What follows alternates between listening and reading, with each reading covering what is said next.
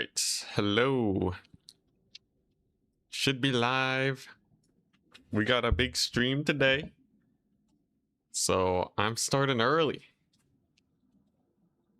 I'll let people trickle in, but in the meantime, we can quickly go over the patch notes. So they changed the behavior of some endgame crises. They also added like Twitch integration, so we're going to be trying that out in campaign today. Apparently I can make it where you guys vote on the events that I pick. But I think we can make it more exciting. I believe we can make it more exciting with mods in the future. At least that's what I have Storm working on. But yeah, endgame scenario balance is changed. They added some landmarks. This stuff is less exciting for me. Yeah, just like, you know, some campaign tweaks. That doesn't really change too much. Much more interesting is, where is it at? This stuff. Unit balancing. So they made yeah, small buffs to Cathay. None of this is super crazy though. Claw Speaker buffs? Dang, that's crazy. Claw Speaker was already not bad. Tiger Warrior Stalkers. Tiger Warriors all now has a Woodsman attribute. Yeah, the Cathay buffs aren't so crazy. Taoyan, the Merciless. These will change nothing for. Celestial Dragon Guard buff, though, is actually pretty cool. They've been changing up some HP entity across the board, actually. Not across the board, but with a few factions. Terracotta now sunders armor.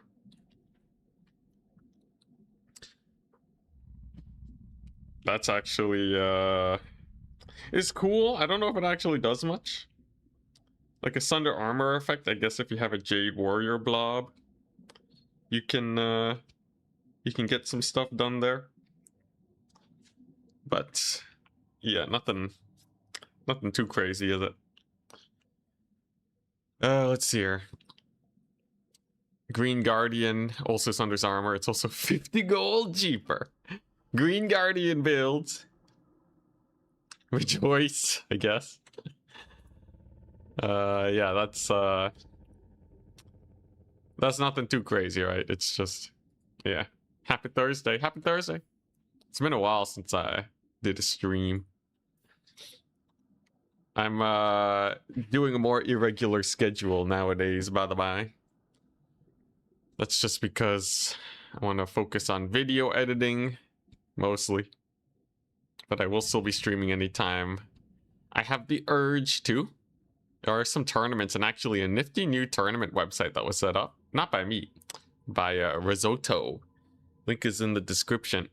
But it streamlines the process quite a bit. So all the picks and bans are done there. Pick 3 is a lot more straightforward. You have to link your Discord and your Steam account. I checked to make sure it was secure. You know, they don't take any of your actual information, but it does connect your accounts with the site to make sure that you don't smurf, which was a problem in times long past. So that's pretty cool. It's nice. And it has a ladder that I'll be trying out later. All very good. But first things first. The buffs. The buffs, the changes. Astrogoth. A little bit of a buff. No longer has a health activation flag. Now increases based on the amount of spells cast by the player. Ooh, wait, give me a second. Give me a second. I missed this one while skimming the patch notes. Are you telling me Astrogoth? It's now lawful. Stone Mantle. So he gets more physical resist the more spells he casts. That's kind of crazy. Wait, yo, how quickly does that build up? Wait, just a darn second. Can you just like spam a bunch of spells at the start and you have a 40% resist Astrogoth? Doesn't that just make them bonkers? Just joined the stream. We're going over the patch notes. We're doing patch note coverage. Yo, what's up? TM, OB. Yo, wait. This is actually crazy. Yo, there's some insane Nurgle buffs, by the way. There's actually a non-zero chance Nurgle becomes very strong. So they buffed Astrogoth. He gets 3% physical resist every time he casts a spell. Does it scale off the price of the spell, or is it always 3%? It scales off the price of the spell? Either that or it's 3.5% no matter what.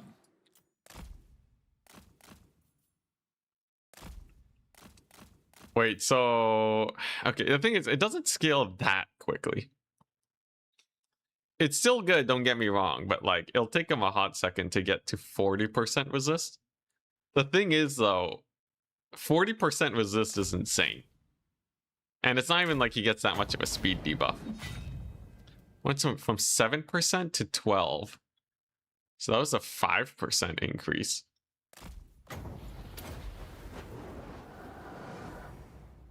That's a 3%. Okay, so it scales on the amount of magic you use. CA tooltips. Classic. You can get up to 20% Fizz Res, 130 armor. That is... It's good. It's not crazy. Like, you can't just roll in with infinite health at the start of the battle. Like, in a usual game of domination, once you're 5 minutes in, he's gonna have like 25% physical resist. It's still really good, but like by the end of it, if he's at full HP, it's very hard to make use of that resistance because obviously the battle's ending. So it's nothing too crazy. It's still cool though, and much more loreful. Like, the whole thing about Chaos Dwarves is that when they miscast spells, they become stone. Oh yeah, and I have Twitch integration now. So Twitch integration in this game, apparently, if I go into a campaign, people on Twitch can vote. Even less armor for Slaanesh chariots. It honestly doesn't matter that much anyways. I guess like for multiplayer. For single player, armor is important for not dying instantly. So there is that. Honestly, the patch notes could be bigger, but first and foremost, I want to focus on what's interesting. Obviously, CA can't cover everything nowadays. But whatever they do target, we will judge to see if it was worth their time. I'm a big proponent of making sure that they kind of don't waste their time putting in updates that don't do much. So we shall judge, at least likely. Let's see here. Let's get this back up. So that's cool. Mask got an HP nerf. That was needed. Mask is like so tanky. Minus 400 is good. So 400 is like almost... it's a good way of the way to a Spirit Leech's worth. And one more Spirit Leech is pretty big. If you also include the heals that the mask has, it's about one Spirit Leech worth of HP that is less. One Spirit Leech is worth 9 Winds of Magic. So you can think about it. If you take the mask, your opponent will have 9 more Winds of Magic equivalent. And the Chanson of Caging has a speed increase. Okay. Waltz of Lethargy. Effect range increased. Wait. Unyielding Assault attribute added. Additional 5% charge speed added. Wait, did they just buff the... CA, did you just buff the mask? Oh, you. Oh, you. This thing doesn't get used still. This is still not a useful ability.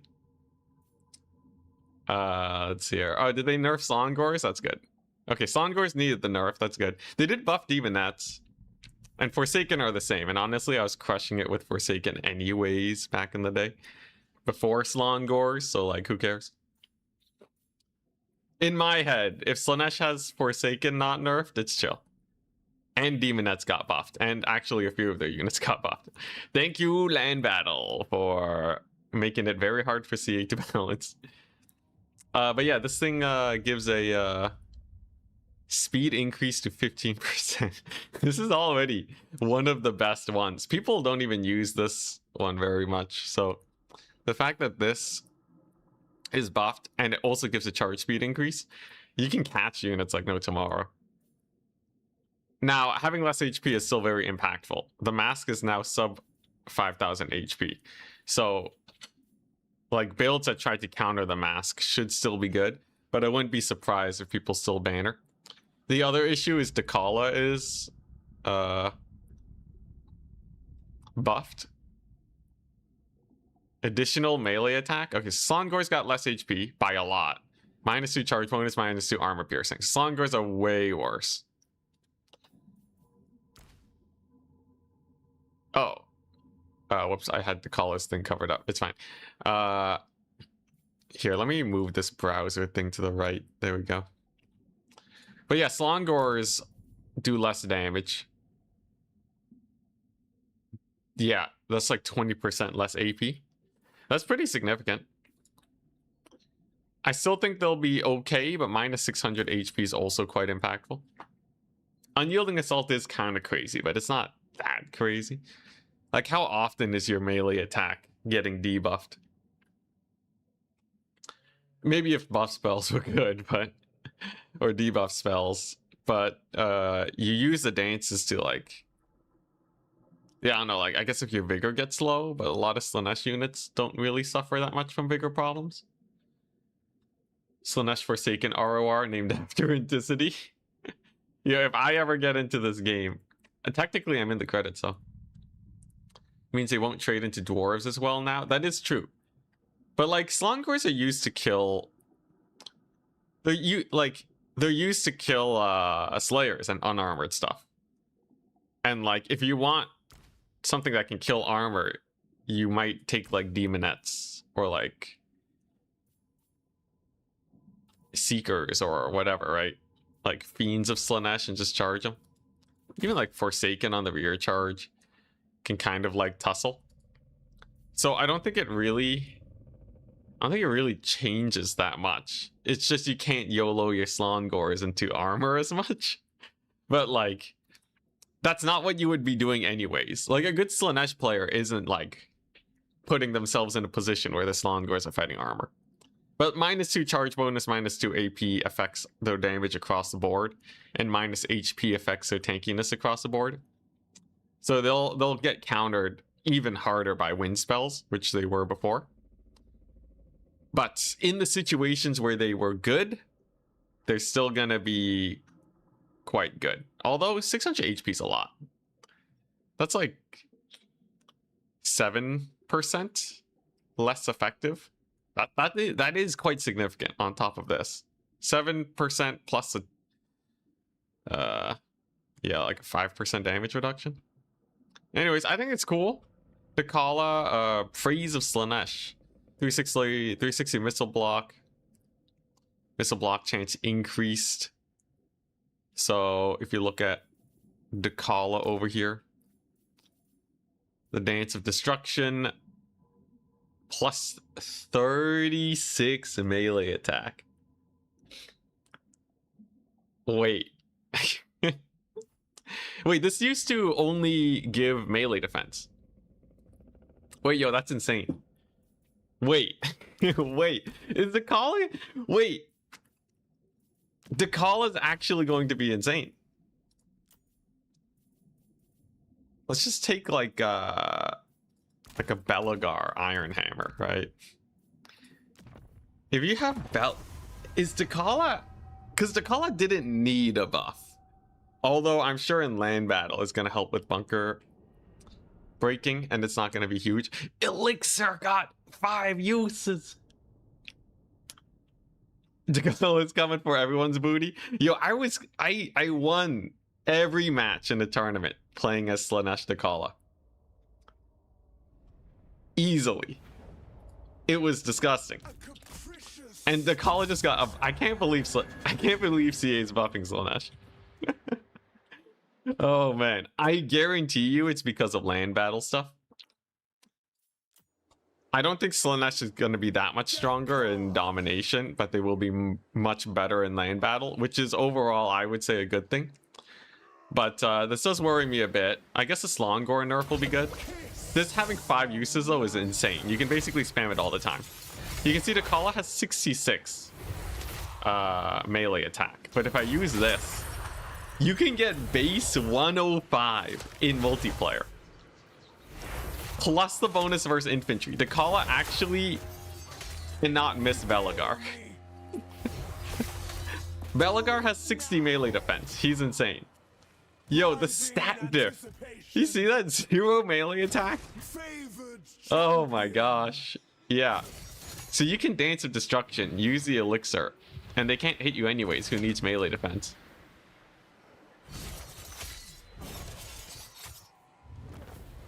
Jeez.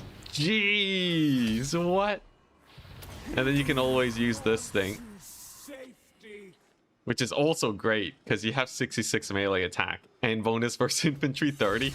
Who gives a crap that your melee attack is reduced? Honestly, the Kala doesn't even need this melee attack, but it's hilarious. It is hilarious. But yeah, she already has base 90. You can give her... You can make it so the Kala never misses, essentially, is what I'm saying. She is now, yeah, a high-speed assassin and a top-tier duelist that can also be tanky if you want her to be. Dakala is actually probably the best lord now for Slaanesh. The only reason you would take the mask is because they're also really strong. Okay, never mind. The mask is also really strong. If you're not worried about your lord getting sniped, you can take the mask for the lulz. If you want a different flavor of winning, you can take the mask. Oh man. The mask, I would say, is still definitely S tier, but like lower S tier. I would say Dakala goes into high S tier because of what she brings to the table. Whirlwind of Pleasure and Elixir of Damnation is just some mega utility. But if you want alternate utility, you can even take the Exalted Keeper for the classic Seductive Glory. It's all amazing. I think it's cool. I think it's cool. You know what? Maybe the Slongor nerf is enough. It's not. It's not enough. Unless Forsaken got nerfed. If Forsaken got hella nerfed, then sure. I don't think they did. They just nerfed Slongors, but whatever. Honestly, people like I do really well with Slaanesh, but we don't see a lot of other people playing Slaanesh. People who are bad at Slaanesh will suffer.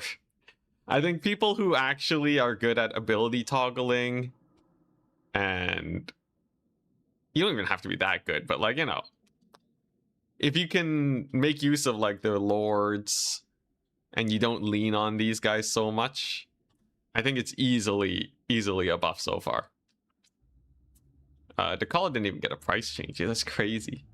Yeah, anointed buff. Juchi anointed. Plus 25 weapon strength on all variants, mounts, etc. Murderous Euphoria in custom battle. And Guardian. What is Murderous Euphoria? Okay, nice, that works. Let's see here. It gain damage over time. Imbues with the weakened contact effect, which is does anyone know what weaken does? Here, let me just move this to the side a bit. Anyone know what weaken does? This is not a crazy buff for them. In multiplayer, you don't want to leave your guys in combat. But if weakened is really hyped, then sure. The leadership is also okay. I don't think it makes a big difference though. You know what they did change? They changed these guys. Devotees of Slaanesh. It's like minus 25 weapon strength. Oh, that's not bad. If I take this guy on foot with Murderous Euphoria, it's 1,000 gold, man. It's very hard to be a 1,000 gold character. because you don't have HP. You're actually buying less than 4 HP per gold, which is an insane ratio. That's actually crazy. That is so little HP. Like, if you look at this Marauder, right, you're getting like dozens of HP per gold. How much is it? 9360 divided by 450. Okay, you're getting like 20 HP per gold. This guy gives you 4, less than 4, so it's a little rough. But yeah, Devotee's got a worse version of Murderous Mastery. This version of Murderous Mastery is way worse than the Dark Elf version, because it's 15% melee attack and charge bonus and leadership. So, like, they're going to gain, you know, like 5-6 melee attack for 2 minutes, which is like okay. If you compare it to the Murderous Mastery of these guys, 17 leadership, fear, vigor. 15 leadership, fear, vigor regain, and 25% melee attack and charge bonus. It doesn't even compare to Murderous Prowess. These guys do not deserve to call themselves masters. This is so garbage compared to the Dark Elf thing. It's an entirely different ability. If they did have the Dark Elf version, I would actually be excited to use them. But this is just effectively plus 6 melee attack. And a little bit of leadership. That may or may not be useful. It really depends. A buff is still a buff. I'm not personally too excited about that. Praeton got a change though. Damage reflection increased to 40. Now has unlimited uses. And Endless Malice got a range increase. I might try out some Praetons in today's tournament. But yeah, this thing reflects 40 damage now. That might be a good tipping point. Now, I always say, if the ability is ever good, if a buff or debuff is ever good, it gets countered by not attacking the unit. So, you know, and like you don't get punished that much for not attacking a Praeton. But, you know, it's there. It's 40 damage, 2 shots infantry, and it is full armor piercing. So technically, like, let's see if we can find something crazy here, right? If you go for like Dark Elves and you have a couple spears, this would genuinely be not bad in campaign to use, but in multiplayer, we don't know. Just smash that like button, thank you. You generally favor buffing the weak stuff instead of nerfs, but this... Well, okay, here's the thing. You gotta treat it, you know, you have to treat it... We have to look at what CA does do, right? Because CA obviously cannot do everything. They can't fix everything. So, you know, there's going to be stuff that's still broken. In fact, I'm pretty sure... Hey, look at this Twitch settings. It does nothing! That's great. But yeah, like, I double checked. I'm pretty sure the army value tracker is still broken. Oh yeah, look at that damage. Huge, massive damage. Okay, never mind. That's still useless. This is still awful. Oh, there you go. Now it's doing a bit of damage. Look at that. Like, it's definitely worth it now if you go in melee. It's definitely worth it. But the Praeton is definitely not. So, anyways, we're gonna look at what Creative Assembly does do, because I can list off like hundreds of things that they didn't do. And as much as I could, I'm getting too old to do that. They're not gonna fix it no matter how much I complain. So we move on.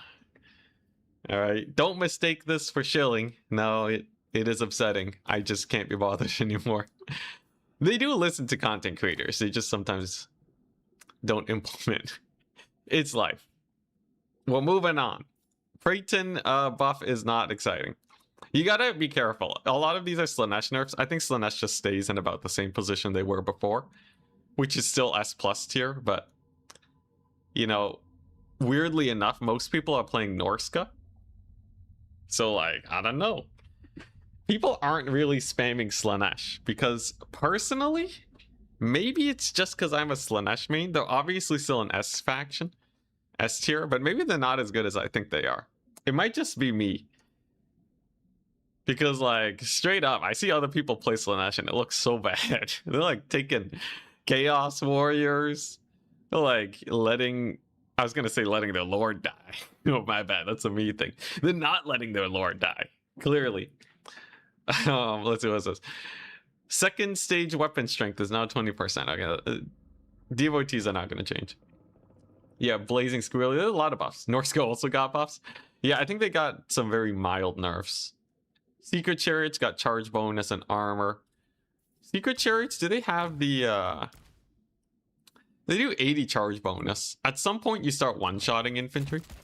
So, like, you have to be... You have to keep an eye out for this stuff. Oh, did I have the thing up? I forgot. I still have the browser thing. Oh, wait, no. Did I not? Anyways. Yeah, Secret Chariots and Hellflayers got a charge bonus. Exalted Seeker got a charge bonus. And it got Terror, which is cool. But yeah, so at 80 charge bonus versus infantry 22, that's definitely enough to one-shot infantry. Technically, it was enough to one-shot infantry before, but now maybe it'll last a little longer. Do they... Okay, they do one-shot infantry on the way through. So, you know, it's fine. It's gonna look good against infantry. The problem is they're bad against cavalry, and now they're a little worse against cavalry. I don't think this moves the needle much. I don't think it moves the needle much at all. Chaos Lord of Slaanesh now has Soporific Musk contact effect and Beguiling Gem. So this is weird. So I think people who are bad at Slaanesh run the Chaos Lord. Which is like a lot of people. I think if you run this guy instead of a Dakala, I don't know why you're playing Slaanesh. This guy, he's still good. This is a Warriors of Chaos buff, by the way.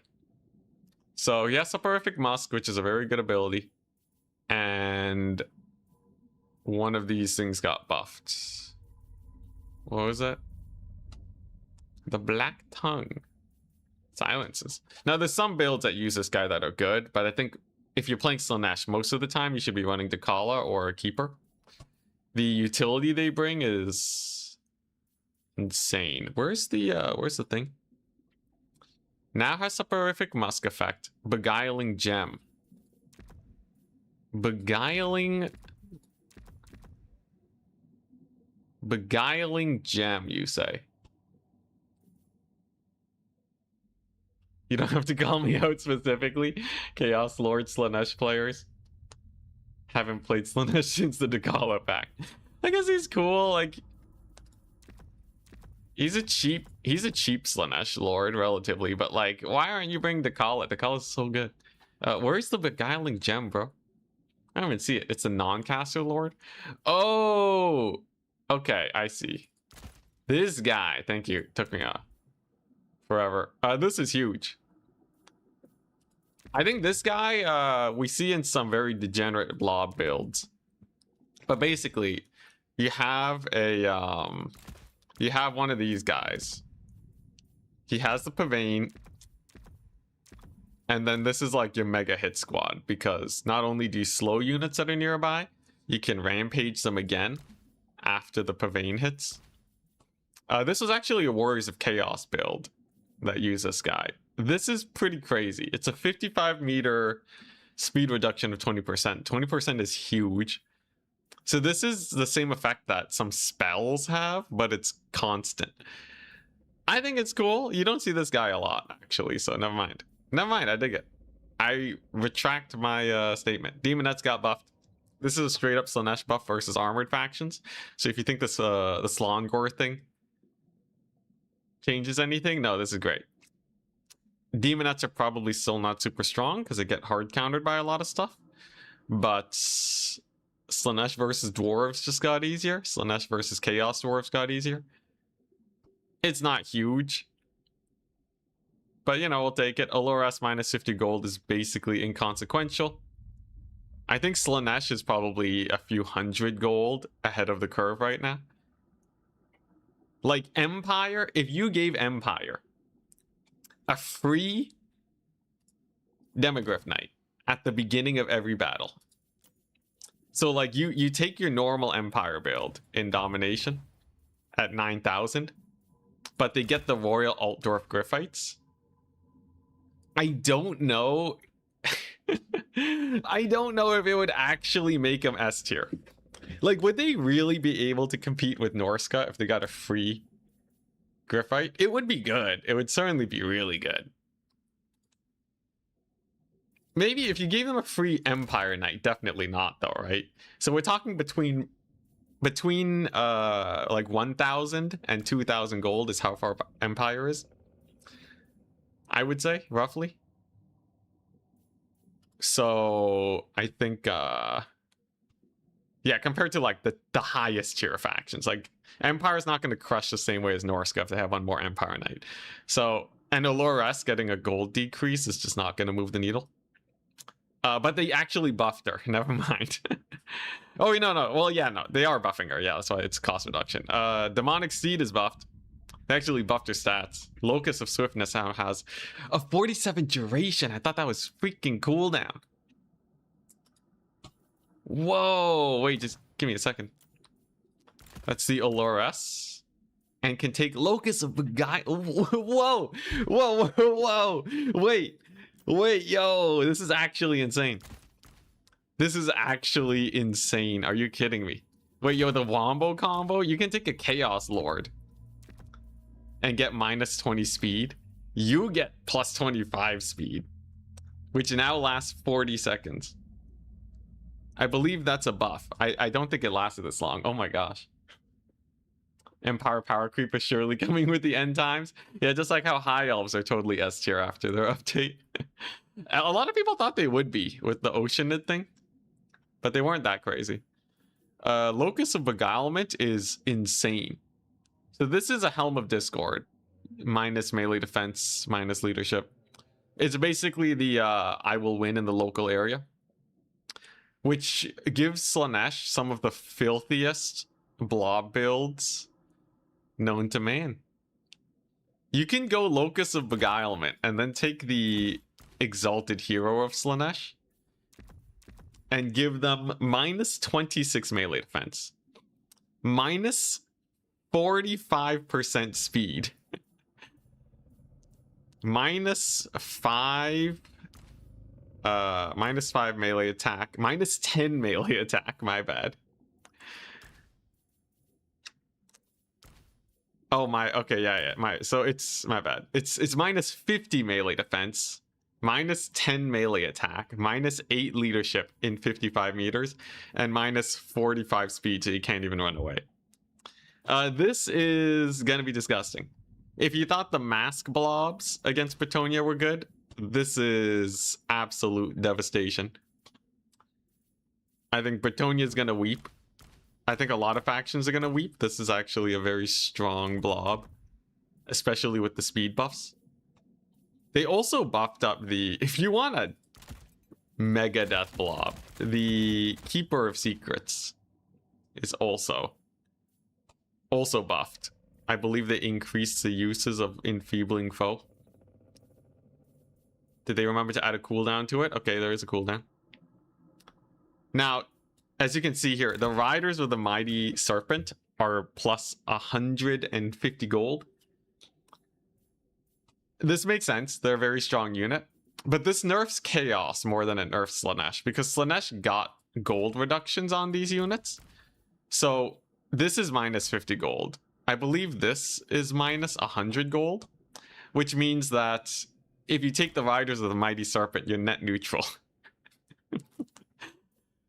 So that means a build that uses these units is not nerfed in the slightest, which is fine. It's using different units.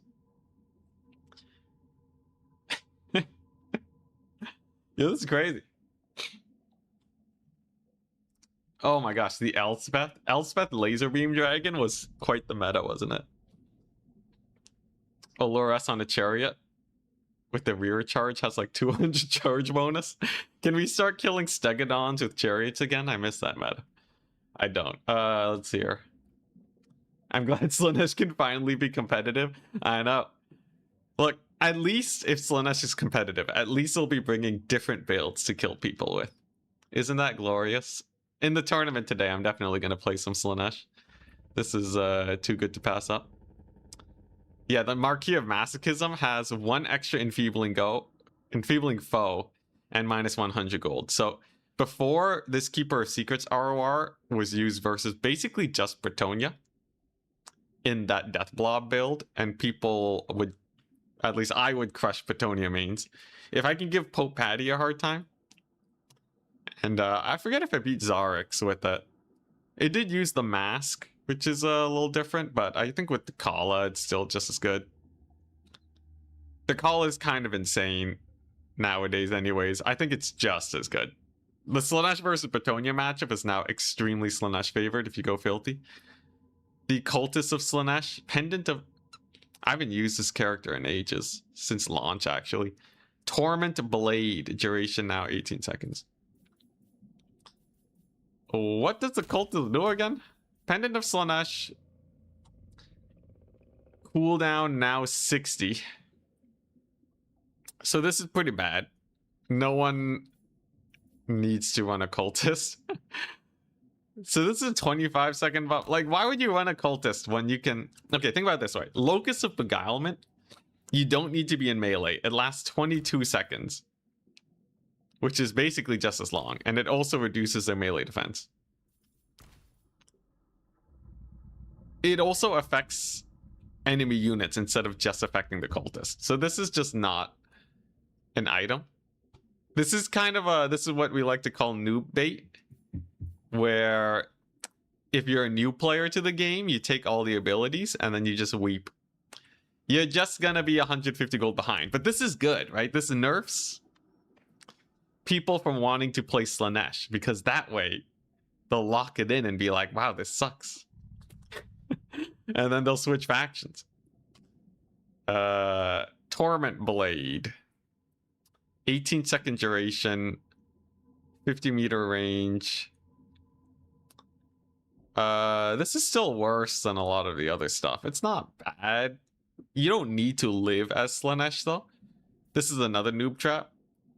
If you're trying to live as Slaanesh and not playing Slaanesh right, you need to be killing as Slaanesh. So, yeah, Cultist is unchanged, effectively. Chimera, Flaming Breath. Oh, minus leadership. Okay, that's nice. And the Flaming Breath damage reduction of... I couldn't be bothered to fill out the thing.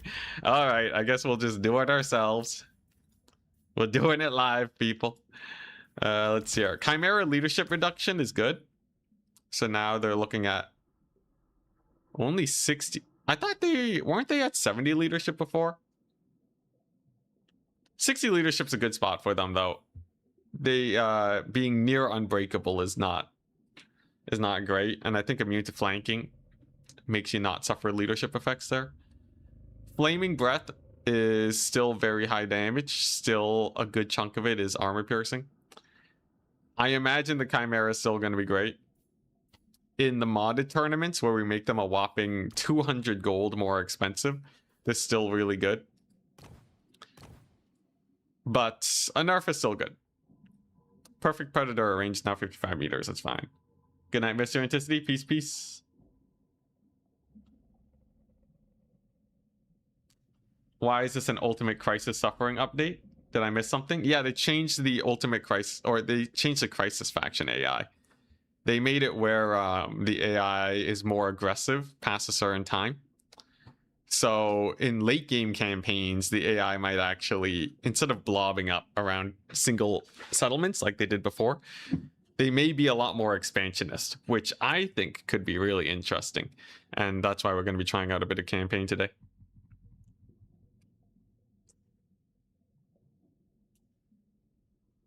Let's see here. Dreadmaw got a leadership debuff. This is fine. Dreadmaws sometimes go low on leadership, usually because of misplays though. So it just makes it harder to use, but maybe not weaker.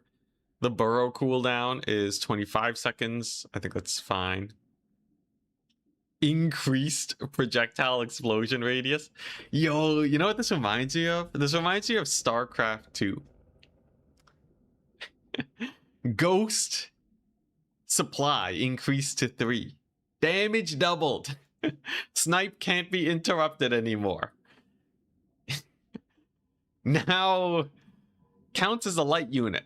HP buffed, right? I think this is CA trying to sneak a fast one on us. I think they want Norse Gun Slaanesh to be strong.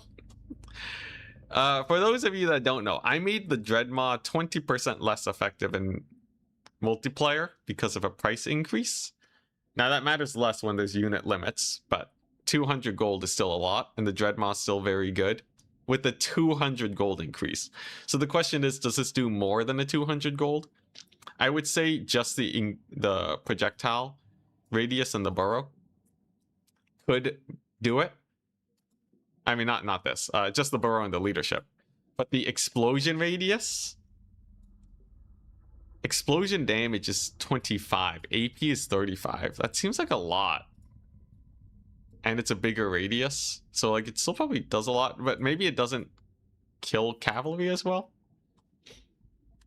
-5 leadership is a big hit, but like technically if you're a good Dreadmaw player, it shouldn't be routing. It still has 65 leadership. That's quite a bit. It is still -5 leadership though. So yeah, I think it's good. People will still hate the Dreadmaw. I guarantee you will still get banned. Fimir Noble, cost 50 gold. Hit reaction chance is now 70. This is fine. It's not going to move anything.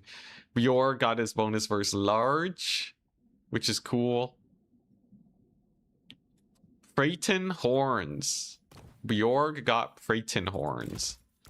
Never heard of this item before.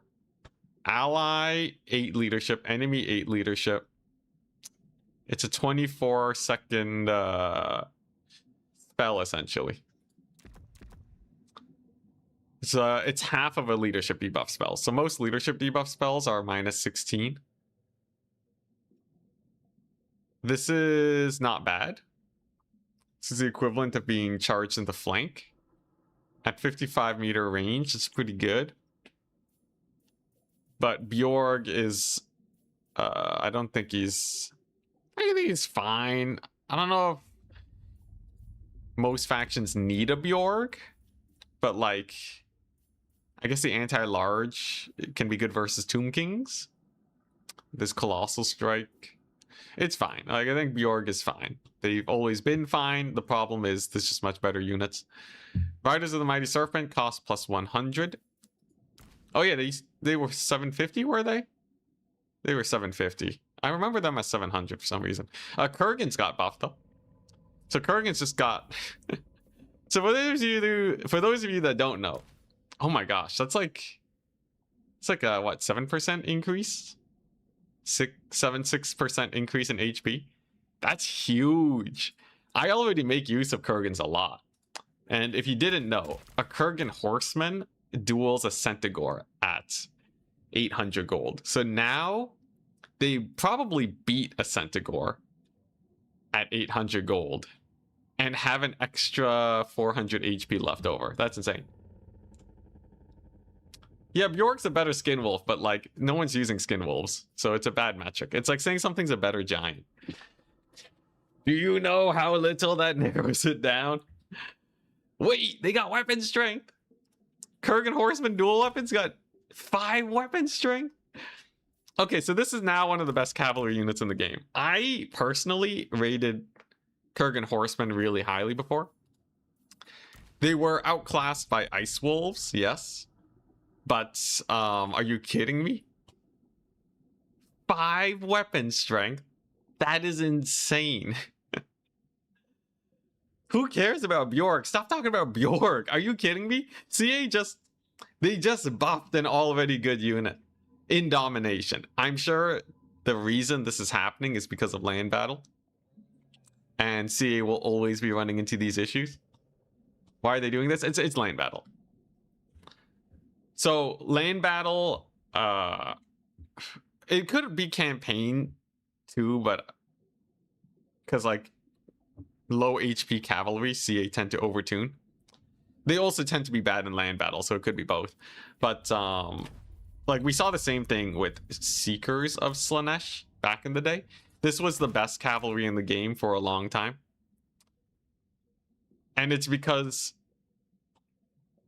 at the highest level, people don't care that much about the HP. They're just really good at killing and keeping them out of the fight.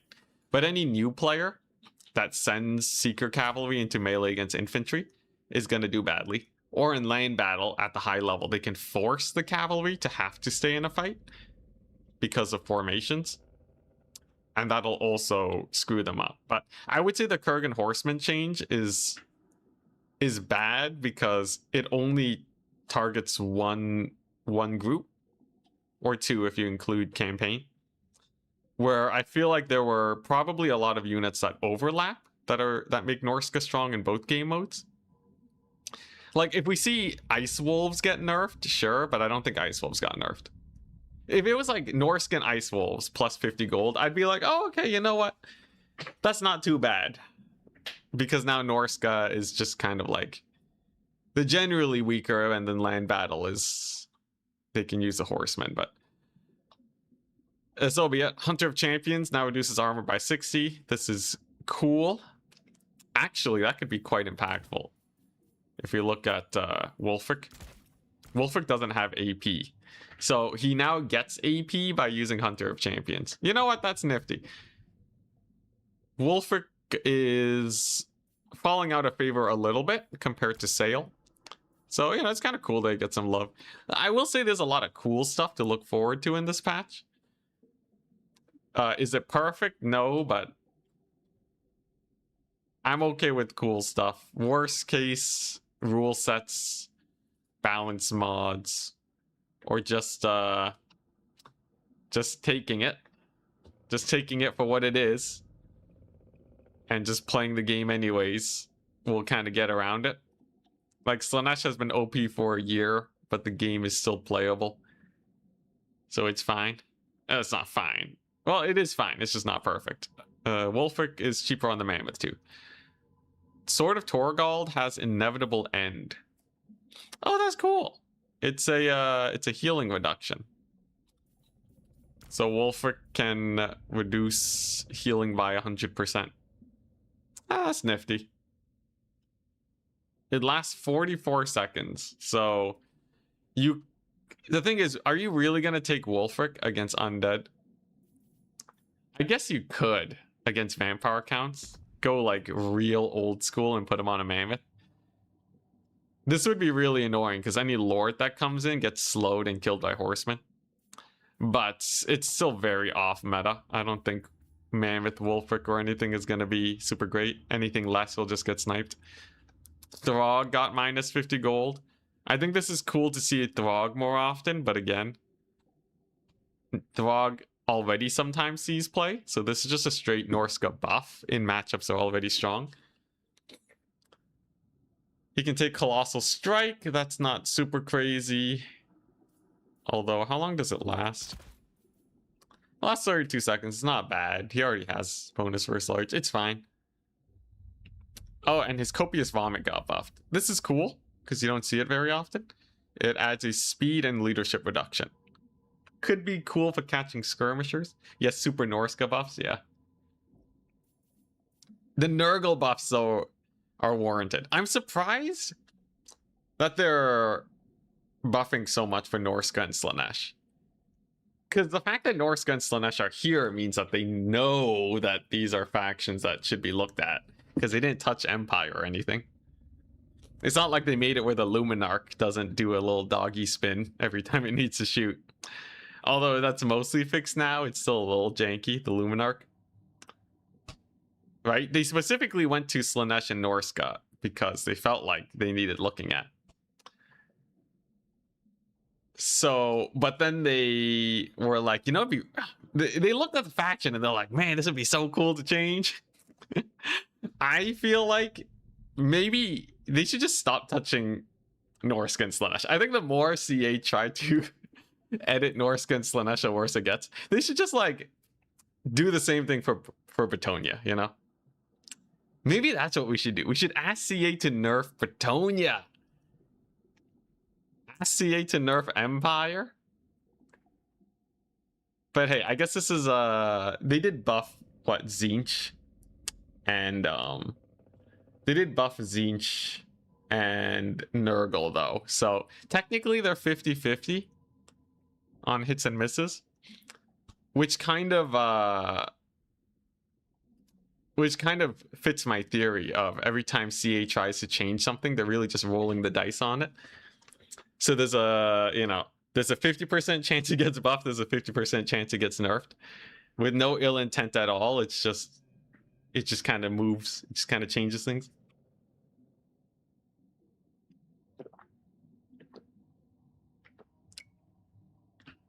Pope Patty, don't scroll up in chat. I joined back the perfect time. Oh man. Let's see, what else do they have? From the Mists, melee defense. Fimir, all variants and characters. A global Fimir buff is cool. Can you stop buffing Norsca, CA? I don't even think Norsca is weak in land battle, campaign, or domination. I'm pretty sure Norsca is the only faction that is strong across the board. And somehow they buffed Kurgans, Wulfric, Throg, Fimir, Mammoths, Rune Callers, the Soul Crusher. Oh, and they slightly nerfed the Dread Mob, but it's banned anyways in both game modes. If it's already banned, if a unit is banned and you nerf it so that it's viable and not banned, you're buffing the faction. It's a crazy thing. I guess the Chimera's nerfed. I guess the Chimera's -5 leadership. Oh man. Riders of the Mighty Serpent being more expensive though is like, you know, Norsca is just a 100 gold more expensive faction to play. But like, who cares? You make the money back off of your first Kurgan Horseman. I would pay 800 gold. At least I would pay close to 800 gold for this Kurgan Horseman. So if I want to make the money back, yeah, just get him. Just get it. Just get it. You just make money. Or run Wulfric, who's now really cool. Or run Throg, who makes back 50 of that gold. Feral Mammoth, like, I don't think anyone's going to run Feral Mammoths. So what is this? Oh, the Rune Caller has 3 uses. Okay. Wind's Magic Reserve is now 0.07. Alright, now for the cool stuff. We're done being salty. Maybe it's a popularity thing. I don't think so. I don't think so. At the end of the day, there's like a bunch of different things it could be. And I'm no CA whisperer. I don't know, yeah, I don't know exactly how things work at CA HQ. I can... From the vibes, having spoken with them, it doesn't feel like it's malicious or in bad faith. I can say it feels like they're doing the best that they can. And probably there's not a huge focus on multiplayer based off of previous patches. Where, like, obviously they're not. Obviously, here, we're going to test out the Toad Dragon. And Tamarkon, who also has a Toad Dragon. So they got 2000 HP, it's huge. But yeah, CA is not malicious. I just think they don't have enough resources poured into multiplayer. And they don't have the right network to make everyone happy. Because I think every patch, the single player, the land battle, and the domination communities are all unhappy. And it's 3 different game modes. StarCraft has 3 factions, and they don't balance it well. Well, they balance it well, but not perfectly, right? Creative Assembly has 3 game modes that they're trying to balance. Jeez Louise, that's a buff. Hello, Toad Dragon meta. Now this is where things get exciting, okay? So Toad Dragons have collision attacks adjusted, which makes them possibly Frostwormed here in terms of their impact hits. Their armor piercing has been increased, their base damage is reduced.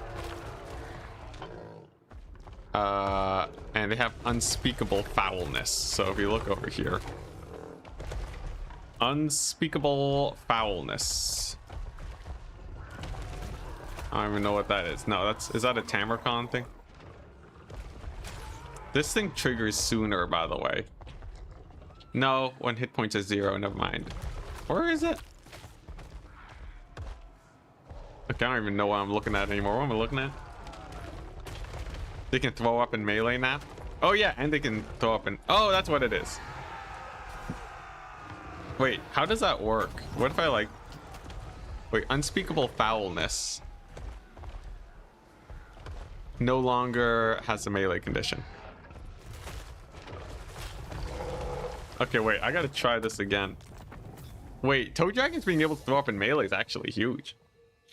That's like one of the most annoying things for a lot of factions. Like the Hydra or a lot of units that have breath attacks. Sort of a miracle that there's anything resembling balance in this game. It is true. I think a lot of it comes from the fact that the tournaments aren't super sweaty. So if people knew there were going to be like $10,000 prize pool tournaments, it would people would bring the filth. Like right now, because people are not they're not super good at the game, because there's no reason to be super good. You look at this. It's not a lot of damage.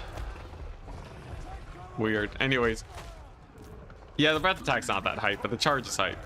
But yeah, because there's no incentive to go full filthy, people can play weaker factions and still do well. But we've seen where, like, if you put someone in a bad matchup and you play it right, you're gonna win. So, like, the end point is probably not a very great meta, is what I'm saying. Still, though, it works in the current world we live in, and I think that's hype. So, unspeakable foulness is not very exciting. I'm gonna try another one. You see, it goes from 4,700 to... That does 500 damage. So that means he stops attacking. He stops attacking to get a Spirit Leech's worth of damage in. But he literally gets that much damage just by attacking. Although right now he's stuck in an animation. So... hey, there we go. Yeah, it's not worth using in melee, but it is convenient that it doesn't get shut down if there's like a random unit on you. I think it's fine. Nothing too crazy. The extra HP is insane though, because it also scales with healing. You're trying to get CA to nerf Skaven. They already did when they buffed all the cavalry in the entire game.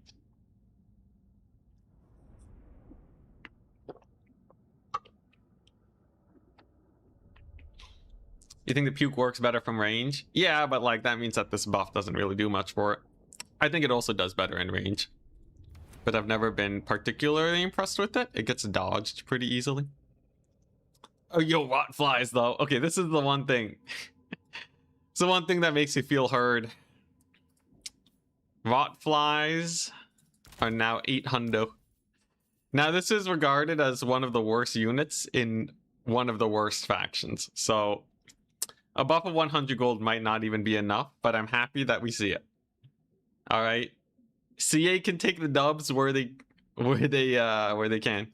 Yeah, Feast of the Maggot Lord now heals at 50%. But here it says activates when hit points have reached 0.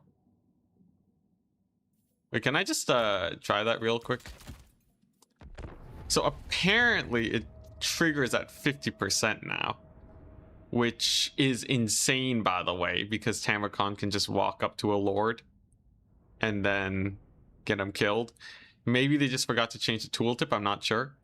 Nurglings plus 15 entities, so like Plague Ogres and Nurglings are just stronger now, which could be very impactful. Alright, let's see this real quick. Yo, look at that damage though. Lots of AP. So apparently this triggers at 50%, but it says when the HP reaches 0. Just gonna take a look.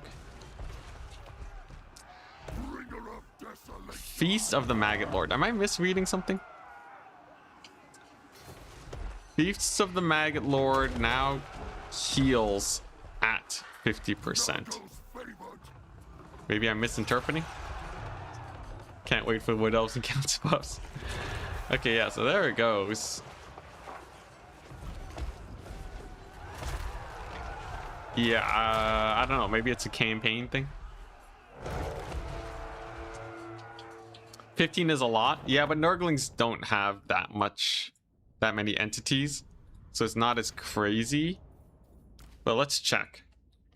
So Nurglings are 9,300 divided by 60.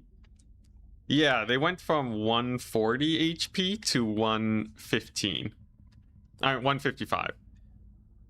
So most infantry have like 70 HP. So a 15 HP buff would be a lot. But Nurglings with a lower entity count, it's closer to like a 10% buff. This is good. We'll have to see if it makes them worth it or not. It just depends on how good their trading is and their matchups. But Nurgle has always liked them in domination for capture weight. And in land battle, they'll be better too. Because there's no capture points. So mostly you just want to use them to fight.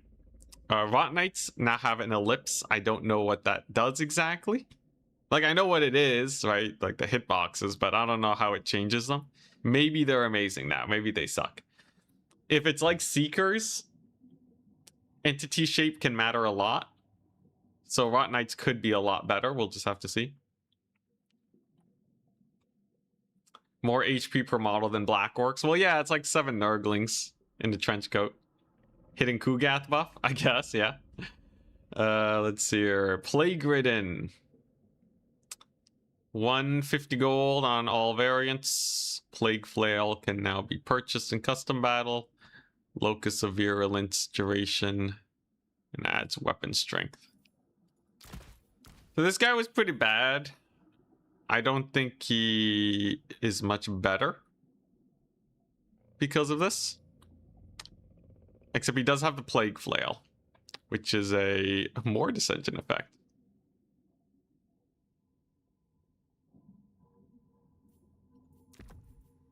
Give me a hot second. Okay, I don't think Nurgle needed. Well, I'm like, okay, obviously Nurgle's really good versus counts, and making them better versus counts is kind of hilarious and not needed. But I can totally see some situations where Nurgle needs to hold a point, and having a little Mortis could be good, like versus Bretonnia, who's very mobile. If you just have a Plague Grid and chill in there, it's not bad. The thing is, the guy's still kind of weak. But yeah, so he gets about 10 gold. Okay, no. He's getting about 2 to 3 gold a second. So let's take a look. So 60 times 3. And let's say you have him in combat for 5 minutes. That's like 900 gold worth of value. For if you keep him near 2 units of Blackguard or Blackguard equivalent. It's okay. It's not a full Mortis engine. Mortis engine is obviously better. But it's, you know, it's damage. I don't think it's huge though. Like, I don't know if it's worth bringing a Plague Ridden. But hey, it's nifty. Like, honestly, like, give Nurgle some love. Give Nurgle some love, why not? Herald, minus 200, all variants. Oh, that's cool. Tormentor Sword can... Oh, and he has Tormentor Sword, hell yeah, okay. That's cool, that's cool. Give Nurgle some options. Epidemius. Minus 50 gold, weapon strength. None of this is so crazy. Yo, Turin's totally gonna play Nurgle today. I think there's 2 tournaments going on at the same time, by the way. I'm playing in Risotto's tournament. There's actually a prize pool there, which is pretty fun. And I think theirs starts a little earlier. So I'm gonna play in that one and give it a stream. If you do want to join, by the way, a link is in the description. Let's see here. It's a new site that was set up that helps with picks and bans, and there's a ladder on it with matchmaking. It's pretty cool. But yeah, I think Epidemius. So Turin ranked Epidemius as the worst lord in the Nurgle roster. And also just really bad in general. Maybe even worse lord in the game, but I'm sure there's worse. Melee attack is now 20. Yeah, I don't know if that changes much, but Epidemius buffs are still cool. Bilious Thunder Guff. Corrodes armor, that's fine. Great and Clean one costs minus 100. Okay. Does that mean they also buff Furuncle? Let's go. Uncle Furuncle is back. Huge.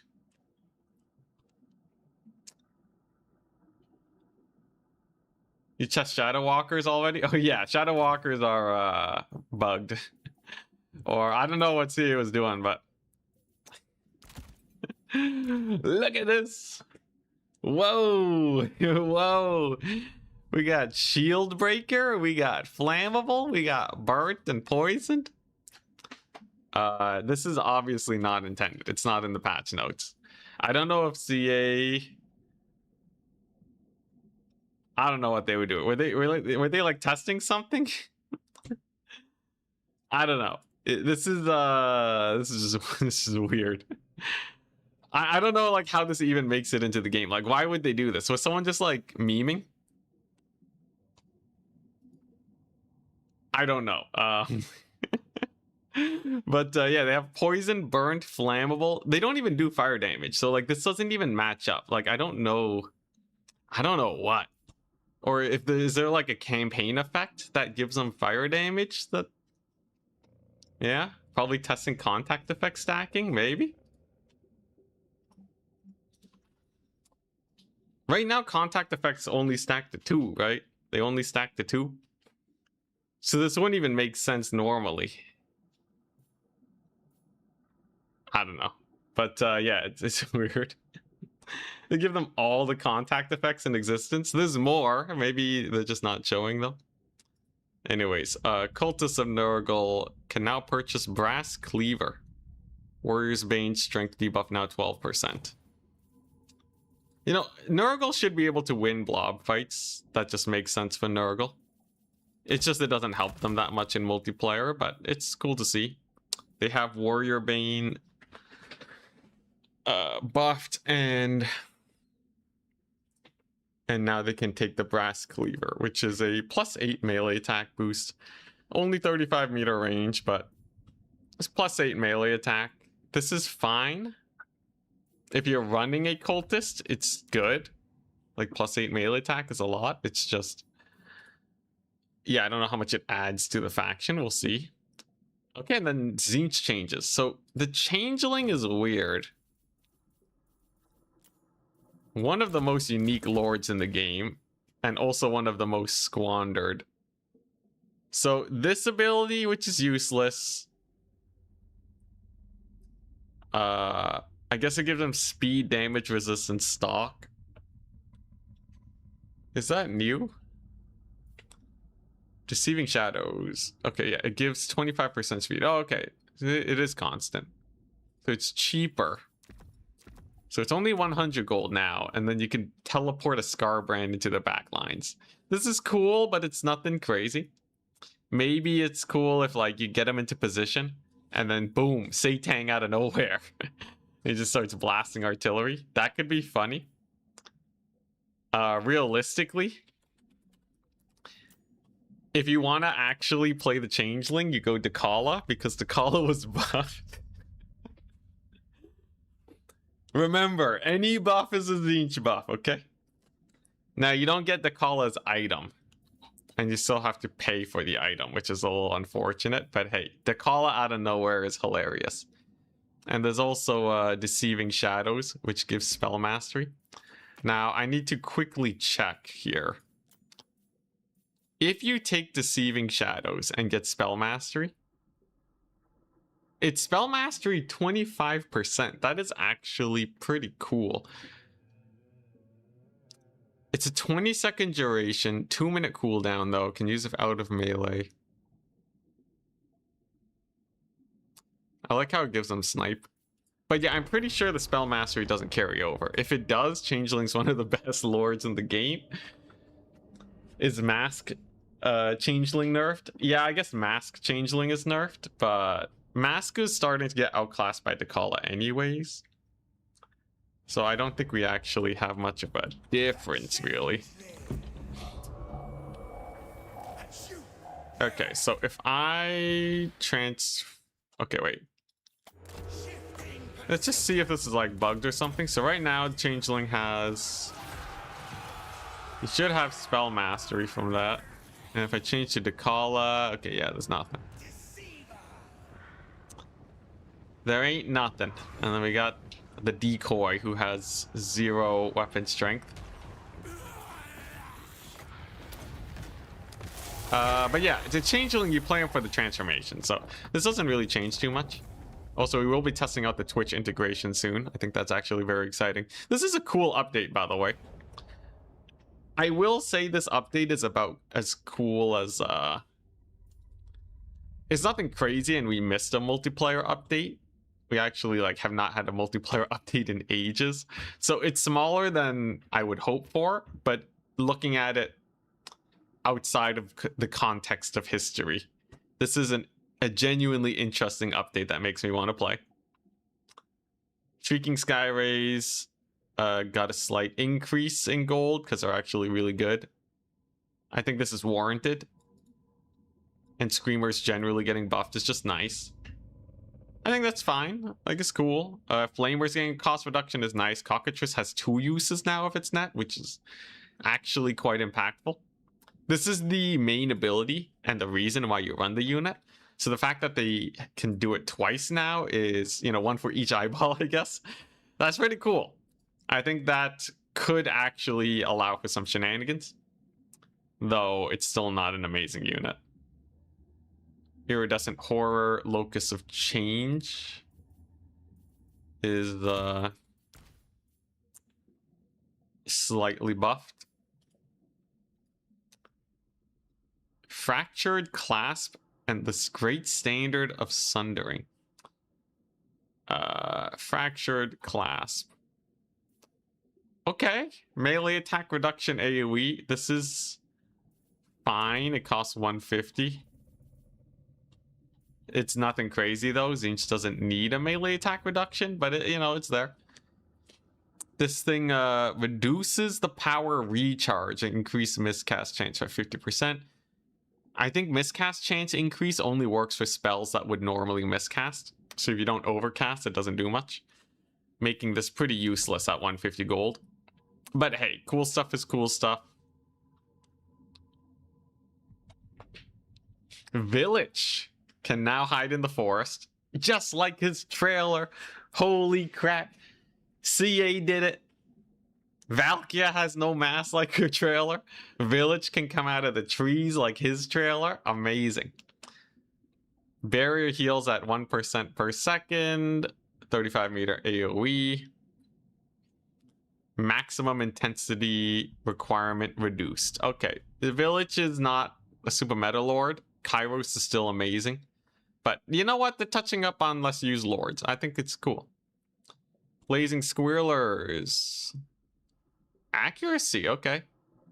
Man entity now uses correct profile. Ah, yes. The Blazing Squealer main entity. I'm sorry, what? Can a Carnosaur hide in the forest like their trailer? Nah, we gotta wait another decade for that one. Don't understand the buffs in Norska plus Slanesh, but I prefer more updates. Yeah, I think if CA... Honestly, I would rather CA have bad updates, but they update more regularly. Like, I would... If they're just like, you know what? Let's just pick a random unit and a random faction and just, like, change something up. And then, like, Kislev is, like, maybe too strong for a bit. But, like, who cares? I think... unless they're completely broken, but like people are already banning units all the time. I think back in the day when we were hoping for a higher standard of balance, sure, but like it's better than being in the pits of Slanesh Norska meta for longer than a year, right? I'd rather at least we get some variety. That's just my opinion, though. Maybe CA have done their due diligence and they feel like this is better. But like, it can't be that bad, right? We're almost at 2 years of Slanesh being the strongest faction. Anyways, Blazing Squealers, yeah, okay. A-Cold, hit reduction. This is nothing crazy. The Windblade has a 4-meter vortex. It's not huge. It's fine. Blue Scribes. Oh, just flammable. Okay. Mutalith Vortex Beast is cheaper. So Aeson the Fallen getting buffed is a Chaos buff. So Chaos is going to be stronger. And Tzeentch is going to be stronger. Aeson is already being used, but I think it's cool to see buffs for Aeson. So, like, why not? You know, like this is one of those things where, like, okay, yeah, if we were super critical of CA, then you know what? This is not the best change, right? There's other units. But, like, you know what? Aeson's cool. Whatever, right? It's just try some stuff out. Just make sure it's not on the best factions in the game. And I think we'll be good. You know, like if Aeson becomes meta, we just ban him. It's fine. And Mutalith too could use the buff. Yeah, why not? This is a lot more acceptable than some of the other stuff we saw. Like, you know, imagine if we saw like stuff like this but for Skaven, you know? What if they were like Rat Ogres minus 50 gold? And it's like, okay, Rat Ogres already see play, but now we're excited to play Skaven. Oh, how one can dream. I don't even think that would be that hard. Just make them cheaper in multiplayer. Who cares? I don't know. I'm sure there's the outsider perspective. As a YouTuber, I know this all too well. You have people with zero experience coming in and telling you what to do as if it's so easy. I'm sure if there's someone at CA that's working at CA watching this stream, they're probably just like, God, this streamer. They don't know. They don't know the bureaucracy that I have to push through to get even basic changes in. They don't know about all the balance testing that we've been doing, or the understaffing that makes it hard to look at more than a few factions. In the same way, you know, people like try to tell me how I'm supposed to do streaming or how I'm supposed to do anything, right? And they just have no experience. Because it looks obvious, but it's not. Unfortunately, because CA doesn't communicate with me that much, I can't know more. It'd be nice if they gave me the internal workings, but they don't do that because obviously that's a huge info leak risk that they don't want to do. So we're kind of stuck speculating. If you're working at CA, I apologize, but also, come on, come on. Get it in. Just buff Skaven. I don't know, it's fine. What is this? Parting Chariot of Tzeentch. Hey, they have infantry bonuses. Lord of Change has the Seer of Destiny. So for those of you that don't know what the Seer of Destiny is, neither do I, but it gives a melee attack and leadership buff. So you can combine that with the new with the Fractured Clasp, and then your enemies will have minus 10% chance to hit. Look at that. Yeah. That's minus effective 10 melee attack in an AoE. Freaking massive. It's, yeah. This would be nice on other factions. It is not nice on Tzeentch, because Tzeentch is not really a melee heavy faction. Nor do I think this will make Tzeentch a good melee heavy faction. Skaven will change with the end times. You know, that's true. Maybe we'll see some changes there. Like, definitely we'll see some changes there. But, you know, like, there's always the factions that aren't being updated that you can easily just be like, just throw a bone, you know? Back in the day in Warhammer 2, CA would throw a bone for all factions. So every faction would get a change. Or at least basically every faction. And some factions would have like 1 or 2 units changed, you know? But like, they could be pretty impactful. And it was cool, like, you know, even if it was like, oh, Chaos gets Chaos Halberds. They don't see a lot of play. So we're giving them 8 melee defense. And then they started seeing play. And it wasn't like a Chaos update or anything, if I remember correctly. No, they just threw a couple tools for all factions, and then everybody had a reason to log in and try out the craziness. Golden Griffin of Theurgy now has the Seer of Destiny, and they can cast Searing Doom twice. Searing Doom is about a 100 gold average spell. So it's effectively the same as making this unit 100 gold cheaper. That is good. And they have the Seer of Destiny. Is this unit better at minus 200 gold? Like, would I run this guy at 1600 before? Decent stat line. Has a couple spells. No capture weight. Maybe, but probably not. So I don't think that changes much. But, alright. The real juice. So, apparently campaign stuff has been added. We'll be playing a tournament in about 45 minutes. And I'll be playing campaign in between our matches, because sometimes wait time's a bit long. So, what we're going to do is we're going to do this. AI prioritization. So in endgame crises and whatnot, and in the late game, the AI apparently will be blobbing less on their settlements. So in theory, Empire's blessings, yeah.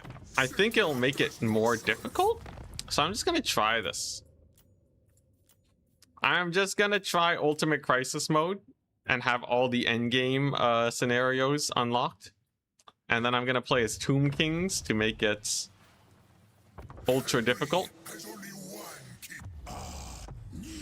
Let's play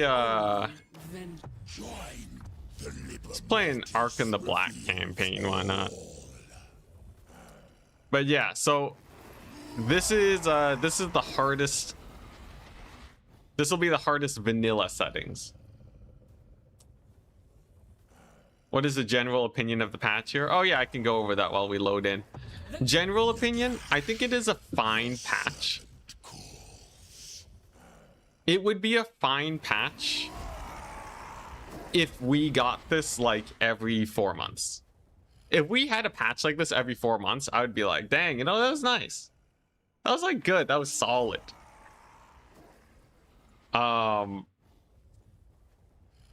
Yeah, I'd be like, you know, this is good. You know, I look forward to the next one. 4 months is like the limit though, right? Any longer and it starts getting real bad. Preferably, if they had a patch like this every 2 months, I'd be like, you know what? This is great. I look forward to the next patch in 2 months. This will shake things up a little bit. It's great. Because this is the only multiplayer patch we're getting for probably some time. I'm a little like, you know, maybe if the end times doesn't get delayed and then we get it super soon. Beastmen got screwed this patch. Oh yeah, Beastmen are already kind of strong. But yeah, they just got nerfs Longors. It's fine. I think Beastmen are still very competitive, but yeah, they didn't get any bones to chew on. Yeah, I think this kind of patch would be really cool to see every 2 months, because even on the single player side, there weren't that many changes. I think, when was the last multiplayer patch? 50 years ago? All right. But yeah, so there's Twitch integration now. Which, by the way, is going to show up in the top left of multiplayer battles. Oh, look at this. Dilemma poll. So if I do this correctly...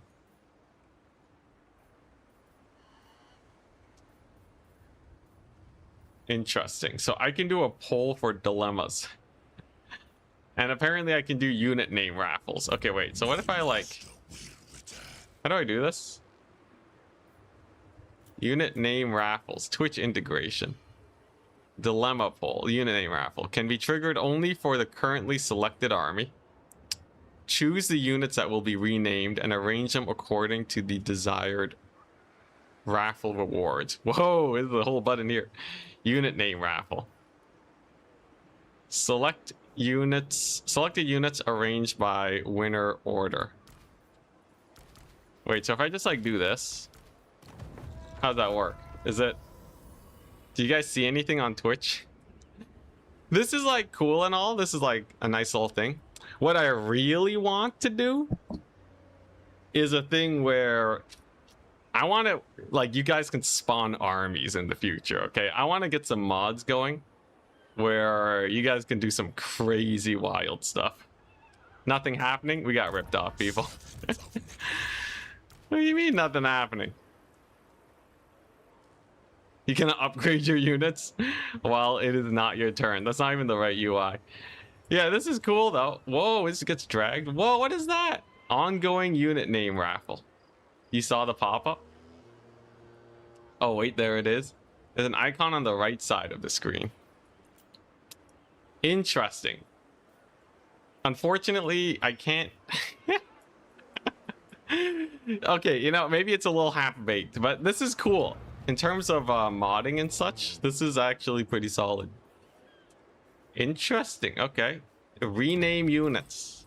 Oh, look at that. That's actually really convenient.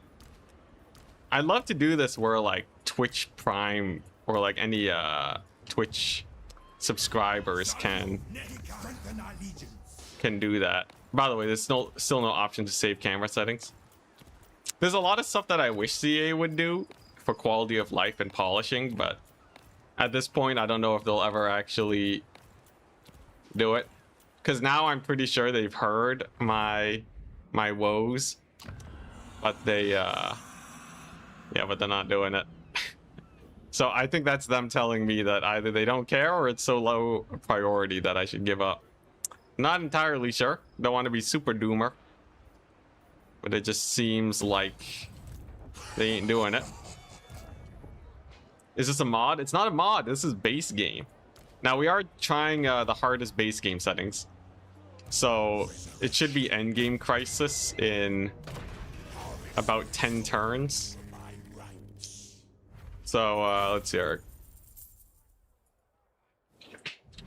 End game, or it's what? It's all end game crisis. Yeah, or let's do ultimate crisis at turn 10 challenge. Apparently they made it where the endgame crises are a little better, and the text is kind of hard to see though. I like put it here. There you go. That's a little bit more clear. So we're just gonna give that a try, and then maybe I'll turn it into a video later. You can't choose the name of the unit. The game automatically... The game chose automatically the name of your Twitch's ID. I see. Yeah, it just steals your Twitch ID. It's still cool though. I think like it's not bad. It's like a nice little thing. But what is really interesting for me is the modding potential. Yes, Arch Necromancer. Imagine a stream where it's like, I don't know. Apparently you can vote on events and such. But like, I don't know, it's like every time like every 5 minutes there's going to be an event that pops up with 4 different factions and you get to choose who I declare war on. You know, just like crazy stuff like that. And then I don't need to do constant Twitch polls. It's all built into the game. I would say that would be very exciting indeed.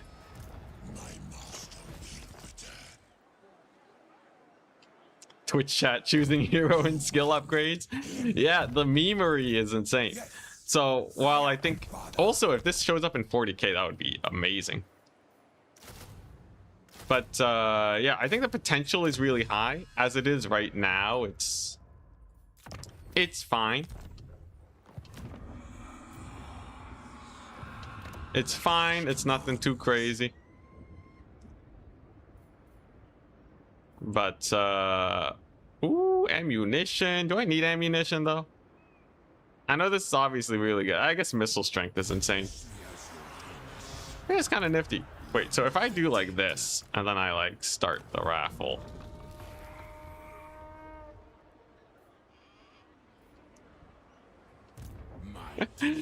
Okay, participating viewers 1.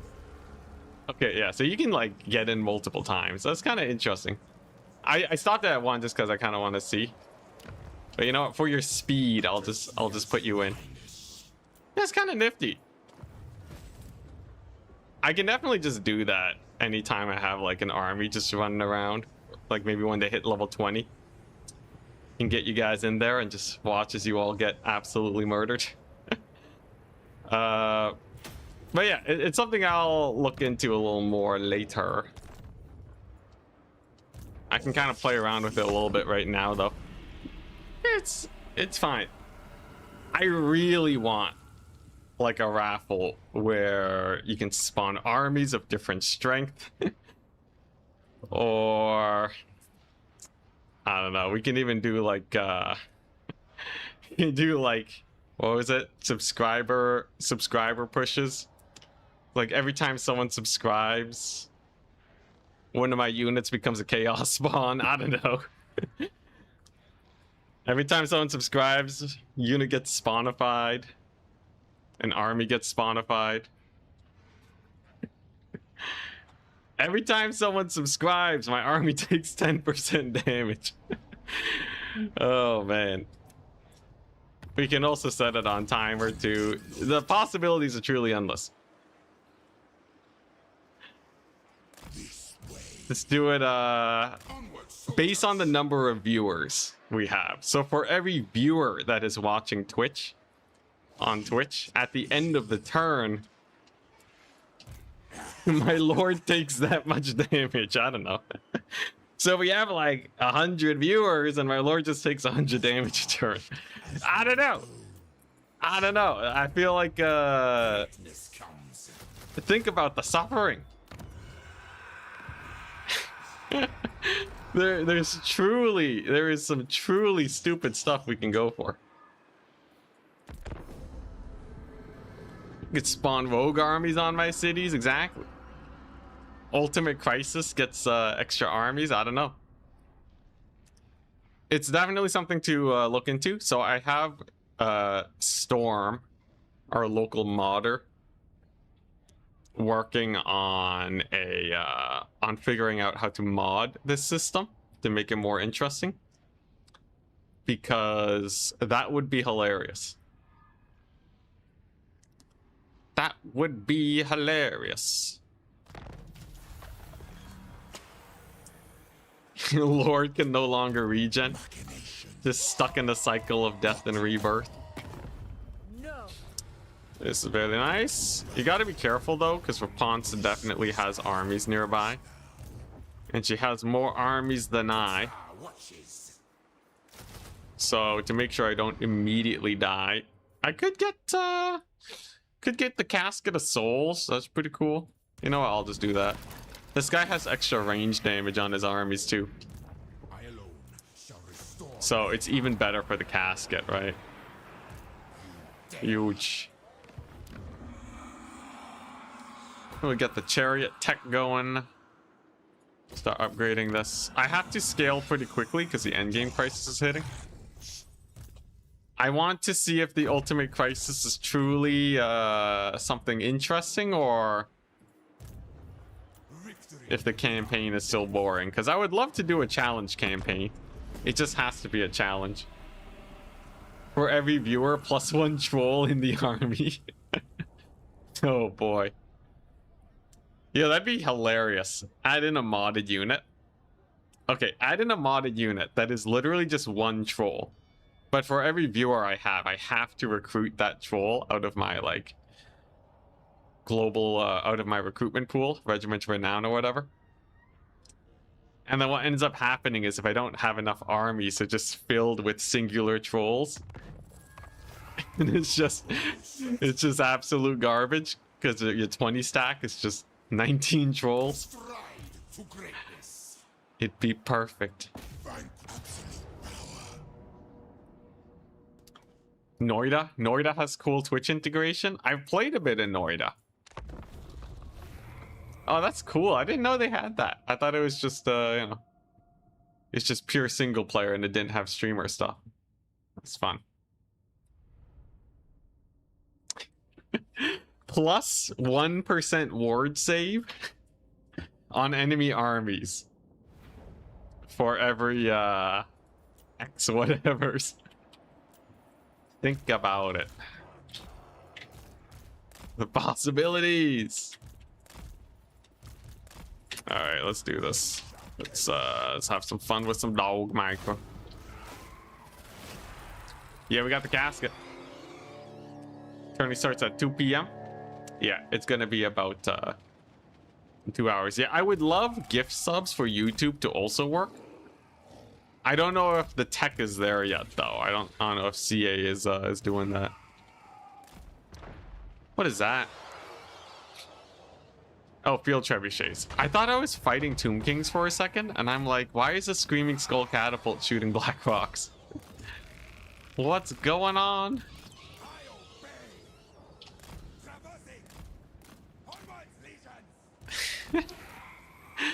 Every battle, the enemy gets they get a goblin unit, and the entity size of that goblin unit is equal to the number of viewers.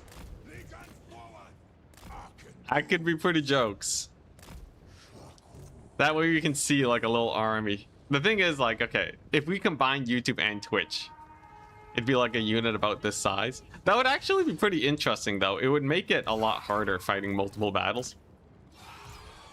And that would kind of counter the lightning strike meta of today. Okay, I'm gonna see if I can get like some early picks. This is not optimal though, because I'm not waiting for my reinforcements. But whatever, man. I'm bored. We're gonna be going for some sick plays. I just have to stop these knights from jumping my face. X rates really good for that. And these spears are chilling. Okay. If I can somehow kill Rapunts, I think we're good. Just gotta keep these guys alive over here. We're gonna Spirit Leech Rapunts. And then, yeah, as long as I make use of these hex rates, I think we are absolutely golden. The hex rates are amazing.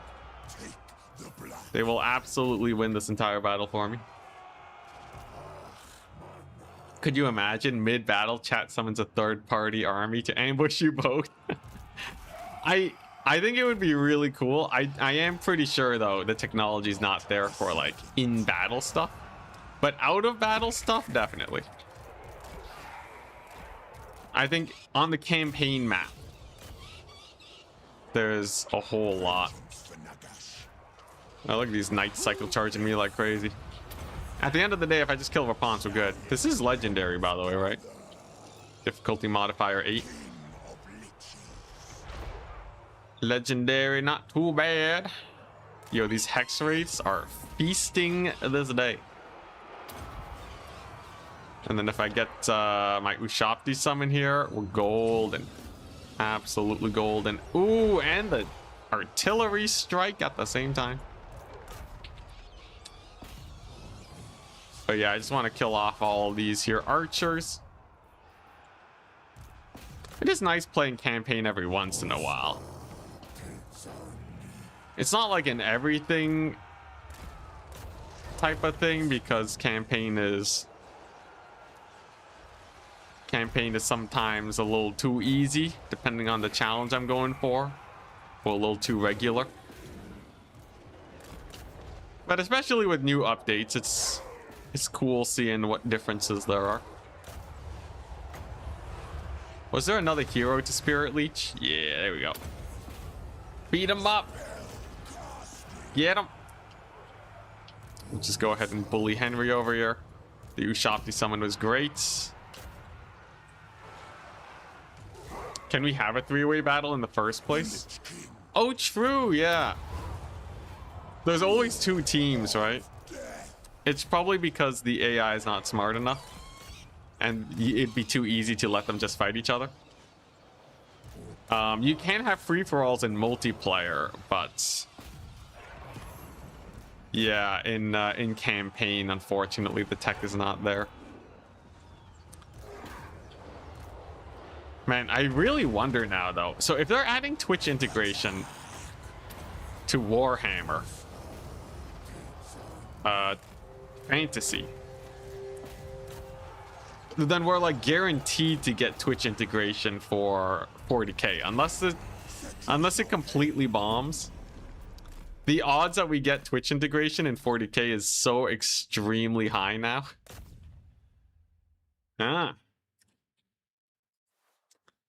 You played the Changeling recently?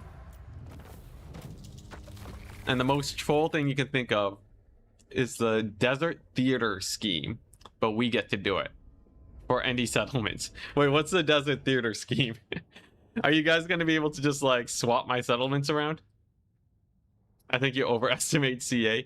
They did, when they launched new games, I know for like Warhammer 2 and 3, it did not, like Warhammer 1 to 2, Norska broke. Warhammer 2 to 3, range units broke. From Warhammer 3 to 40k, I would imagine we see something similar. I think the odds are likely.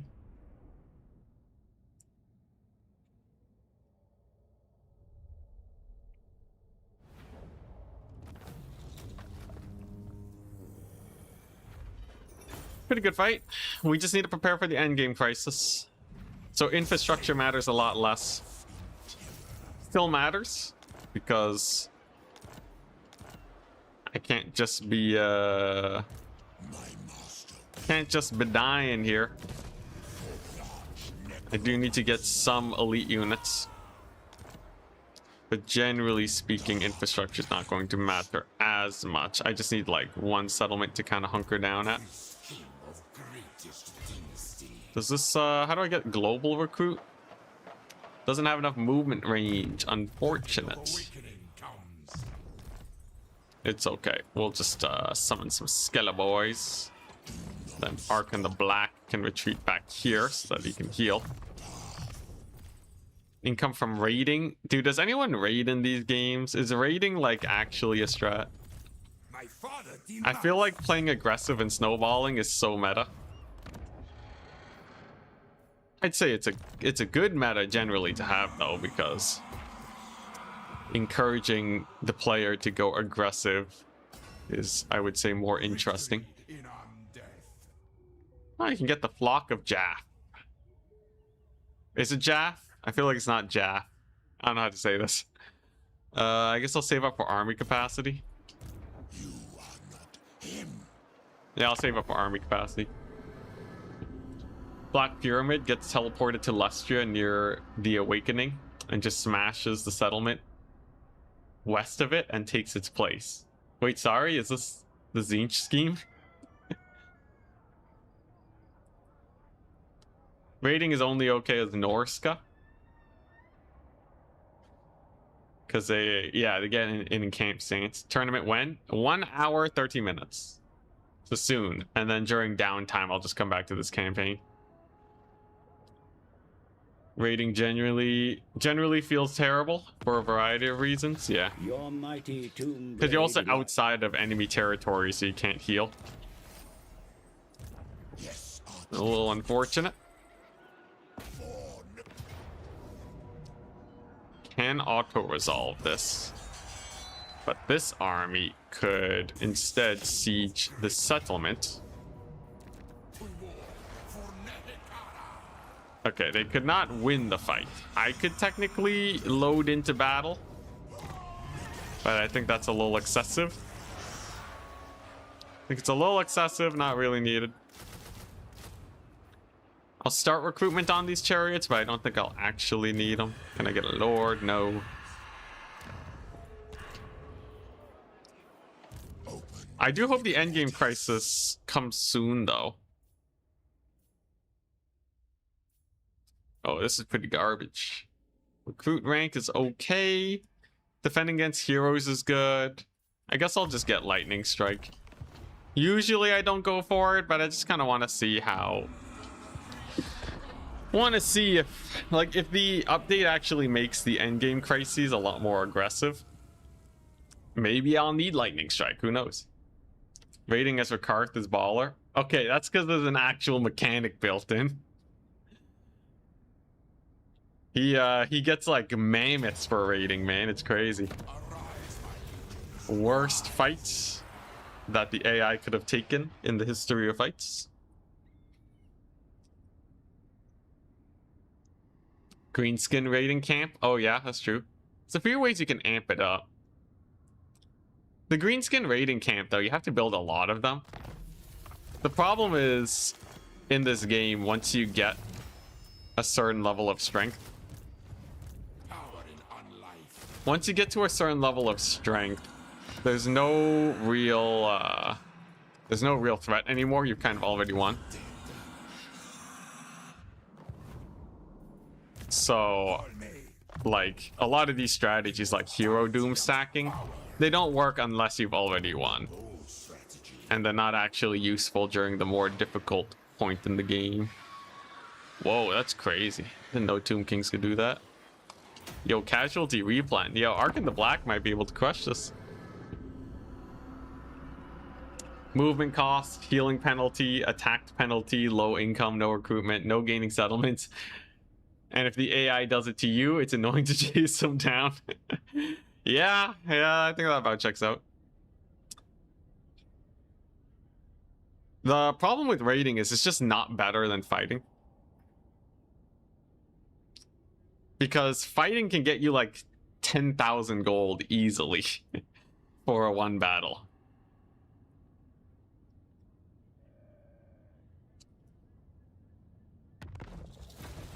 Daniel and the Vampire Coast. Really, what makes the Vampire Coast feel like the game isn't over? I feel like as Vampire Coast is pretty easy to scale up like crazy unless I am mistaken.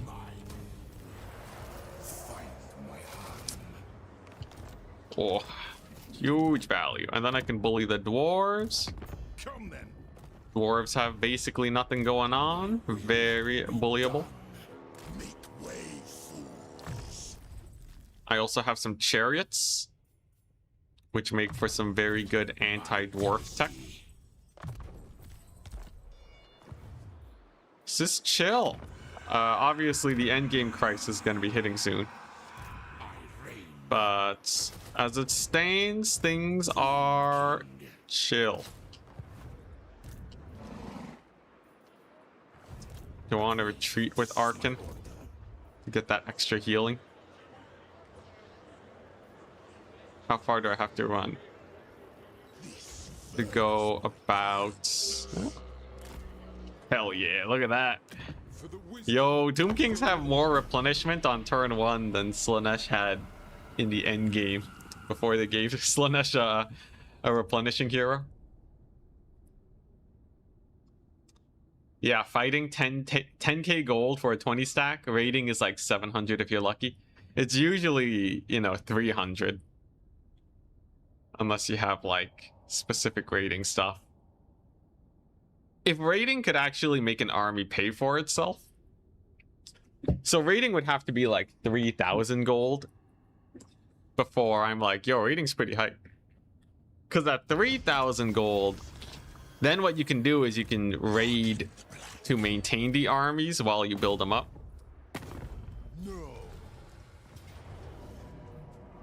Yeah, that would actually be pretty cool. I kind of dig that.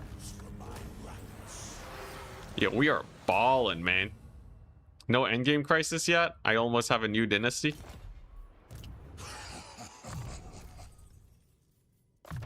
Or we already have lightning strike. We're turn 8 though, so endgame crisis is certainly gonna be hitting soon. So I'm gonna need armies that can beat the endgame crisis. I did max it out, right? I did remember to make it as difficult as possible. That'd be pretty embarrassing if I done screwed it up.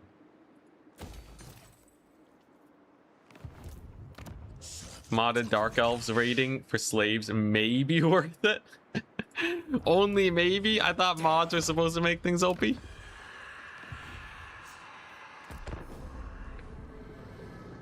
Okay, yeah, Norska gets that because of the upkeep reduction. I will say Norska's pretty good, but like raiding isn't a decision, it's just their default. Raiding is so good for Norska, you would raid your own territory just to reduce your upkeep. That's not really like a decision. That's just buffing their movement stance.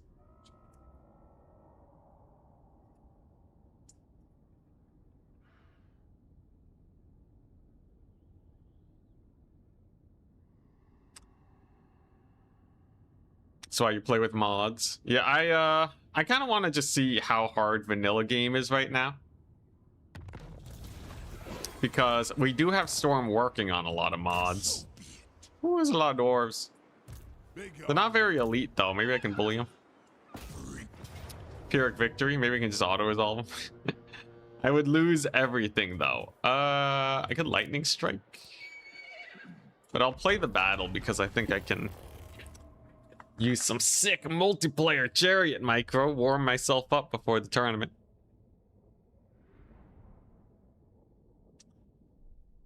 But yeah, if you know, if this is easy, at least I'll get a good sense of what mods I need to have active to have an interesting time. Oh yeah, they can't use choke point because I'm here fighting this one dude. He showed up to the choke point a little late. See, Hex Wraiths are really good at killing dwarves. They are fully magic damage. Whoops. Now I believe if I kill this guy, it just straight up ends the battle immediately. So I have to be a little careful. You have to be a little bit careful.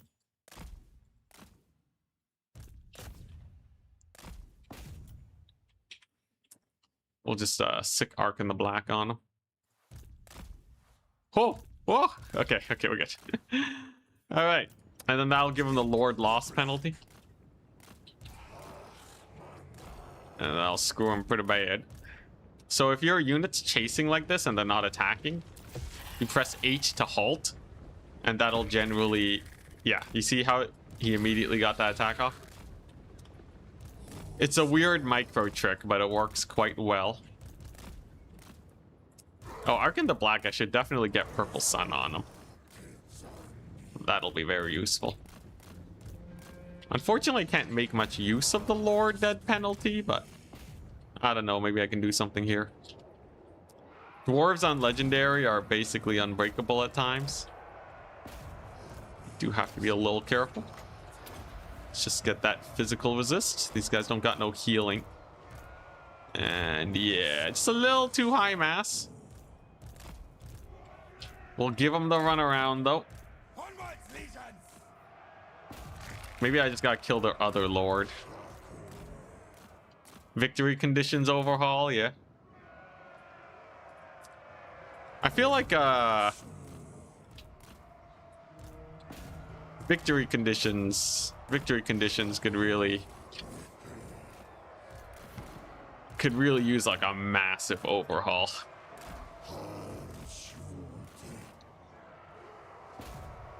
Like, I think it needs to be reworked from the ground up. It's a little problematic. Just like completely rethink the system. Because I don't know, it's really hard to get good victory conditions. In theory, it should be timed well, so that you win the game when before the player gets bored of the campaign, right? The worst case scenario is they get bored of the campaign and then they're not interested in playing another one. I don't know how they would manage that. Okay, I need to get some mass routes here. This is going like really badly. Thought the hex rates would do well, but no, we're getting bullied real bad. I'm gonna just hammer this position as much as humanly possible here. I'm gonna get some extra terror just in case the Tomb Scorpion isn't close enough. We're gonna get our Ushabti in here. We'll see if that's enough. With the hex rates too, it ain't too bad. Things will get a lot more difficult once I start running out of units, though. Maybe I should have just taken the auto resolve. But hey, I gotta actually play the battles, right? What's the point of the game if you're just always auto resolving? Going into the battles is just a lot more interesting. And it seems like that mass rear charge here is going to get them to routes. Remember, the dwarves are suffering from the Lord Killed penalty, which is a permanent -10 leadership debuff after the initial shock. So it's very, very good. It actually makes the dwarves go from legendary difficulty to normal difficulty, effectively. And as we all know, the AI on normal difficulty ain't got nothing on us. Let's actually put these guys on 2, make it a little easier to micro. These chariots are getting so much work done. Oh, I love it. Victory conditions will be reworked in 9.0. I did see that. I personally think Creative Assembly needs to go a little harder. The problem with victory conditions is that they're grindy, right? So even if they remove the settlement, condition, like, you know, capturing 30 settlements, right? Not every campaign is gonna have people playing it out the way that Creative Assembly expects, right? Like, some people might want to just build super tall, or some people might want to go super light on technology or whatever, right? And that means that you're basically always gonna have something that people don't do that'll make it where, like, there's gonna be a few late game victory conditions that they just have to grind for. You know what I'm saying? You know what I mean?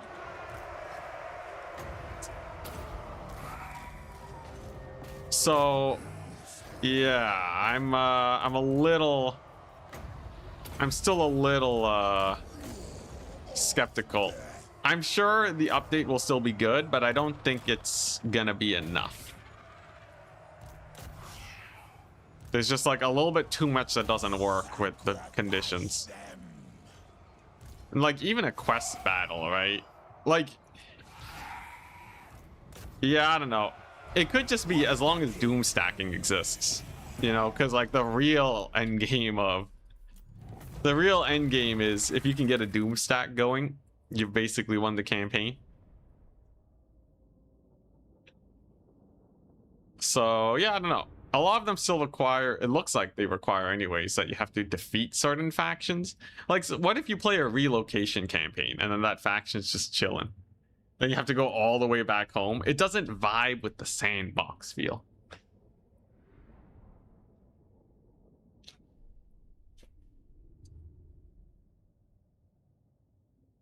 Hopefully they'll give us something like that, like what Chaos Dwarves got, with special rewards in battles. Yeah. I think having the rewards will be cool. Because the way the quest system in this game works, I would say is pretty good. Personally, I think victory conditions should just become quests, and those quests offer cool rewards, and then make them more optional. You know, maybe you need to complete a certain number of quests, right? Like, honestly, that would be not bad. You turn the victory conditions into like major quests, and then and then they have the appropriate rewards, and then you say, you know, like when you to win, you need to complete a certain number of these major quests. Not all of them, because it's a sandbox game. But yeah, something like that would be way better. This is feedback that I have given CA before. But yeah. And then, what else? So you have it as quests. Oh yeah, and they definitely need rewards. So like one of the things which is just like, oh, destroy an enemy faction. You don't really get anything cool from doing that. And it's doubly weird because you don't have to destroy the enemy faction. They can just die by normal circumstances and it still gets done. So like it doesn't feel like you're progressing towards a victory condition when you do that.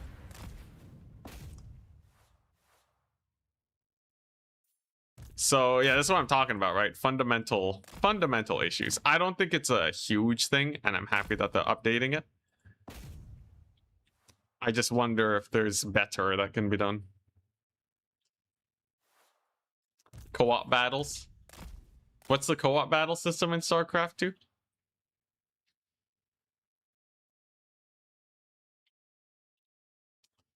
Should lean harder into the RPG aspect. Yeah. I think definitely interesting rewards would be good. So right now, when do you guys look at the victory conditions? Right? When do you ever even open up the victory conditions? It's when you are already done the campaign and you're like, I might as well complete the campaign, right? Do you see the problem with that? You don't look at the victory conditions until you're already done the game. That doesn't make sense. This is like you're playing Breath of the Wild, right? And then Ganondorf is like, actually, is this actually how people play Breath of the Wild? Well, like Ganondorf is just like, oh, I might as well fight Ganondorf now. I guess I'll finish the game, you know? Maybe that is how it works, but I still don't think that's a good system. Wait, why isn't this capturing? Did they change it? Do I need to actually control more points now or something? I did capture this, right? Maybe they changed some settlement stuff, I don't know. Is it bugged?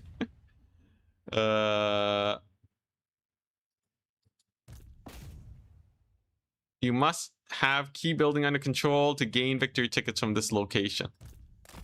Do I not have key building? What's going on? Sorry for my not knowing.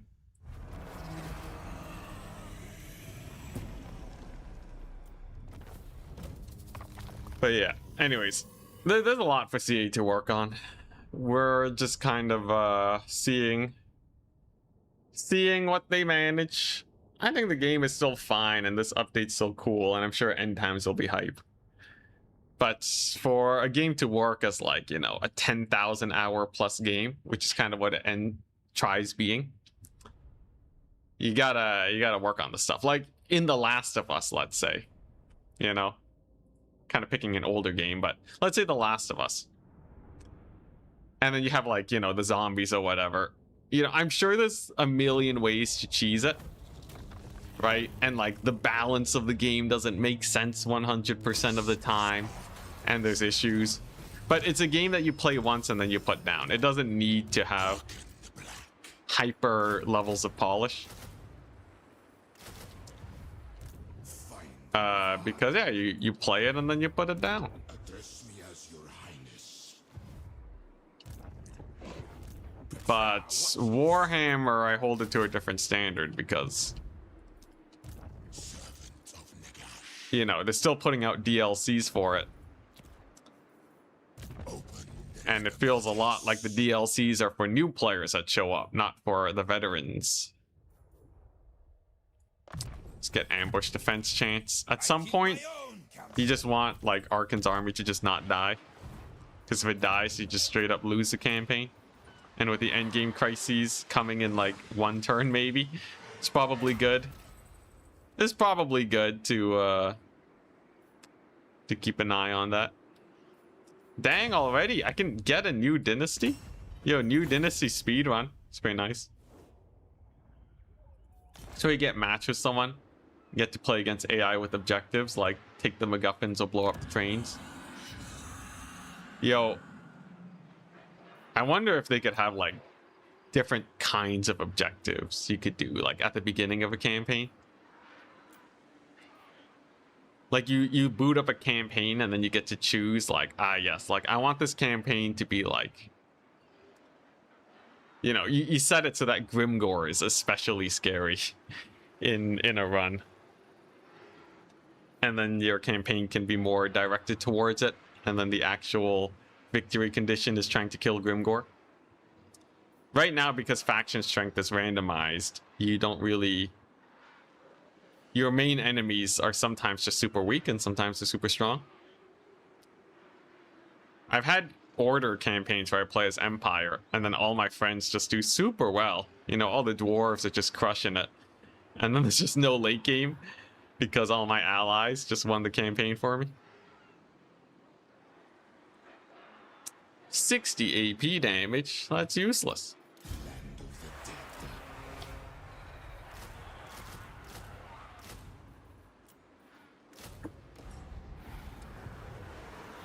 Yo, Tomb Kings actually scale up really quickly.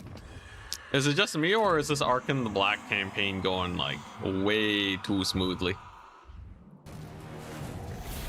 I'd say that's going like beyond smooth. Aaron Yeager! Hello!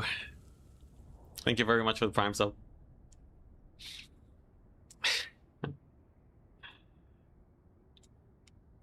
Can we talk about Attack on Titan now? Or is still spoiler free? I feel like it was a while ago, but I guess the ending was still kind of recent. Like not that recent, but probably recent enough. No problem. Regardless, thank you very much. The support's very much appreciated in these trying times between now and 40k launch. Nagash, you surely deserve a little of the power he wielded. Yo, anyone It is time to retrieve his mighty. anyone really looking forward to what's it? The Staff of Nagash. Anyone really looking forward to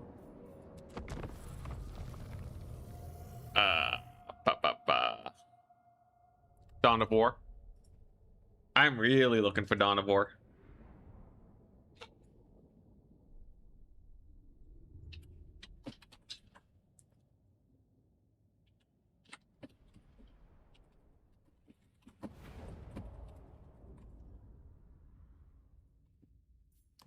All right, let's do it.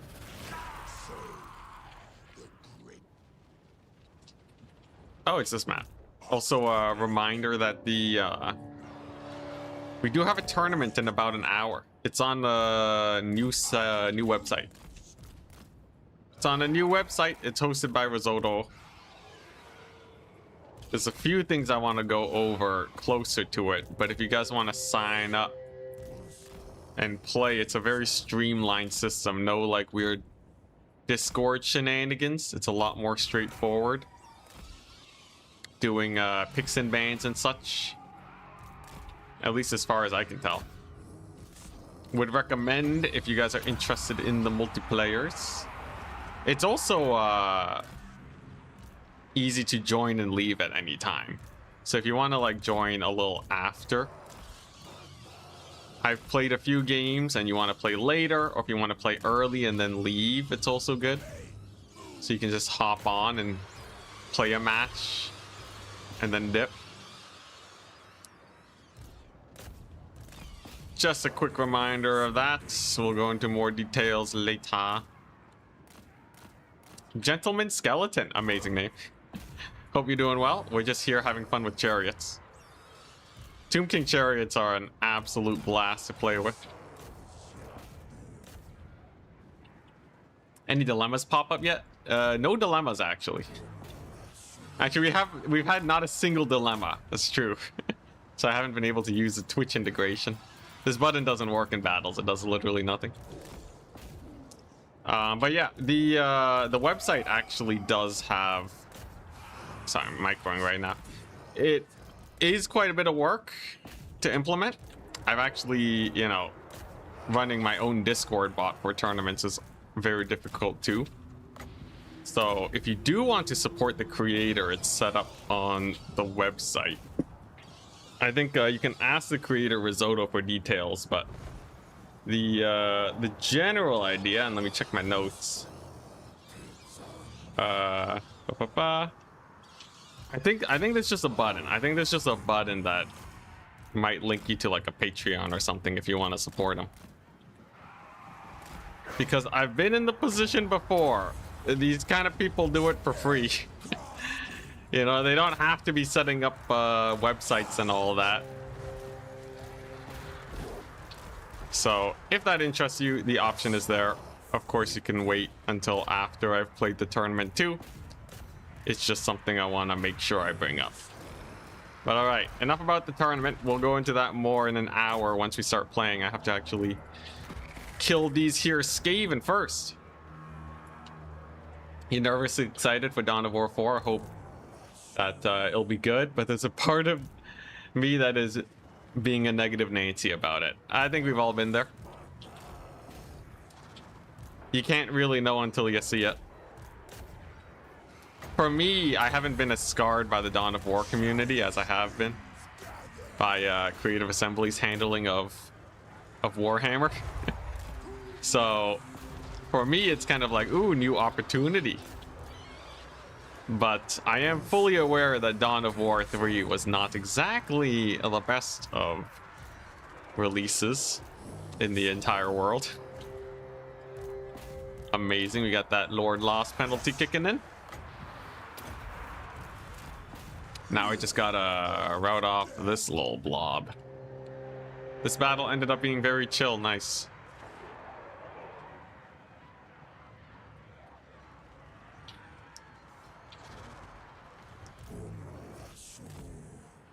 At least we've seen a lot more of Dawn of War 4 now than we ever did of DAO 3 before launch. It was that bad? You're kidding me. Risotto site's also gonna have a 2v2. Oh yeah, yeah. Storm's also setting up events there. Gonna give it a test run. And hopefully it goes well. Honestly, anything that makes it easier for people to host and run events is just a blessing. Faction pick and bans have been so annoying because we haven't had a proper setup for it. Dang, there's like a lot of Skaven here, by the way. This is quite the amount of Skaven we have to deal with. A Tomb Prince is here, stuck chasing this guy for 50 years.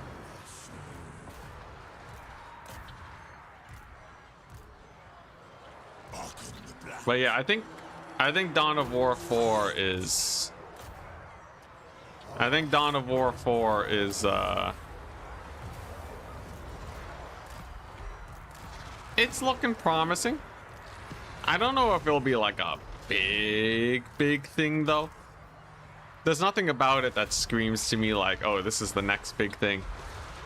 You know, RTS players from around the world are gonna be flocking to it. I'm sure they'll try it out. But like compared to, you know, like Warcraft 3, StarCraft 2, you know, it's just fine. Are the Skaven ever going to end or what, man? They just keep coming. Jeez. At least we're giving them the Lord loss penalties of infinity. They have lost so many generals. It's too bad that effect doesn't stack. But man, they tenacious bunch. Thankfully for me, chariots are able to kill an infinite number of infantry. You love Dao 1, but was slightly disappointed with Dao 2. Didn't like the gameplay of 2. Huh. I thought 2 was actually pretty well received, but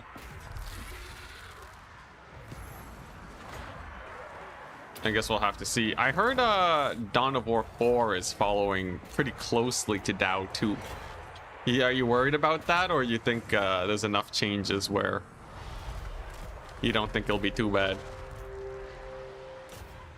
I am naturally going to be quite invested in this, as new game releases are tied heavily to my future career planning. I imagine most likely I'll probably still be, for me personally, I imagine Warhammer will still be the main jam, especially with End Times coming out, but I'm still happy to try it out and see where it goes. Dawn of War 4 is a lot more like Dawn of War 1. Interesting. Okay.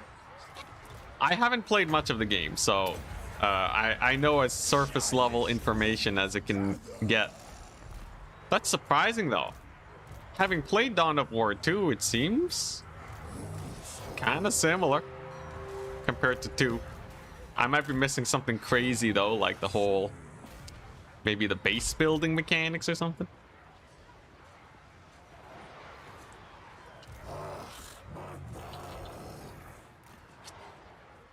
You don't like how much of a small scale Dawn of War 2 was?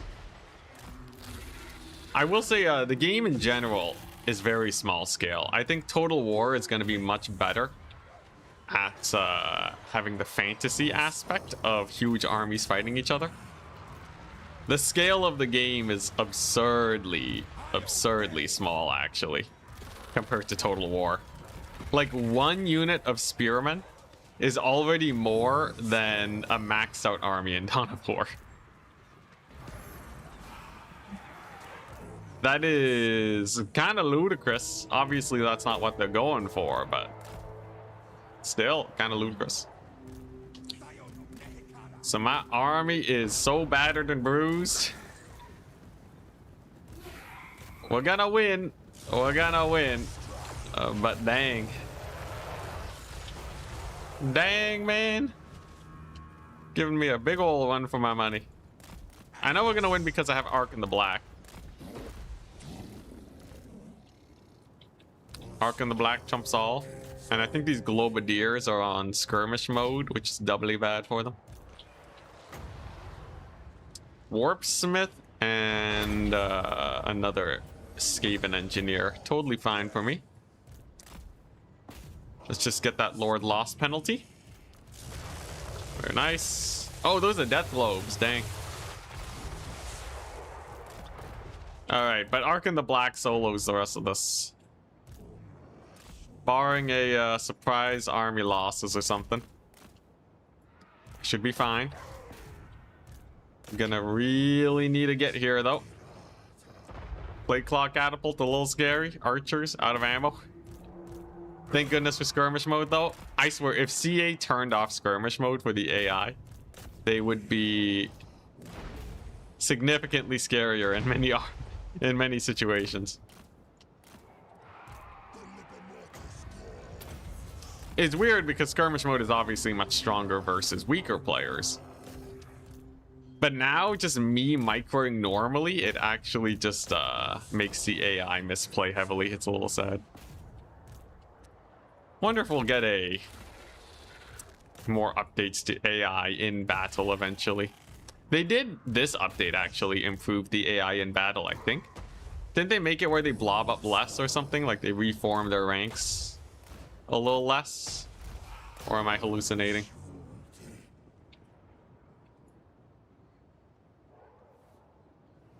I haven't played Dawn of War 2 single player. Yeah, I'm purely looking at the multiplayer standpoint. That's just because of preference. I'm a big multiplayer enjoyer. Alright, quest battle done. Ugh. Brutal tournament in 50 minutes. I'm thinking I'm gonna play Slaanesh and Norska. I think I might as well play Slaanesh and Norska. They're both very good.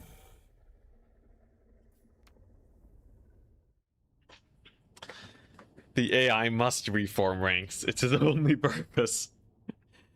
I will say it makes for some very good short clips of just destroying blobs at AoE. It's just on the campaign map. What a shame. Happy to see how successful you've become. It's nice.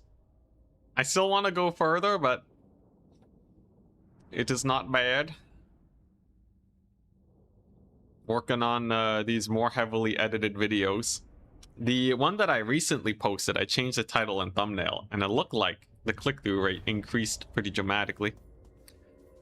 So if that ends up working out for me, that would actually be huge. Having 2 videos back-to-back do well would be insane, but only time will tell. At least nowadays, I feel a lot more comfortable making long videos. Back when I was an up-and-coming YouTuber,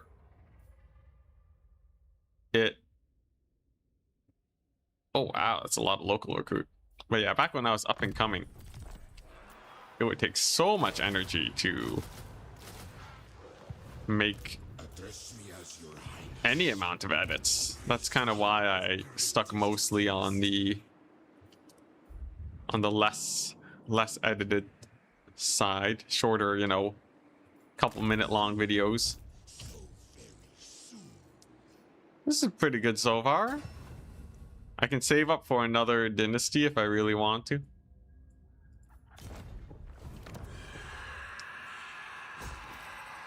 I gotta say, I'm not too terrified yet, but I'm hoping the endgame crisis triggers next turn. And then we can actually see how it feels. Yeah, it will take 40 turns though. So turn 40 is a tipping point when they get more aggressive. Who knows, maybe this campaign's just a cakewalk and we finish the tournament and the campaign in one day. You like the long videos? That's good to hear.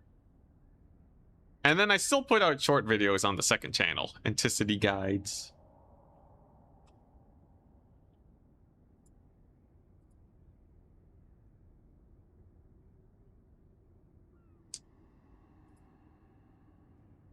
Also, I'm going to be the main caster for today's tournament. That should be quite exciting. So even if I get knocked out, I'm still going to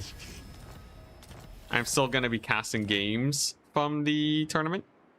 My plan is not ready. I look forward to that. Apparently we have some very high level players that are going to be romping around, crushing faces.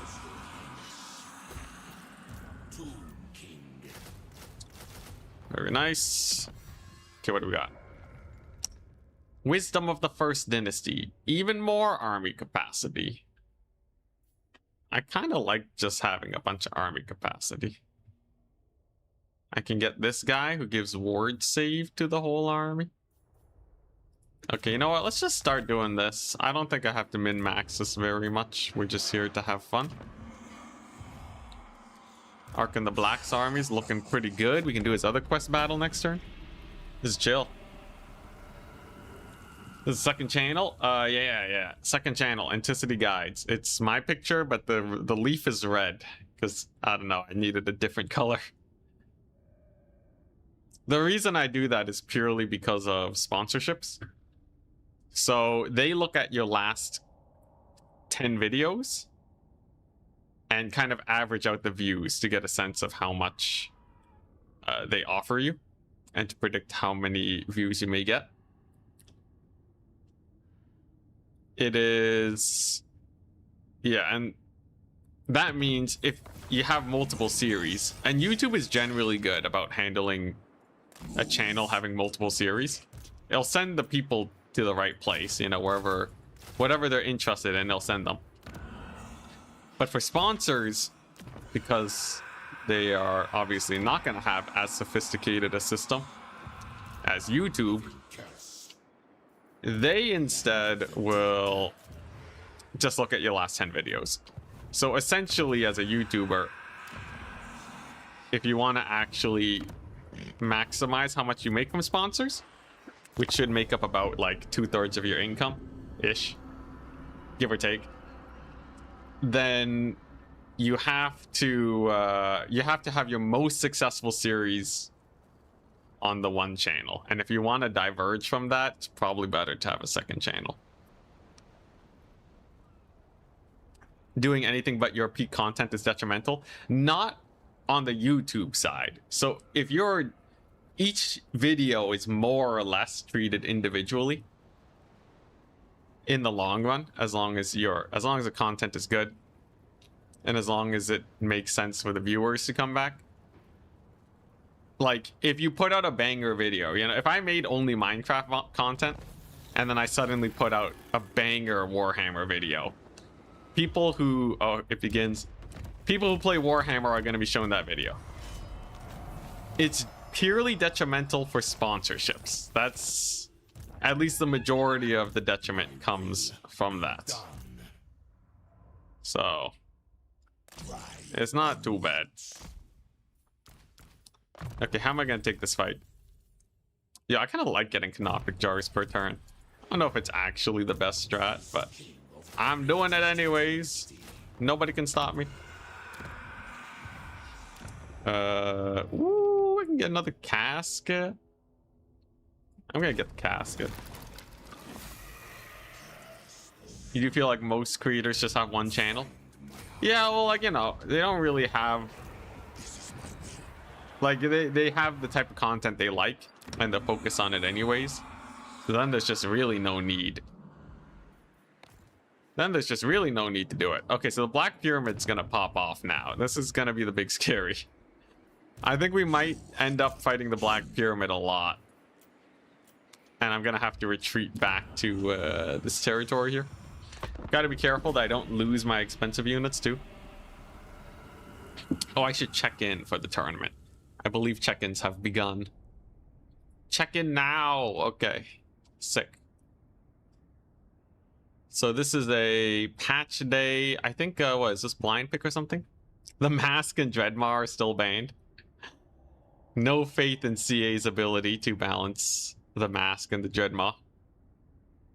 It honestly does not matter very much. I guess the Dreadmaw ban... The sad thing is, when units are banned like this, it makes it so you can't test out where the unit is at. And it makes it harder for... you know, for me to give suggestions to CA. But if I ever host a tournament, I probably will leave them unbanned. Because let's be real, the Kala is probably stronger than the Mask right now anyways. At higher levels. Like, the Mask is going to be strong at low levels because people don't know how to kill her. But, like, anyone who's good enough at bringing in the proper sniping tools will probably kill her before the Mortis engine kicks in. Anyways, tournament should still be fun.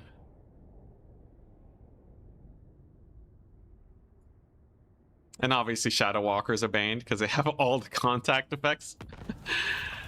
They have all the contact effects one can imagine. So I think I'll just bring in the second army here to auto-resolve this. And then I have to be very careful that the Black Pyramid does not end my entire existence. I almost want to leave the Bretonnians alive so that they can be a buffer state for the Black Pyramid. But I'm kind of tempted to just walk forwards and see how they're doing. Undead loyalty. Maybe they're just chilling right now and they're not heading out and murdering the entire world. It is before turn 40. Which apparently will change how they act. Chariot capacity is kind of high. I'm gonna go for that. And then Arc in the Black. Can start finally going down the skill tree to get some better spells. One purple sun makes a world of difference here. Very nice. More units. I can even get rid of some skeletons and make this army a little bit more elite. Amazing.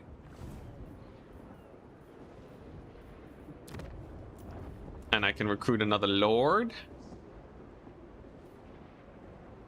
Your Tomb Kings are actually... I thought Tomb Kings were supposed to be a weak faction. I'm on turn 14. I already have like 4 armies. Yeah, they might be chaff spam, but... still a lot, ain't it? Am I crazy, or are Tomb Kings actually like... way better at scaling than they used to be? Loving the second channel videos. They keep popping up. And they're short enough to watch during like lunch. Oh, that's awesome. Yeah, I'm having a fun time putting them up because the whole point of it is these are videos that I just kind of want to make, but I wouldn't be able to post on main. So most of the videos there are just, you know, videos of passion. Like I want to cast some tournament games or what have you. You got juicy update about a year ago.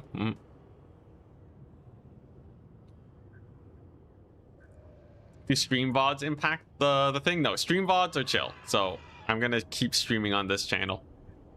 But stream VODs won't hurt my videos too much. I think I heard Grubby talking about how it can sometimes, but I think for my purposes, it probably doesn't matter enough.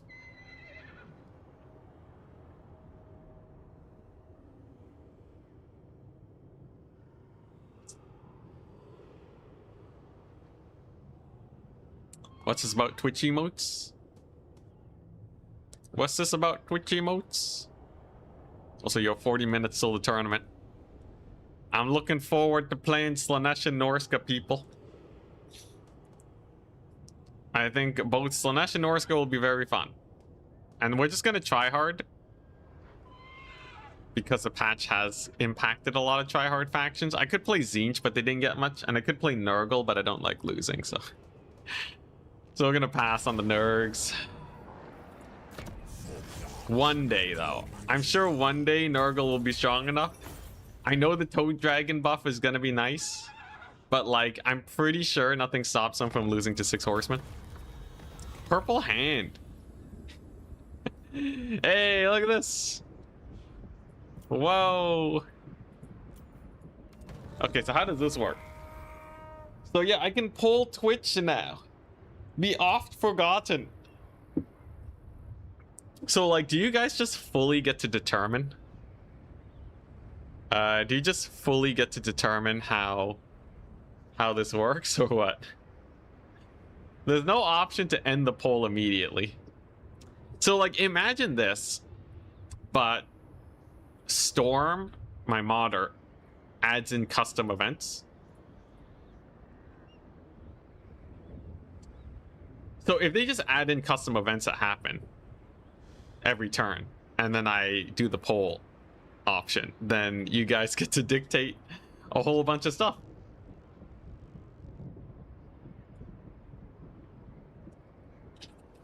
Yeah, let me message them right now.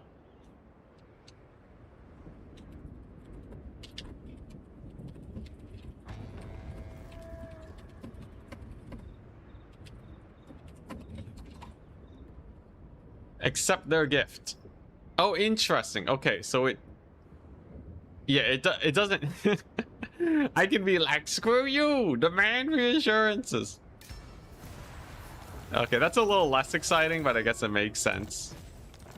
That at the end of the day I can choose, but come on, man. Boring. Can I get Storm to mod it in where I don't even get a choice?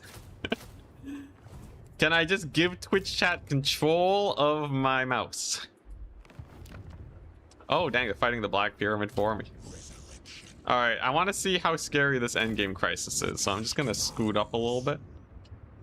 Oh, I could also just go for the book. I got nothing better to do. Why not? Oh, crap, attrition. We're being attrited.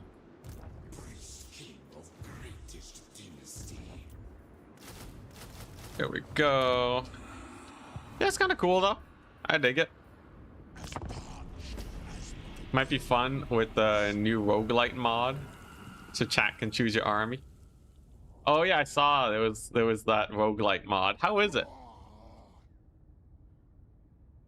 Oh man, the possibilities. Isn't it like 4 a.m. for Storm? Yeah, Storm's crazy, man. They they've gone out of the way to shift their schedule to be able to work with to line up with my streams better. It's crazy, but very helpful, and I do appreciate it. Beastmen get ambushed every round. Ooh.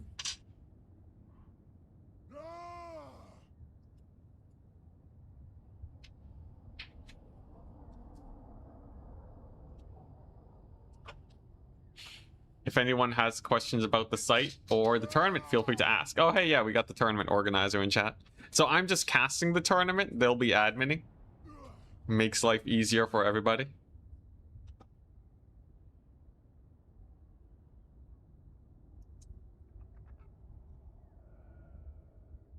Yeah, we'll have some meme mods.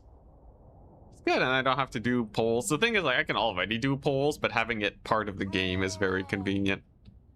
I dig it. I dig it. 38 players for a tournament is actually quite a lot. Yeah. I think Turin patch day tournaments, I've seen them go up to 50. His biggest events have hit 100 before, but that only happened like a handful of times. So 50 here, or 38, most of the way to 50 is very cool. It means that something's working.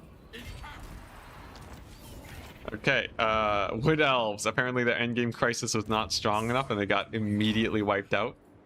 Kind of funny. Look at me go. I'm just gonna build up these settlements and try and live off of one settlement. If I can just win enough battles against the... If I can just win enough battles against the AI, I'll be fine. Oh yeah, I can increase research rate, but it costs 1 million jars.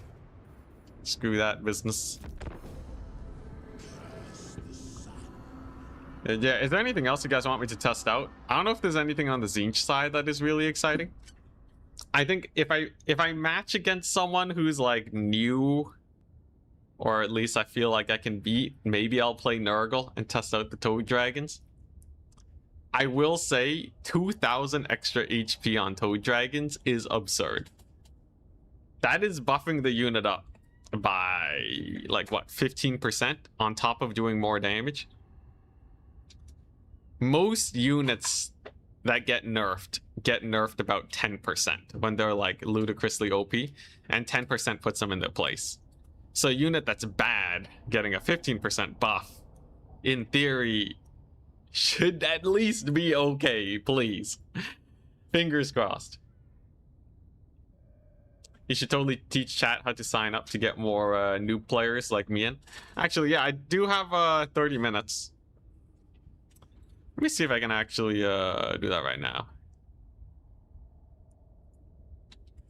Good call. I did remember I wanted to actually like show the I wanted to show the site. I just forgot. Okay, but yeah, if you go to the link in my description, You are cautious in your greeting. here's a link in Twitch chat. I'll go ahead and pin the message. There you go. So that should be pinned. Yeah, the site kind of looks like this. This is where you will end up. And then you got to sign in with Discord and you got to confirm your Steam. It logs you into Steam. They're not taking your Steam info, at least as far as I can tell. It should just be like it's authenticating on Steam's website, and Steam is just like, yeah, thumbs up, you've correctly linked the accounts. At least for my limited software security knowledge, I think that's how it works. Just make sure the URL is actually Steam site and not some crazy thing. Other than that, though, after you log in, you just check in to the tournament, there'll be a button here. And then once it begins, if you scroll down a bit, it should just show you who you match with.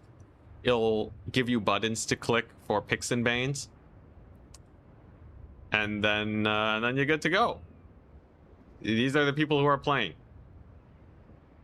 So, man, that's a lot of people. You can see who's checked in. But basically the site will just lead you through all the... It'll lead you through all the steps of picks and bans. It'll let you know when you select your faction and so on. And it'll even DM you on Discord when you have your match. So when the tournament actually starts, just keep an eye on your Discord for a DM. That's it. That's it. You just wait for the DM and then you message your opponent.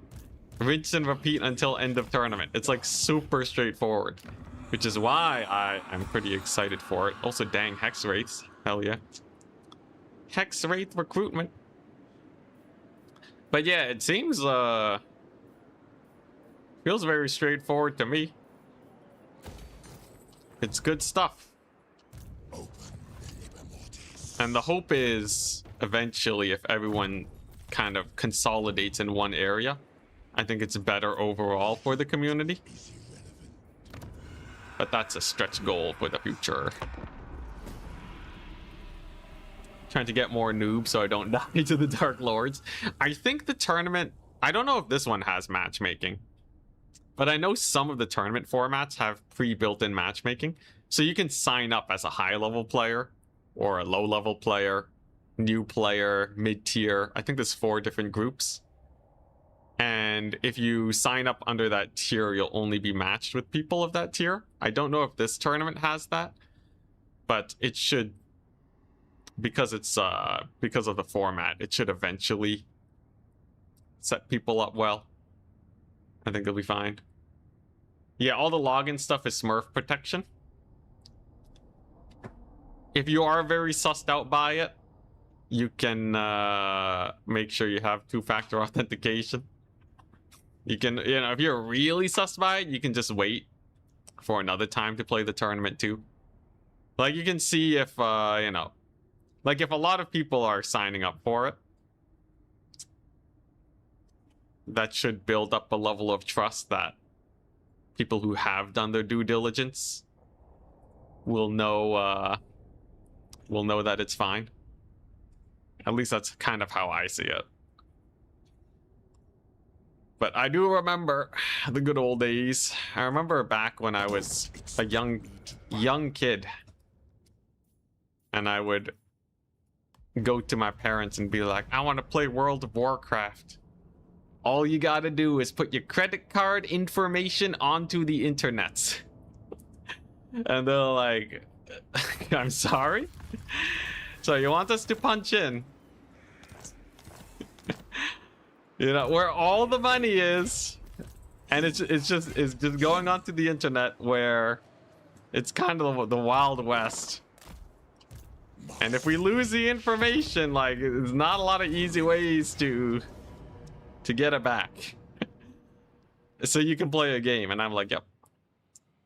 Eventually, they just had my sister's credit card used because she didn't have a lot of money. And it turned out it worked fine, thankfully.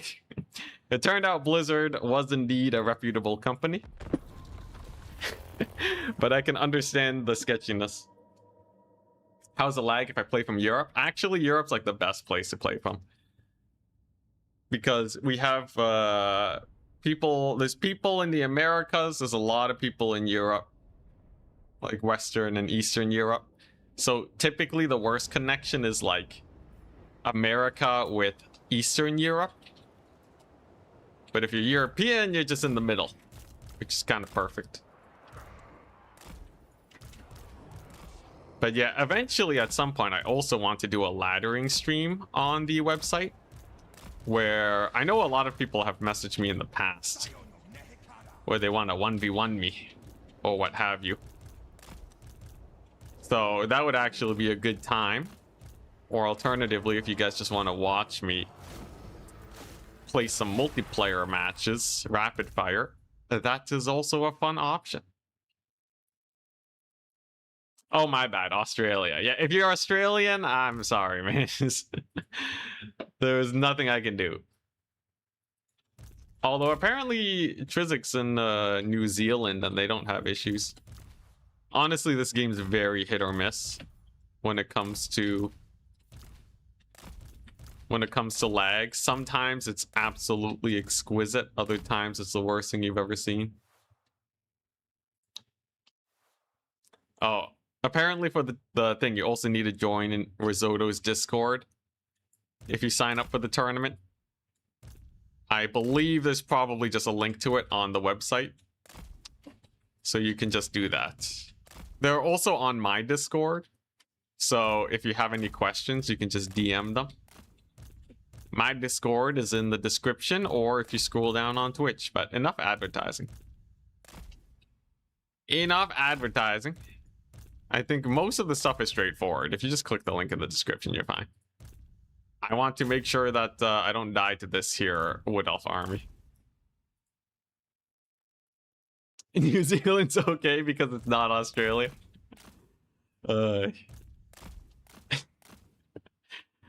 Man, chat. I'd say never get on your bad side, but I don't think being on your good side helps.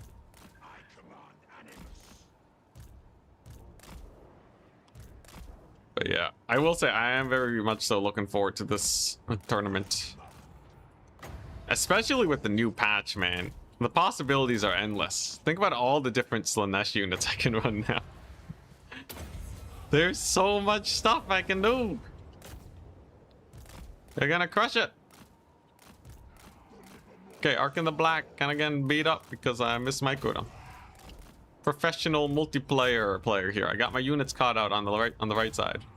Ark in the Black took another volley. What am I doing? What am I even doing? It's fine. As soon as the chariots get onto their backfield, they're gonna lose all their Weight Watchers.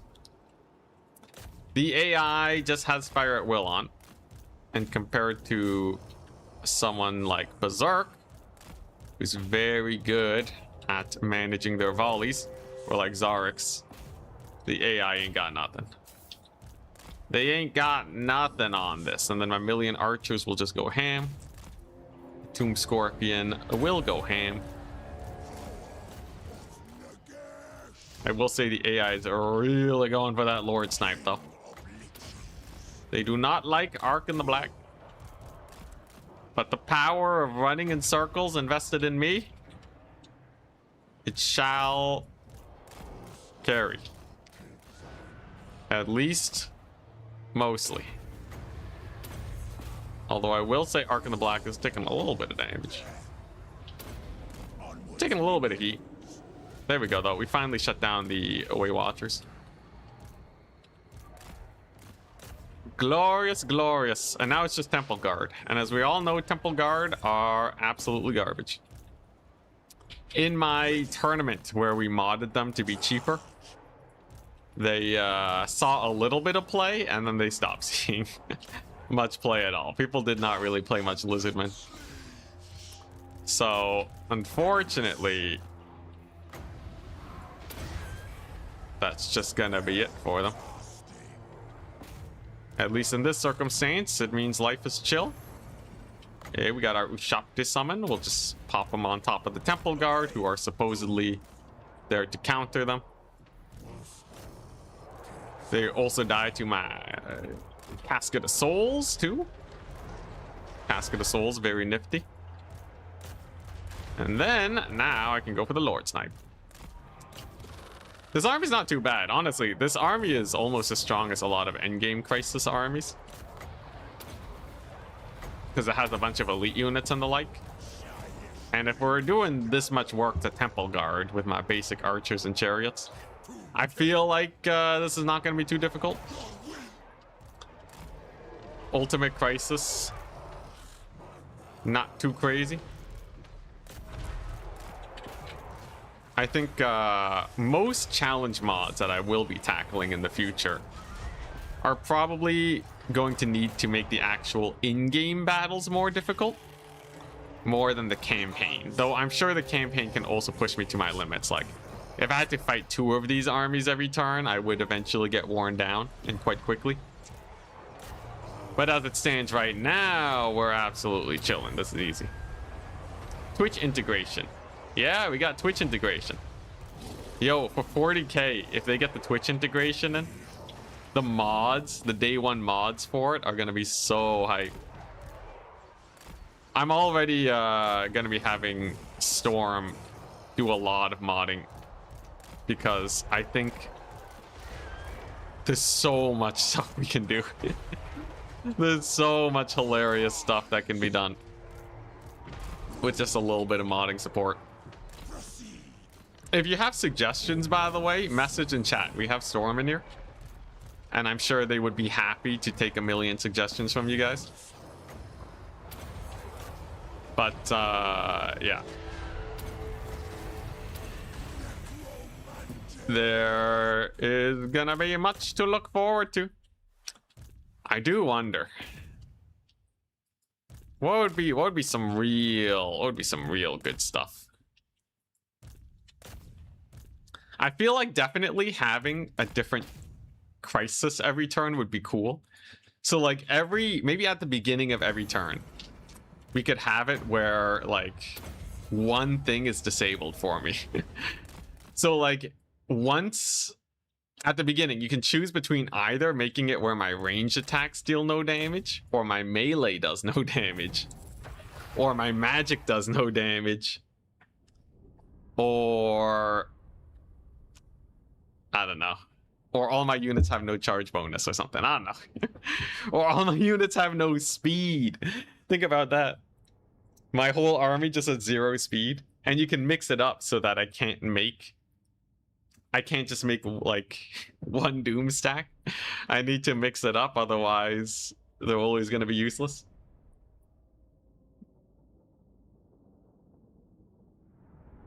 Yeah, that'd be sick.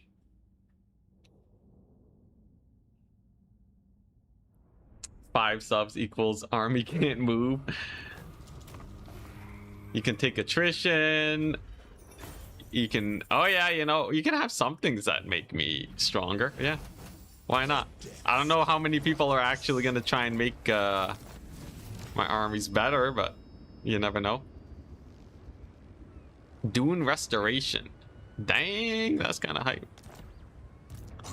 Books of Nagash, going ham.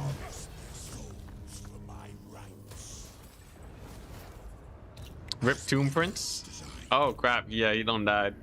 I don't even know what got him. Yes, Shadow Walkers accidentally got 1 million contact effects. I think Meaty Dangler said maybe that's CA trying to test you know, more than 2 contact effects working for a unit. That would be sick if that got implemented, because even in multiplayer there's a few units that have contact effects, like more contact effects than the game can handle, and it's kind of silly. It's kind of silly that's a thing. Okay, so I'm gonna need another Tomb Prince. Unyielding Assault. I don't know, why not? Why not? The Black Pyramid. Oh, hey, look at that. The Black Pyramid moved out. They're already at Sudenburg. I thought they were going to wait till turn 40, but it seems like they are being at least a little aggressive. I think that is cool.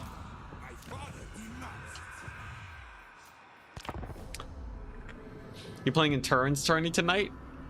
I think there's a lot of overlap with the tourney that is being hosted first in 15 minutes. If for whatever reason, you know, turns tournament starts after that one ends, I might do a double tourney, but most likely probably not. It's fine though. If he does host more tournaments later, I would actually be quite interested. The man's gonna be playing Nurgle, and I can't pass up an opportunity to bully one of the most bullyable factions in the entire game. Can I know your favorite factions? Slaanesh, Vampire Coast. I think, let's see here. Slaanesh, Vampire Coast. What other factions I'm just like attracted to that I naturally end up playing a lot? I feel like I do have a level of attraction to Empire.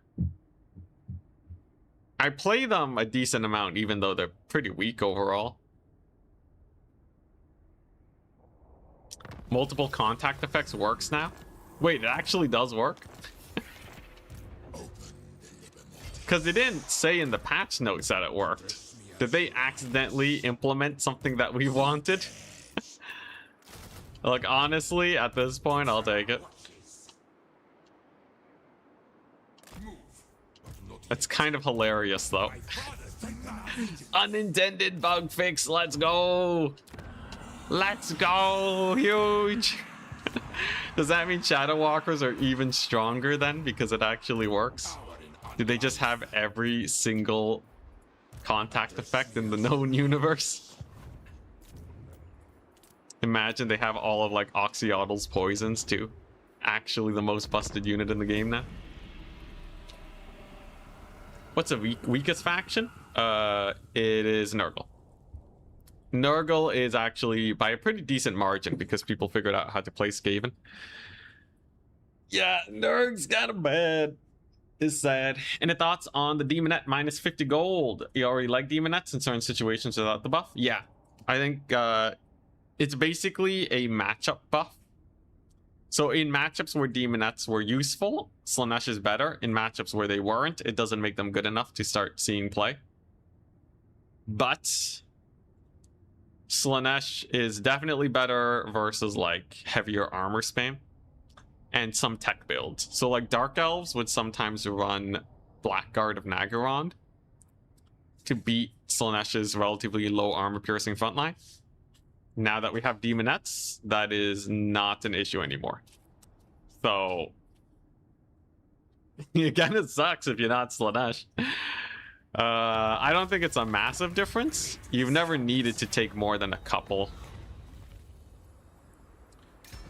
Never needed more than a couple Demonettes.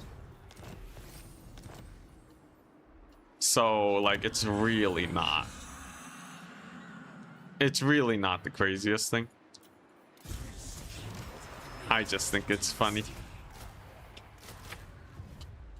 What factions do you recommend for someone who's only literally played Empire and multiplayer up until this point?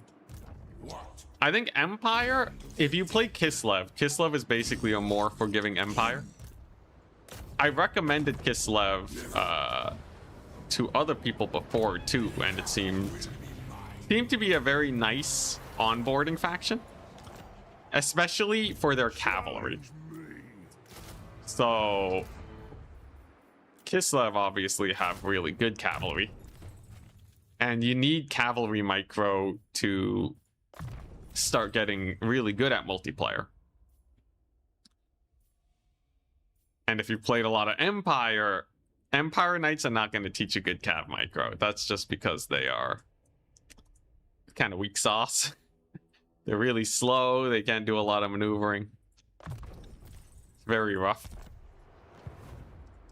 And Kislev is kind of your stepping stone. It's great. Okay, we'll play this battle and then we'll play the tournament. New end games in the game now, or just a bunch of bug fixes? I think they just adjusted how the end game factions maneuver. It just changes how they play on the campaign map, but it doesn't seem like they're crazy to me. You know, I was kind of hoping that they would smell blood in the water and just start beelining towards me. But the Black Pyramid has yet to impress so far. Excuse me, sorry. Nurgle's even weaker than dwarves? Yeah. We've seen dwarf players make them work in tournament settings. We've only really seen Nurgle work in like proper counter picks. Like dwarves against different factions. They can always roll the dice and maybe get some good RNG where they face, you know, just the perfect composition to win. So like if you play dwarves and you max slayers and they don't have a high enough DPS army, you're great. You get a good gyrocopter build going, you're solid, right?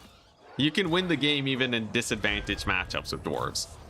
With Nurgle, if you play against Warriors of Chaos and they have 6 Marauder Horsemen, you're done. Okay, Nurgle is weak enough where in some matchups, if you literally know what they are bringing, it is not going to help you win. There's going to be some matchups where Nurgle is much better, of course. And if you're good enough as a player, you can still make up for it. But, you know, you're really relying on your opponent to misplay heavily to get some of these wins. It's just like not as... You just have less agency. I think Nurgle is like the lowest agency faction. Also, dang, huge volley. Yeah, Nurgle is just like extremely low agency. Whereas dwarves, at least, like, you're like, oh, I know what this player likes to do. I think gyrocopters will do well against them. And, like, that just feels a lot better. I have seen, though, like, there are some Nurgle builds where they manage to get a lot of value with some infantry maxing. So... you know, who knows? Maybe even this patch is Nurgle's patch, you know, with the Toad Dragons. But I'm pretty sure the factions that counter them are still gonna do great. Like, I'm pretty sure Nurgle is still gonna suffer versus Horsemen factions. I'm pretty sure mobile high DPS infantry will still mulch them. But at least they're less useless.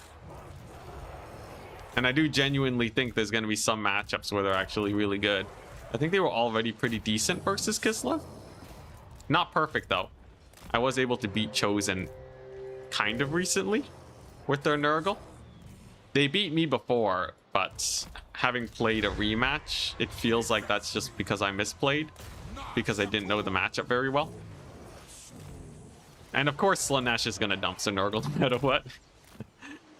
Oh man, I don't think CA could make Nurgle beat Slaanesh if they tried, man. I challenge CA to make it where Nurgle stands a chance versus Slaanesh. I swear, they might just make Slaanesh stronger if they try. It is bad, man. It is bad. Their infantry is like completely outclassed. The mobility's outclassed. Hell, Slaanesh might even have a stronger blob nowadays with the hero buffs. Oh, man. Disastrous situation there. But, I don't know. Yeah, maybe the end time stuff. That's true. End times? Lord of the End Times buffs for Nurgle. For similar playstyles as, what's this, Cathay? Yeah, if you want to play like Cathay, Chaos Dwarves and Dwarves are good similar factions. Empire's kind of similar. So Empire's Cathay with weaker infantry, stronger shooting. Dwarves are Cathay with stronger shooting but no cavalry. Chaos Dwarves is Cathay with a lot less, with less synergy. But like they're all kind of like close. Like Chaos Dwarves are usually playing around single units rather than harmony bonuses and shooting. A lot of their units are more independent. You have options though.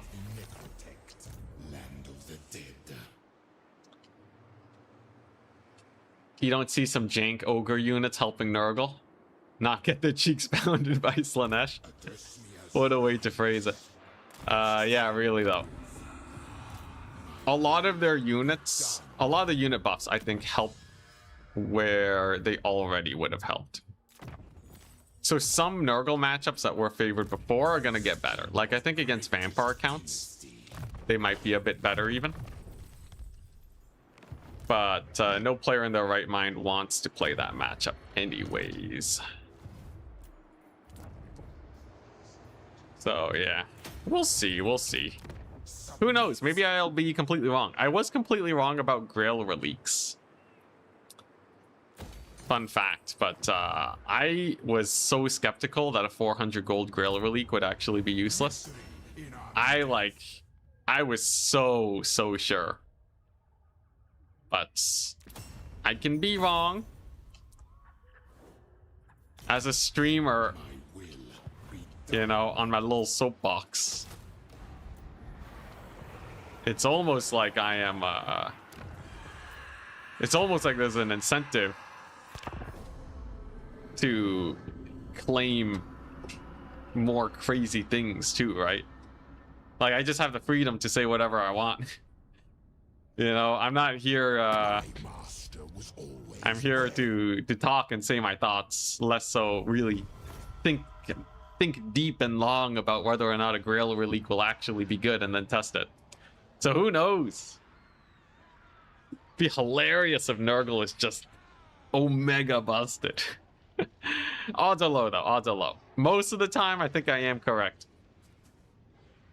But alright, looking good. People are checking into the tournament. I will be back in but a moment. And then we're gonna see how it does. BRB!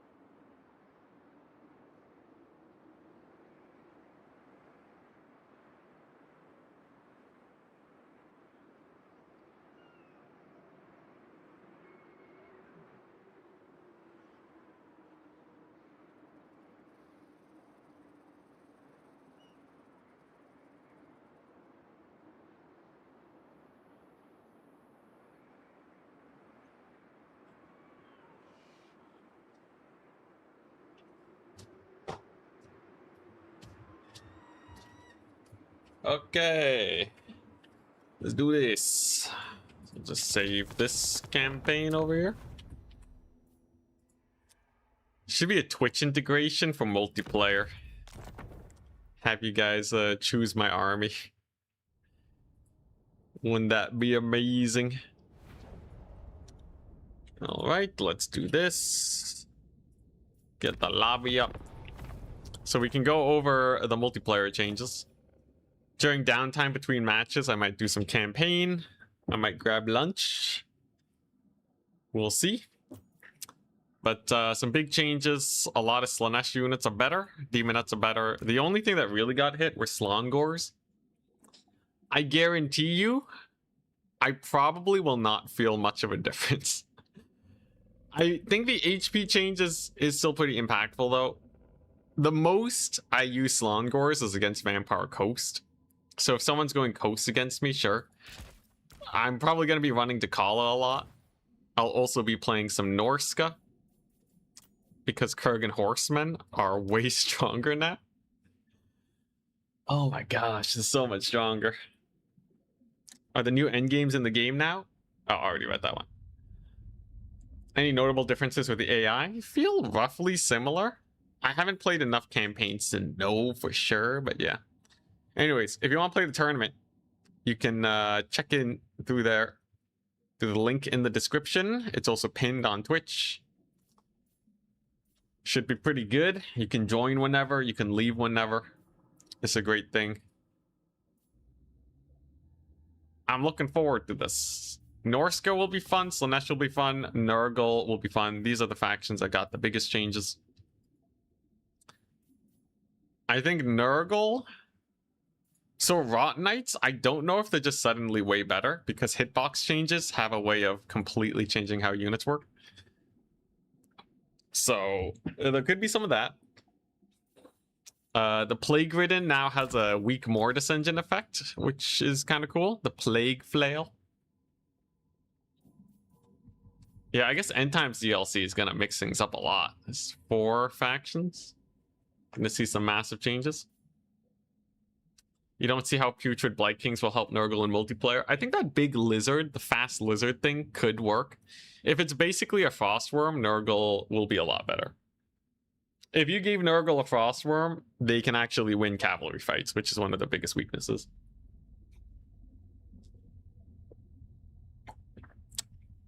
The hitbox is now an ellipse, so maybe it makes it where they don't get hit as much from the front. It's like so hard to say. These changes are incredibly hard to predict. But if Rot Knights are strong enough to win melee fights, people will still shoot them to death. That's a problem with Rot Knights. They love getting blasted into absolute oblivion. But yeah, huge buffs to the Toad Dragon though. 2000 HP. And more armor piercing damage. And better impact hits. I would love to see someone take a Toad Dragon into my 6 Horsemen. We'll see how that ends up. Tournament starting soon. Exciting. Yeah, Ellipse hitbox I think is generally a buff. Because I think Seekers were similar. Their hitboxes were like really skinny. So they could stack up easily and kill single entities. It got nerfed. They're still quite strong, but maybe not as strong. It's a little hard to tell. But if units can pack together more, it's generally a buff. So Rot Knight should be a little better. But if they can be shot to death, it doesn't matter.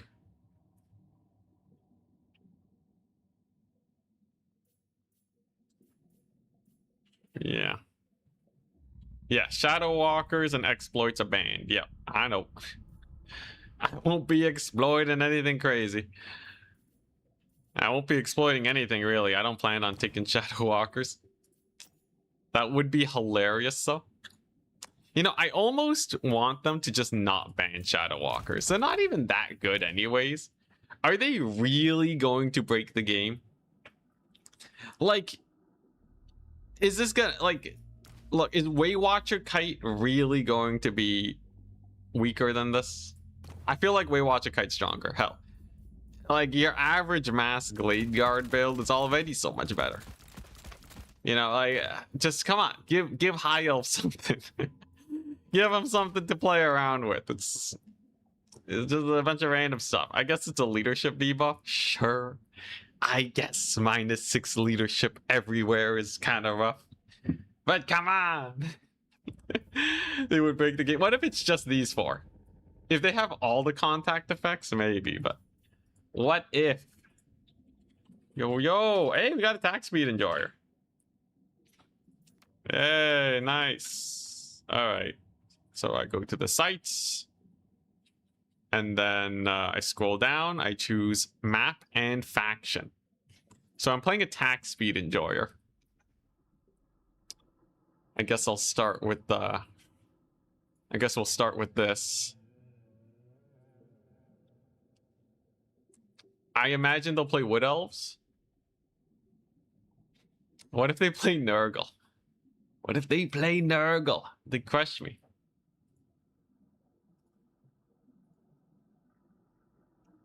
But yeah, so everything can be handled on site, but the bot DMs you the person that you need to message. Or your opponent, so they're very easy to find. I do quite like that about this system.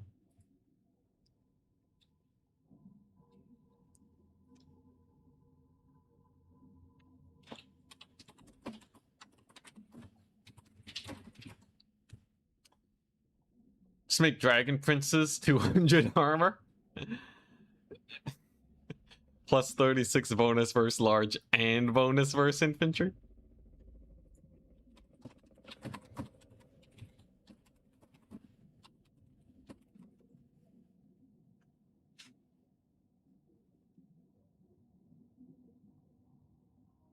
Can you show me a balanced army of Chaos Warriors to learn multiplayer? Yeah, I can probably do that. If you want to play, like, if you want to just get into multiplayer and you just want something basic, this is kind of like the rough idea that I think you should go for Chaos. It's a few horsemen, you have a hell cannon, you can have some Forsaken to cover your flanks, and then you can just go for a cheap caster lord with like one spell that you really like. Something like this. Stay away from the Marauders, they're a little sketchy. Stay away from the Chaos Knights, they ain't too great. You mostly want to be summoning in mobility, artillery, or like maybe some monsters in reserve. It's kind of like a rough idea that you can go for. It's not super crazy, but yeah.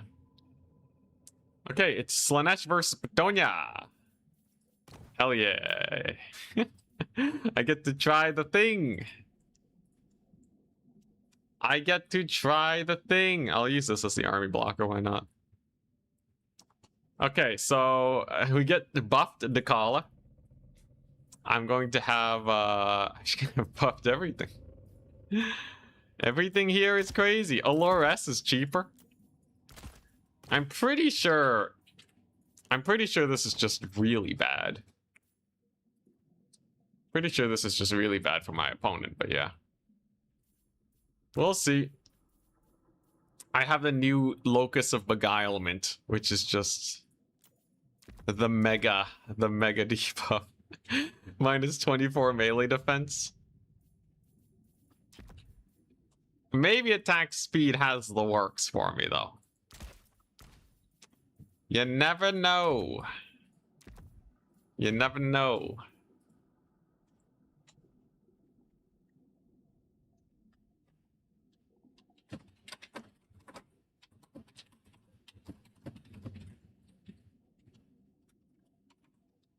Let's see here. Gotta make sure that we have the right version of the map pack.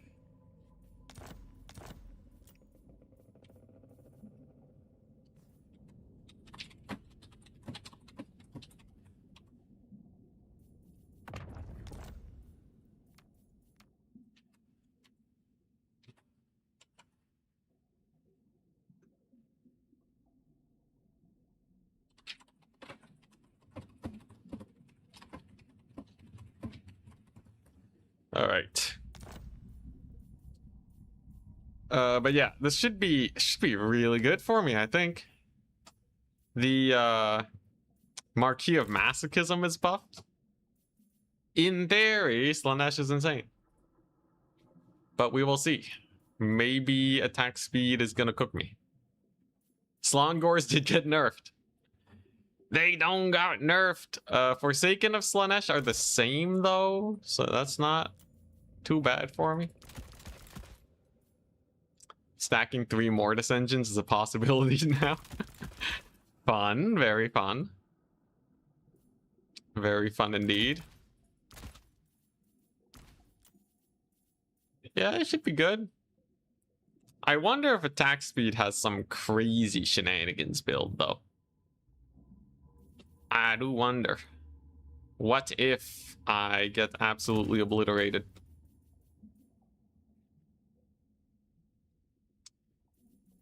You never know. You never know. Oh my gosh. Yo, the stacking slows is crazy. You can take Acquiescence for another speed debuff. You can straight up just make it where these guys can't move. It's kind of ludicrous. Kind of ludicrous indeed. I'm still gonna run Slongors. I think to not run Slongors is insane. The unit is still good. The rule of thumb is, if something gets nerfed, that just tells you that the unit is good enough to take. I'll still take the Riders of the Mighty Serpent, why not? Why not? Alright, let's try this. Your army has more than one lord. I see. It's a bug. For some reason, the Allure-S counts as a lord sometimes. A little annoying, but we are okay.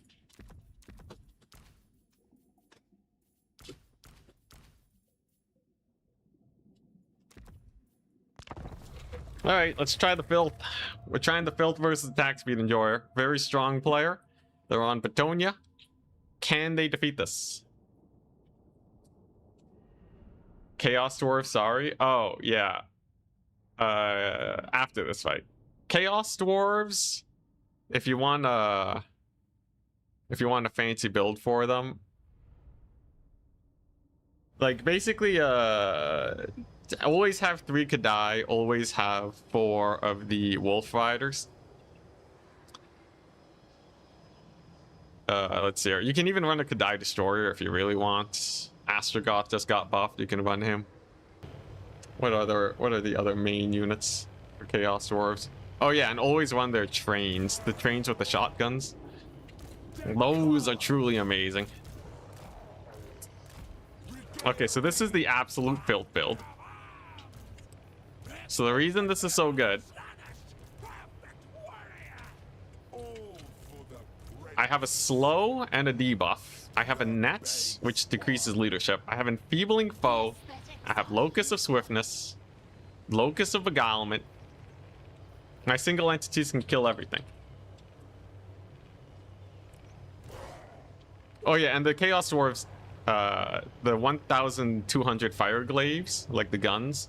You can take a couple of them. I would avoid the blunderbusses. And Death Shriek rockets are also really good. I think once you kind of take all those essentials, you've basically spent all your money. Laborers are okay. I wouldn't take too many of them. Your front line can be like laborers or dwarf warriors. They're both fine. But most of the time you're getting value with your Death Shrieks and your trains. And always get the physical resist perfect vigor buff on the trains, because you're gonna be moving them around a lot. I think that's about the gist of it. Yeah, Astrogoth got buffed. At least I think it's a buff. His physical resist builds up on your magic used, so you can just get a ton of phys res on him before you fight.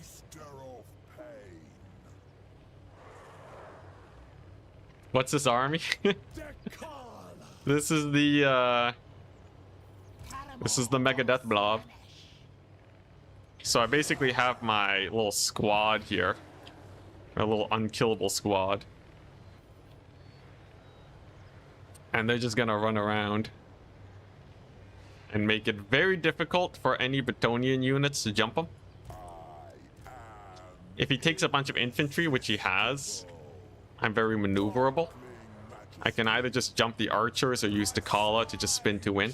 Because if there's no single entities for my opponent that can fight this, they're just stuck getting worn down by this squad. I'll get a ton of value because single entities are good at getting value over a long amount of time. And then after I have enough value, I just use my infantry to clean up, as they are very good at that. If there's anything elite, we can kill it. Like Pegasus Knights, I can just rampage to death. It's chill. So it's just a horse barrack. Whack a load of infantry here. And it's gonna be a foot squire army. But you can see, like, none of this here can really deal with this. We'll just make the Kala extra tanky. We'll capture this point, and then I just start bullying this. That is the idea. I'm gonna take the unit that was just nerfed, and then we're gonna come in here and start the bullying process. This Flock of Doom, but I don't have much cavalry at all, so Flock of Doom's not really gonna do much. And I just want to get in here and just start the bullying. I have to be a little careful with this big single entity, but I don't think that'll be a huge problem. You can see my Forsaken are extremely fast, and the Kala, if we just push her into these Beast Slayers, it's gonna take a hot second, but I should be able to get it done. Come on, the Kala. Oh, gotta be a little careful. There we go. That should just melt their faces off. Yep. Okay. The value is good. Some of the archers are getting some shots in. But yeah, the squad is getting in the deeps. The Kala does a lot of damage. And we can just kind of roll around here and just bully them. Alberic, I definitely want to try killing. So he's a little exposed. He's gonna try and book it away from this squad here. But if he dies, that would be glorious. Oh, he's body blocking him with his own infantry. MLG plays, okay. Let's slow them down. Give that melee attack debuff on the T'Challa. Okay, I have to be a little careful here. If I don't take this fight just right, this can actually go very badly for me. Okay, we're going to just drop this like it's hot. The Marquis is getting a little worn down. The call is doing great though. But yeah, Marquis is taking a bit of damage from the mass archers. If I keep on moving though, it's not bad. There we go, there's the debuffs. Okay. The caller can keep the bullying. And you can see we get a pretty nice buff. But I do lose the big fighter there. It's a little rough. It's not the end of the world, as we can live without. And I've already done a lot of damage, but a little bit of a misplay, I'd say. A little bit of a misplay, though these Pegasus Knights are pretty well dead at the moment. I should just be able to jump them. Value trading wise, not as good as I would hope for. Okay, let's keep bullying these guys. Alberic took a little bit of damage, and I'm gonna be building up my army ability too. Pegasus Knight kill is very nice, and a lot of these guys are routing. So I think it's still not too bad. I just have to make sure I don't take too much damage on the important stuff, and then I should be okay. The Kala does have another Whirlwind of Death. We're just gonna try and get her in here as close as possible, and then Whirlwind. That should get a lot of kills. Very nice. And I'm going to be able to jump these archers too. Okay, that's not too bad. But yeah, it's a little awkward. It's a little awkward. I'm stuck with basically just my single entities. I do still have my Pavane caster here. We're gonna see if we can bully Alberic. So I'm gonna give T'Challa some crazy stat boosts, and we'll see what we can do from there. Summon the wrong unit. Whoopsie daisies. Okay, the damage is all right. Alberic's taking some deeps. This lady's just gonna play keep away and get the debuff. Not going as well as I would have hoped though. I will say the mask probably would have been better. But the damage is okay.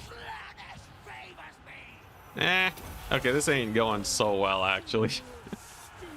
This ain't going as well as I would have hoped. Now I still have the high ground point. But yeah, the call is no mask. We'll still feel it out though. These Slongors should be able to get a little bit of work done. If I keep spamming in this cavalry here, I think they'll do well too. I just really need to get these archers off of my back. There we go. Gonna see if we can keep this guy alive real quick. Archers, I'll be able to jump, thankfully. Have to be a little careful here, but no, those Hellstriders are not really getting a lot of leverage. More Pegasus Knights have arrived. Maybe Slaanesh sucks now. Maybe Slaanesh sucks. Wait just a darn second. Okay, now we're gonna gotta keep away. Okay, this should be a decent fight for me because I have to call her here with another Whirlwind. That should be a bunch of free Pegasus Knights. The Slongors are still cooking pretty hard too. Okay, and the caster does live. That's very good. The damage here is not bad. It's okay though. Like, things are very okay. Okay to very bad. It really depends on how well this SE blob does. I'm really feeling not having the mask though. Maybe I overestimated the Kala. No, the caster. All right, caster's dead. These archers have been super safe. Yeah, he did rout off another Pegasus Knight. The hero squad's doing great. Alberic is getting low. And overall, time-wise, I do have a lot of time on my hands to play for the value trades. But overall, I'd say this is still a very precarious situation indeed.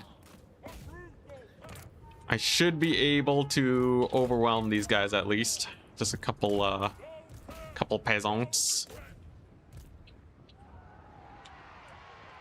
The call is great, but she doesn't have the clearing power that I want. Oh my gosh, she's landing with Alberic? No, okay. Thought the guy was going crazy for a second there. That would have actually been such a misplay, because if Alberic dies, oh, this game is as good as over. I should be able to secure this point. Those are knights errant in the distance. That's going to be slightly problematic. Come on, to call a cook. I need you to cook. Okay, the damage is okay. Oh crap, I lost my caster somewhere along the way. Alright, yeah, this is just very bad. Still though, we're gonna go for survival plays. So you can see these guys have landed. I'm going to pavane them to get them to stay on the ground, and then hopefully we can get some kills and such. There we go. So that's gonna be another free Pegasus Knight. I am getting some decent picks here, and I am going to get this point. Okay, got the point. Man, I wish I had the mask though. Mask ban does help this matchup a lot more than I thought. The call is doing her bestest. She does have another whirlwind. I don't know if I want to cast it just yet. It's a pretty big infantry blob, though I'll take it.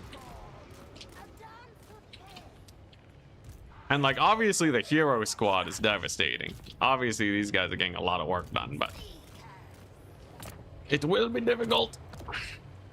It will be difficult to make a comeback here.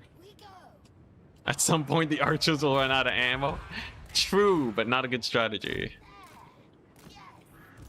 Okay, the bullying continues. Unfortunately, I didn't use the rampage on Alberic, which is going to make life a lot more difficult. I don't think I'm killing those archers off. Let's back it up. Got to be a little careful. He's got the capture point, but at least I should be able to rotate to the middle. Okay, looking good. Looking decent. I got the high ground on lockdown. I wish I had my magic though. If I had my magic, this would be a lot more comfortable. But yeah, you can see how much presence the hero squad brings to the table. They have a lot of battlefield presence. Crap, I'm gonna get the point. Okay, I barely got the point. That's actually pretty good. So I can keep the hero squad here. Can start rushing in with some cavalry. It's not too bad. Maybe I can get a nice charge here. I swear if I win this, that would be ludicrous.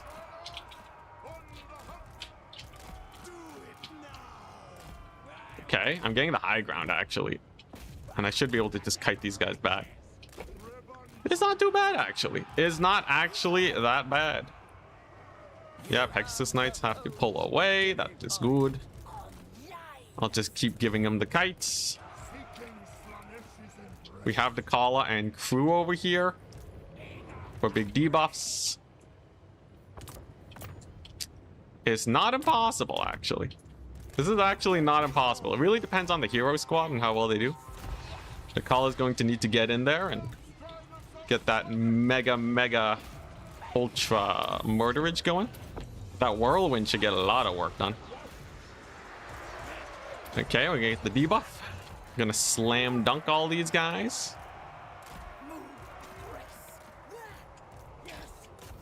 Need to maneuver a little bit to make sure that I don't get charged here too much.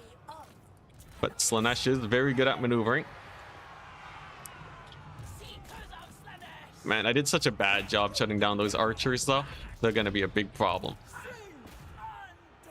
They're gonna be a big problem in this here match. And I think there's just not going to be enough. I think my opponent's going to hold the double cap for too long. But a fun match. It was a good test.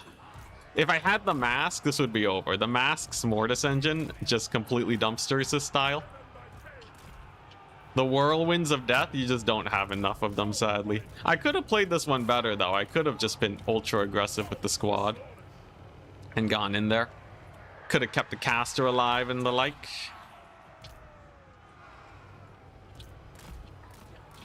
See how's this going. I could get some Slongors in here. He's really blobbing up on Dakala. But yeah, he's gonna take the high ground. Dang it. Not a great start. Not a great start. I'll still play it out, though. I might as well. We might as well. Who knows? Maybe I'll get a glorious whirlwind. I actually pulled back the value trading quite dramatically, too. Okay, pretty big murderage there. Obviously, I lost the Marquee of Masochism for nothing also. When they could have gone so much more value. Such is life. Alright, yeah, we're dead. GG, well played. Rough start. Slaanesh, they bleed. 1-3. I think it's close, though. I think it's close. We can definitely cook the build a little longer, and then it becomes near indestructible. I don't think I can either cut the Exalted Hero or the Marquee. Marquee didn't do anything. That's like 2,000 gold down the drain at the beginning. What a massive misplay. But this is enough to bully Alberic. And that is the most important part. If you bully Alberic, you're basically set. Yeah, I'll show you a Chaos Dwarf army. I'll show you a Chaos Dwarf army, and then we're going to lock in for this here tournament. If you want to play Chaos Dwarves, your core units are going to be these sneaky gits. You can have a couple lay warriors. I would personally nowadays just run like Astrogoth with Flamestorm and Kindle Flame. And Stone Mantle, because why not? Yeah, something like this is pretty solid. Then you take all the Hobgoblins, you take all the Kadai, you take a Death Shriek, and then you can see how the army basically makes itself. You do this, you'll be fine. Yeah, just like something basic like this. Some people will cut these guys and go for 2 Castellans instead. That's also an option. And you can take them with dig in so they can just poke. But yeah. Yo. Alright, already have my next opponent. If I win the next few matches, we'll be fine. Alexander Nuts. I really want to okay, we're on Imperial Road. I really want to see if Slaanesh is workable. Not having the mask is rough. They're also playing Batonia. Alright. Alright. Is everyone gonna play Batonia versus me?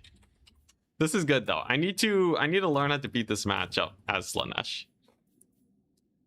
This is fine. This is fine. That was a fun game, though. It was a fun game versus the Bretts. I think if I start with Horsemen, it might just be better. Locus of Swiftness is cool. I don't know if it gave me that much, though. It's not like I can get a better caster, however. I think Olores is as good as it gets. I just have to be a little careful with them is all. Maybe I could go heavier on the mobility, maybe. Could take some of these, I guess. This is not bad. I think with a handful of build adjustments, I feel like Batonia's dead. But I'm aware that's how I felt last time. Just be ready though, okay? Be ready for the ultimate redemption. Man, that Olores is expensive. Is Dakala the best lord for this? I think Dakala is still really good. Oh crap, I forgot to check value. I'm too frazzled. Too frazzled from that attack speed enjoyer win. It's okay. It's okay. We will lock in. Yes, I can cut this ability. I did really like the Exalted Hero. Exalted Hero debuffs are really good. And it made it where Dakala's basically indestructible, which is very important. I can't believe they gave Dakala 69 melee attack. But it's neither here nor there. Okay, all right. This time I'm being way more careful. I think this build is a lot smarter. I think Marquis of Masochism in reserve is actually the smart play. If they're in reserve, they should be a lot better. As like, oh, they're going for like a super flying squad, then I take the Marquis.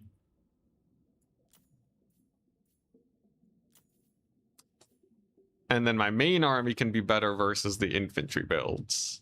I think that makes much more sense. Do I need Fiends or do I want Seekers? I feel like Seekers are better because it gives me that cavalry number advantage. Okay. Alright. Alrighty. This time we ain't fooling around. Saving this army again as Slaanesh versus Brett. As soon as I lock it in though, and I can start winning this matchup again,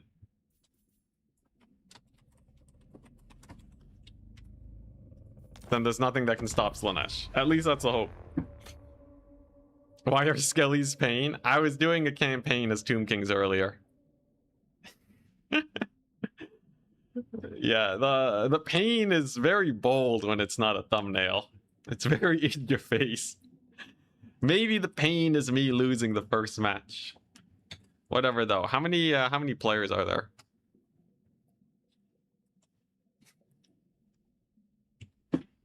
How many players am I dealing with? Okay, top division bracket is 16 players. There's gonna be 8 rounds.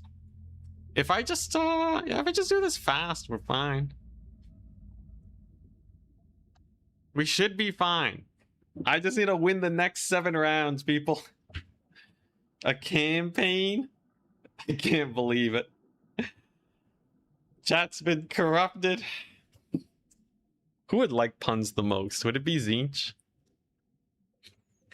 I feel like it would be Tzeentch, but it doesn't quite land. I feel like Tzeentch is not really that much about puns either. Tax Speed Enjoyer has been bullying you on Bretonia a couple times. I'll figure it out. I think the biggest issue is my I lost 3,600 gold because my Olores and my Keeper just got shot to death. I just need to play a lot more aggressive with Dakala and the Exalted Hero. And I'll be fine. They get the work done. So. Puns for the pun throne. I think Corn would like puns. Corn feels like, you know, he would like the dad jokes. He meant Alexander's been bullying? Oh. Well, I think I'll be okay. The Slaanesh build's been updated. Vengeance! You haven't seen Alexander on Bretonia? Really? I know they like Vampire Coast, but never? Every Slaanesh unit should have 69 in one stat.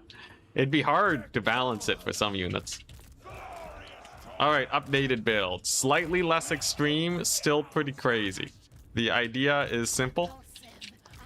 I have my I have horsemen here to help me capture points. We still have the death squad. So Dakala and Exalted Hero are really good at just pure disruption and slow grind value farming. The Olores is going to be playing a little further back. She wants to make sure that my guys don't get bullied. My horseman, she has a speed buff and she has a speed, or no, she has a stat debuff. That's going to help them a lot here. Going to help with catching out units. And I'm pretty sure this will be much better, even against the Mantide. because I don't have the marquee kind of holding me down, and the skirmishers are really good versus archers by just dodging at the edge of their range.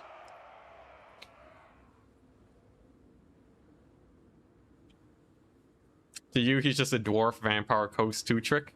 I heard they were branching out a bit. So this is kind of them branching. Let's see how it go. Just gonna march right on up. Get that early value lead. So this is a very similar build to what we just faced. But this is good. I want to practice against the main tide styles, because this army it has a much higher skill ceiling, and I would feel much better about being the one who has to play well to get the victory, because like this one loses agency, right? So like at a certain point in theory, if I just get good enough, it's just a victory, right? And in this case, I don't need the marquee. So we can select this point. We're going to get another one of these. It's like the exact same build. It's like almost the same build. It's kind of funny to see. The Kala is a small, fast target. She does not get hit very much by archers and the like. So she's just gonna go right in over there. She's gonna melt the faces off of them archers. And then the Kala is going to give that debuff to Alberic, reducing his melee attack to 0, hopefully. Manticore has been summoned. This is not a big issue if the Kala is strong enough. Just have to kill Alberic here. If he kills the Kala, that's just embarrassing. The Kala, in theory, should be able to win this pretty hard. Okay, we're gonna debuff him, keep him in the fight.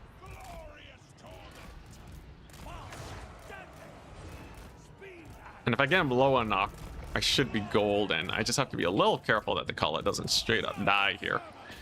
He should be rampage soon, though. Yep, there it is. Unfortunately, he got another charge off. But we're going to give the big debuff now. So that's going to definitely get a lot of work done. And the hope is this is enough for me to get a decent advantage. The call is going to have to be a little careful, though. Deeps was high. Exalted Champion did live, though, and there's no healing in this army, thankfully. Let's pull these guys back. Let's get another Seeker in. The Manticore summon's actually pretty cool, but now he doesn't have a lot of other spell casting.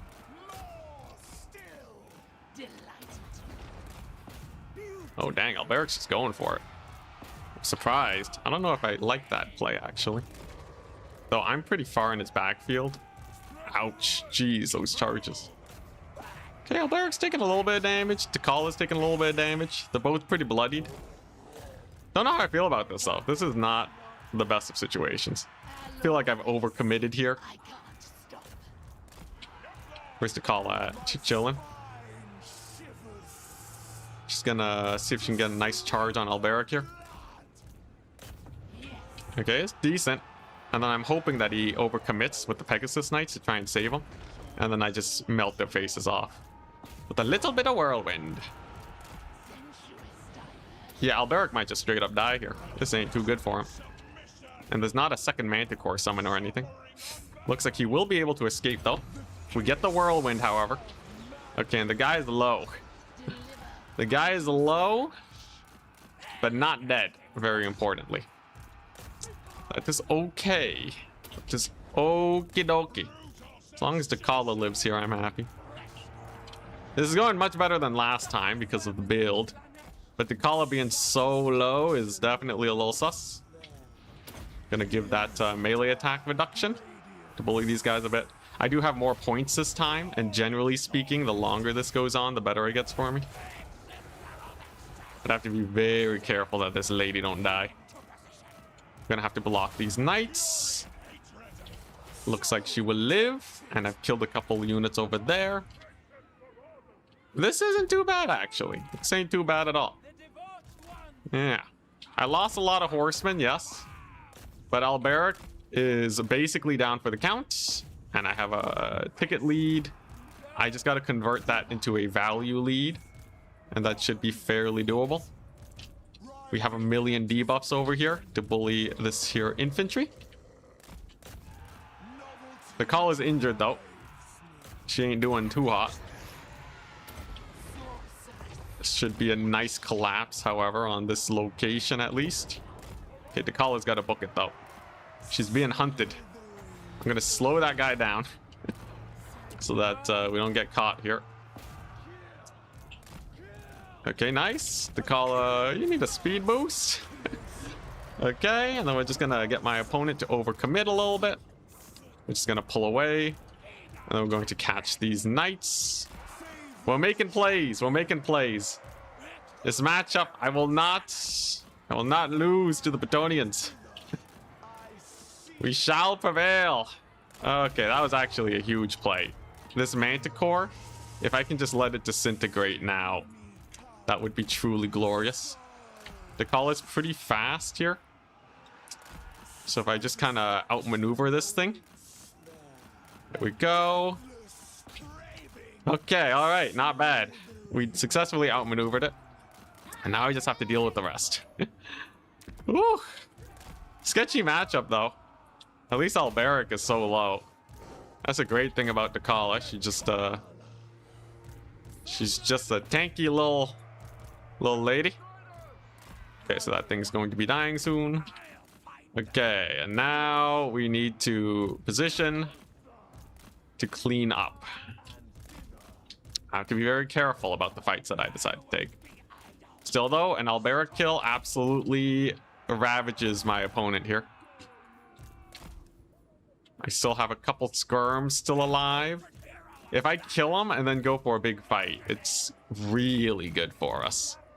Or maybe if I like rout him off or something.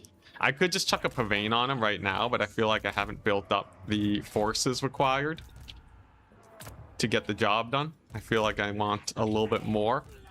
And Pavane can potentially get other units killed too. So we're just gonna play it safe. Kala has a lot of abilities, by the way. What a tussle, though. What an absolute tussle. I think I want more skirms. Going pretty wide with this forces, too. I'm in the trees here. They'll give me cover.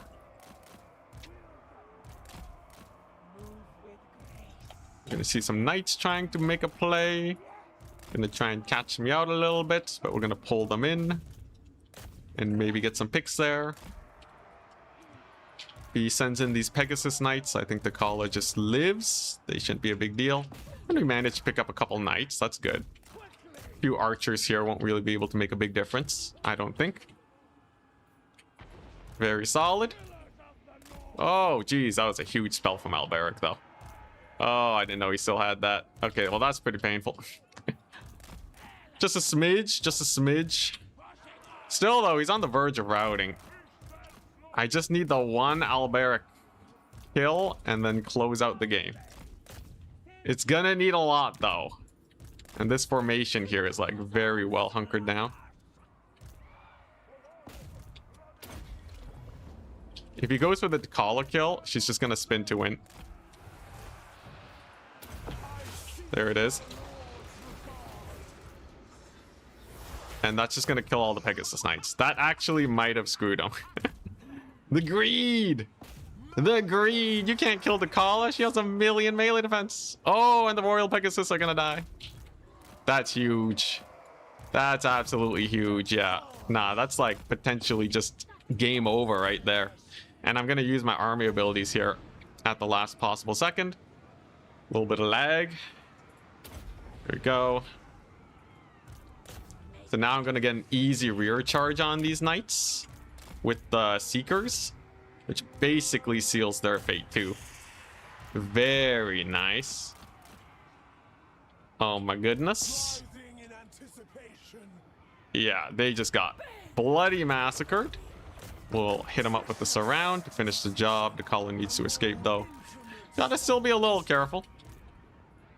But the plays are being made. Oh man, the call is low though. The call is a little low. Okay.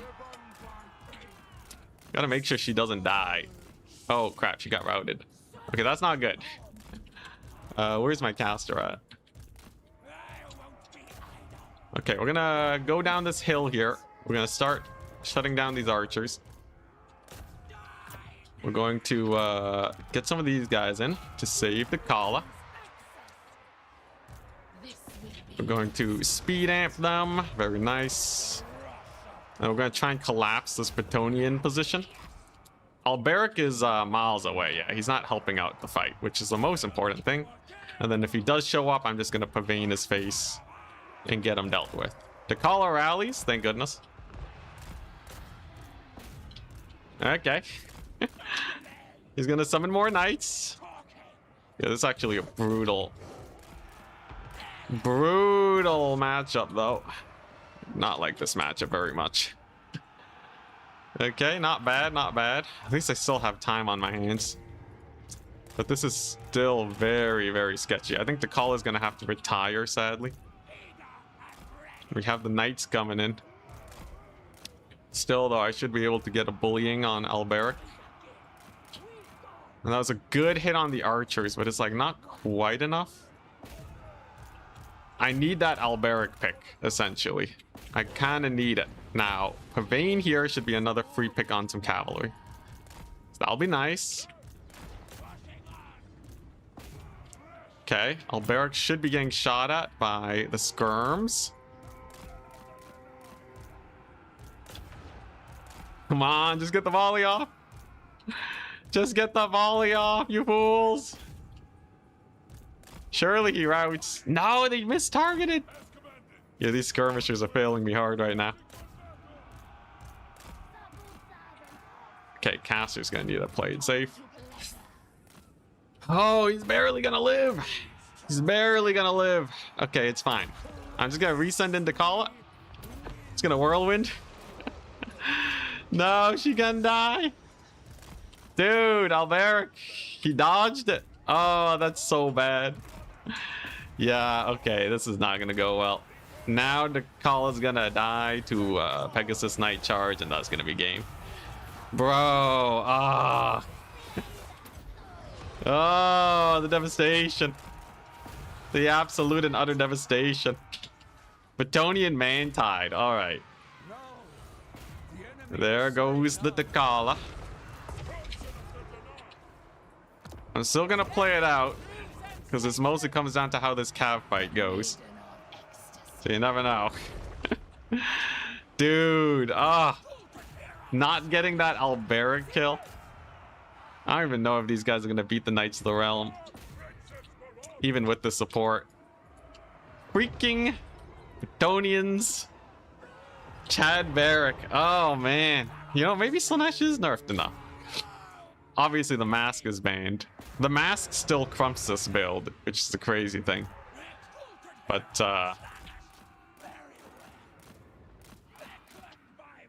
yeah, we ain't got her.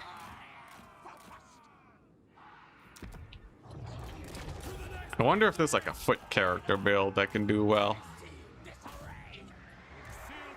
The thing is, they might just get bogged down in the infantry. This is gonna be a decent pick here. But the problem is I have like no units left. So how am I supposed to assault this position? There are a million archers. There is a Grail Relique.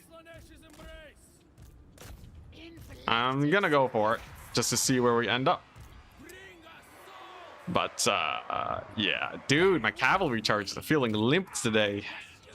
Oh, man. The Bretonnian archers are actually surviving it. GG, well played. Okay, I need to keep on playing Slaanesh until I figure this out. I don't care if people counterpick me. I can't be having these losses versus Bretonnia. Oh, man, those archers got so much value. The Kala is no mask in this matchup. I thought she would be. I think I can play it better, but that time I didn't misplay as heavily. It was just Not being able to jump these guys. Even with some plays being made too, it's very difficult. The alternative is I switch to a mass infantry style, but I think that's pretty disadvantaged because of the foot squires. I could try a steer car situation. Instead of an exalted hero, steer car can get some work in, mayhaps. Chad peasants, man, yeah. GG. Okay, I'm up against Ponty next. Yeah. Alright. Alright. I'm Slanesh-maning until I get the goods back. And if it means I have to Slanesh Ponty, so be it.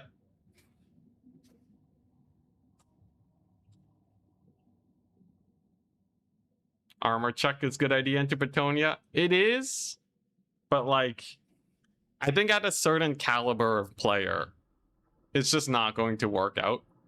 They're just going to be too good at cycle charging with the Pegasus Knights, and the Foot Squires are going to win the frontline fight too hard.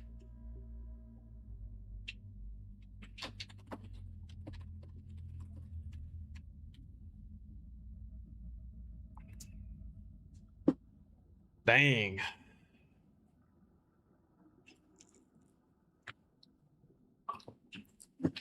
Yeah, at least one matchup is still bad for Slanesh. That is without the mask. With the mask, I think Slanesh absolutely dumpsters here. I wonder if there's a Lord I can take that'll get the job done. Keeper of Secrets is not going to do well. The Kala might be the best, or I go for the Chaos Lord. Chaos Lord does have a speed debuff. He is pretty tanky too. You can put him on a demonic steed with 100 armor.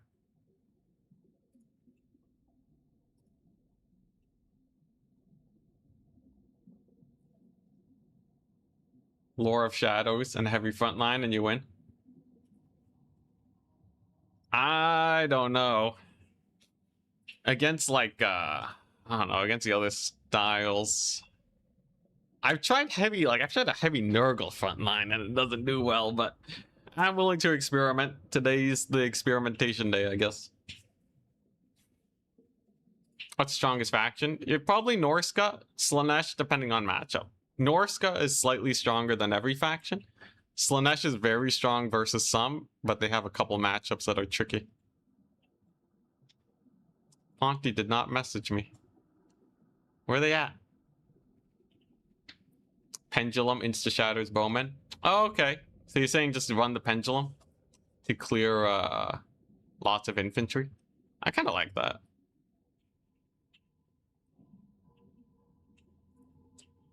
So saying just hit them with the Pendulums, and then once they don't have archers, everything else just trades super well.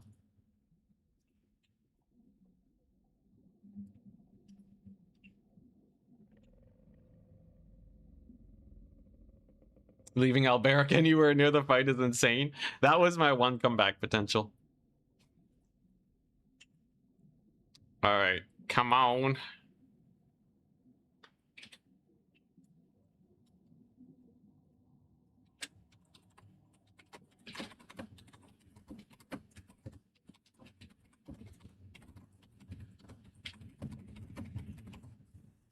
Okay, Crystal Lake. Ponty is on ogres. I feel like they're AFK.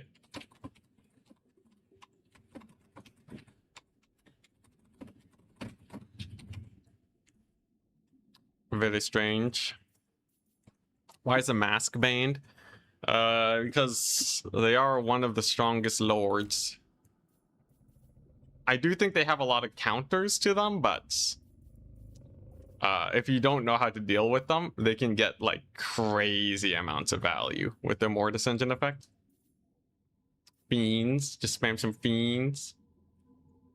Nurgle Toad Dragons would have cooked here. True. All right, I'll have to theory craft. Right now, I don't know where Ponty is though. Why not? Why didn't I shoot Alberic with the skirms? I did, brother. What do you mean?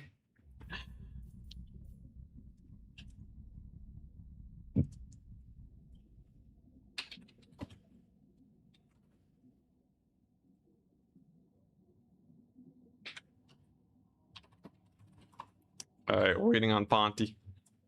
Waiting on Ponty. I basically have to win the rest of my matches, though, if I want to make it to the top 4. It's not impossible, but an unfortunate position to find myself in for sure.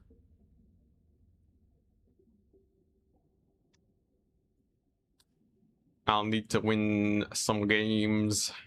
Ugh. Brutality. Why didn't you cast Pavane on Alberic? He was too far away. He was outranging me. Come on, where my opponent at?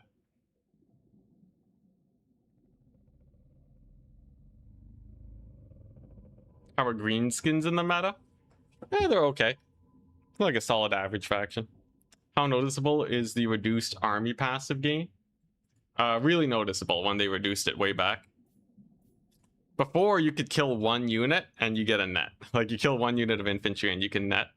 Now, you only get, like, a net or a rampage, like, once or twice, most, by the end of the match. You'd only get more if you're really winning.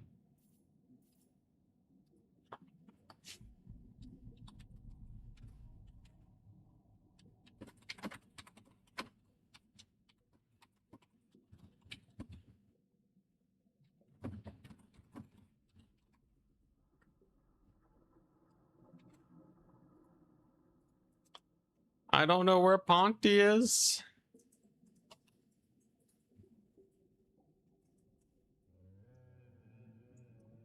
They made the Great Unclean one so cheap now.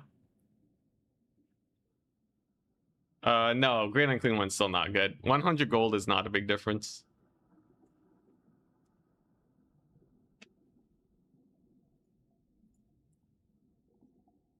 It is not a big deal.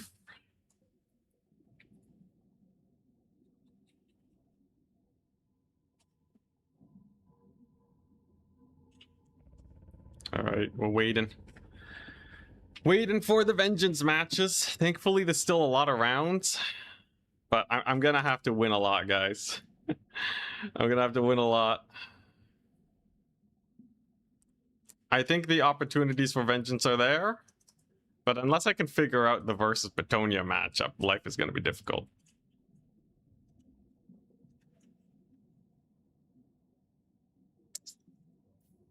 I could just go for more of a standard build. I don't think my infantry uptrade, though. Imagine I run, like, secret chariots. Definitely not a good idea. Pleasure Guard or a hard maybe. Pleasure Guard to clear infantry. They're very expensive, though, so I run the risk of getting killed by the Pegasus Knights.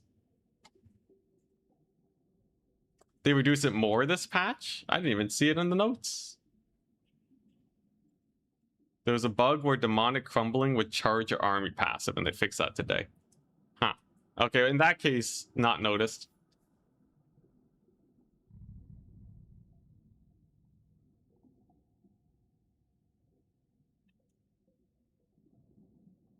I think Ponty's gone. I think they just gone. Redeemed 10 squads.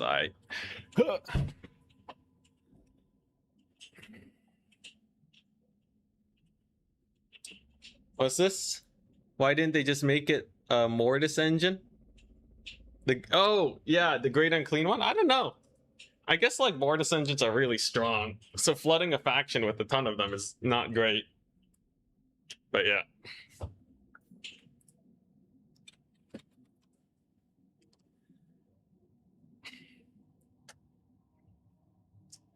Oh, man. Everyone's gonna start counterpicking Matt Slanesh with Petonia now.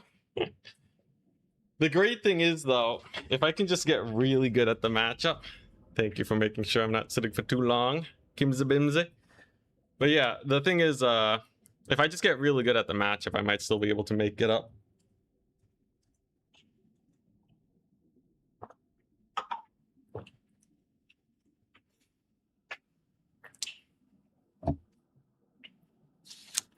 Yeah, if they did get a Mortis, they'd probably have to be a bit more expensive. Mortis engines have a way of skewing matchups really hard. So instead of making the faction generally good, it makes them really good versus specific factions. So that's kind of the unfortunate thing there. Okay, so I effectively got a buy round. That's gonna help my... It's gonna help my position a little bit. But at this point, I basically have to never lose ever again. I have to win every single match, otherwise we dead. Doing the stretch, thank you. Oh. Oh. Alright. Watch any of the World Cup? Nah. I'm all about esports. Yeah, great, exalted, great unclean ones get the Mortis engine, but they're not even that good. They get shot to death. Oh my gosh, Boss Toss. It's been a while since I've seen that name. All the scary players are coming out of the woodwork. Okay, here we go. If I beat Boss Toss, my road to redemption will begin.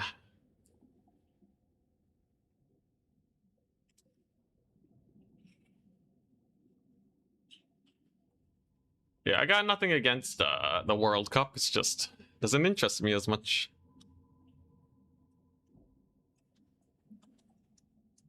All right. What's Boss Toss gonna pick?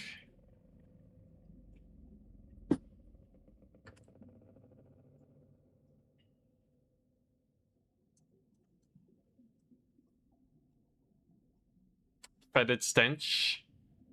And thought it was Mortis, not Aid Leadership. Yeah, I kind of had that thought too. So on Norskin Rise, okay. Face me, Boss Toss. Face me.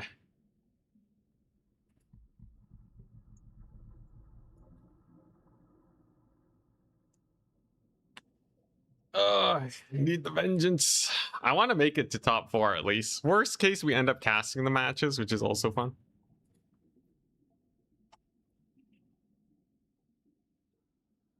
Which is also fine.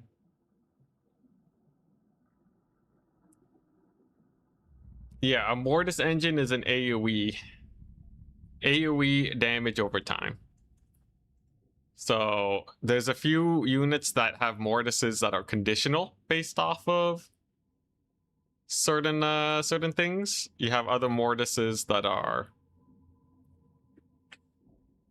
just consistent. They're just always going off. But they do really well in any situation where there's a blob. Okay. They're playing Kislev. Hi.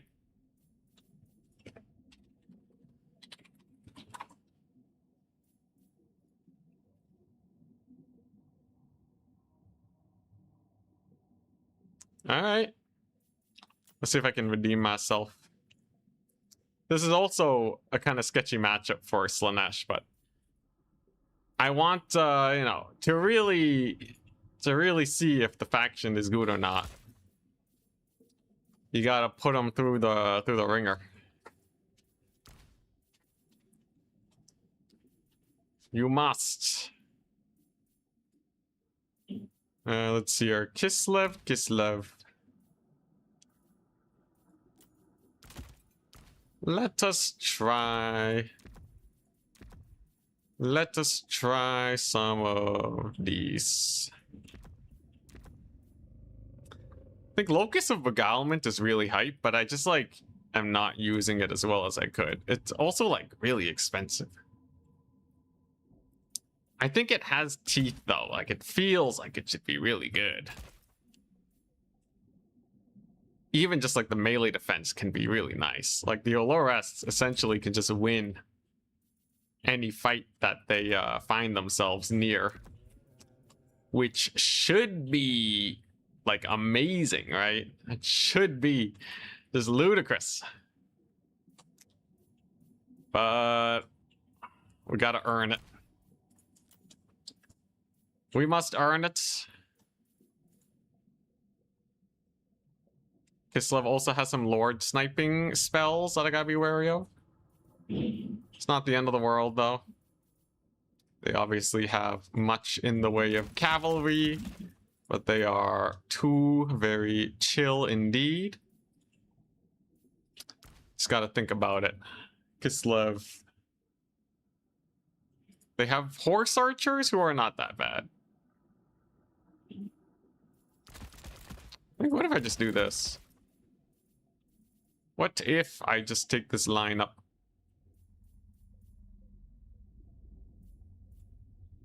Exalted Hero is cool, but it feels like he makes my army super small. Does anyone know if the Juchi Anointed is good? He has Murderous Euphoria. Nah, there's no way. Ain't no way the Juchi Anointed is good. If there's one thing I do know, is that they are still probably a little too jank. This feels pretty decent.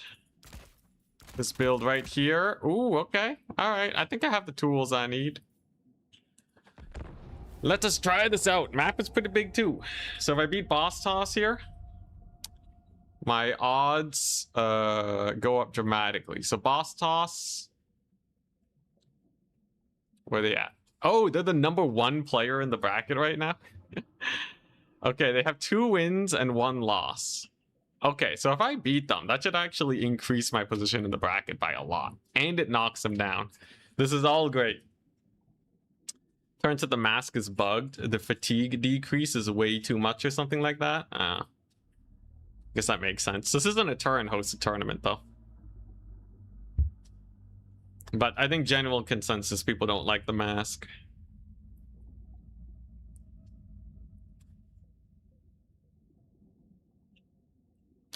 Yeah, Meaty Dangler's got the tier list for the factions. Do you have an opinion on notes of the patch? I think they're fine. But like, at the rate that we're getting patches, it's good for what it is, but I feel like it would be really nice to have something like that every 2 months. You know, some campaign updates and some factions getting units rebalanced. Having it on an extremely long schedule feels real bad. But, you know, I think it's fine, and it does make me excited to play some multiplayer, and I'm eager to play some more challenge runs, so I'd say it gets the job done. At least well enough. I'm gonna try some sneaky shenanigans here. I have Dakala again. Dakala is very good, though I've been suffering a little bit today. Ready, good luck, have fun. I'm gonna be using all her abilities. Gonna be making sure that she got the dagger dance and so on. She has ludicrous bonus versus infantry. She doesn't need more. So this is one that's good to just have as default. And Boss Toss is ready. Let's do it. We're seeing 8 units, by the way. 2, 4. Okay, that's the whole army. So we're gonna activate the dagger dance. This is a sled build, by the way. Sled's very susceptible to getting chased down. I just have to be a little careful here that I don't get shot, but I want to stall the point because they ain't here just yet. I think I might get shot a little bit, yeah. Just a smidge. I don't think that's the end of the world, as most of my units will be able to get out of there. And then I'm probably just gonna get a bunch of Furies. So this squad is pretty scary. I gotta be a little careful. This gives what? Missile block chance? Guess that's pretty good. I guess I'll just activate that for now. The army rolls up. And what we're gonna do, check the spells. So it's Miska. Fine by me. But yeah, I basically just want to get a big old collapse on this army. Maybe check out some Furies. We'll see. But I am in no rush. We can afford to let the armies get a little bigger for a bit. Ain't nothing wrong with that. It's actually brought in skirmishers who are not very good at fighting. I could just take a big fight now, but I might as well wait for the ticket lead. The thing is, as the armies get bigger, it gets harder for me to outmaneuver my opponents. I'm gonna bring in some Forsaken, since we're planning on taking the big fight here. And then I'm going to see if I can get a Melkoths on the light war sleds. The Kala should also be able to pressure them. That'll force this army closer to the Kala. They're actually going real far, I feel.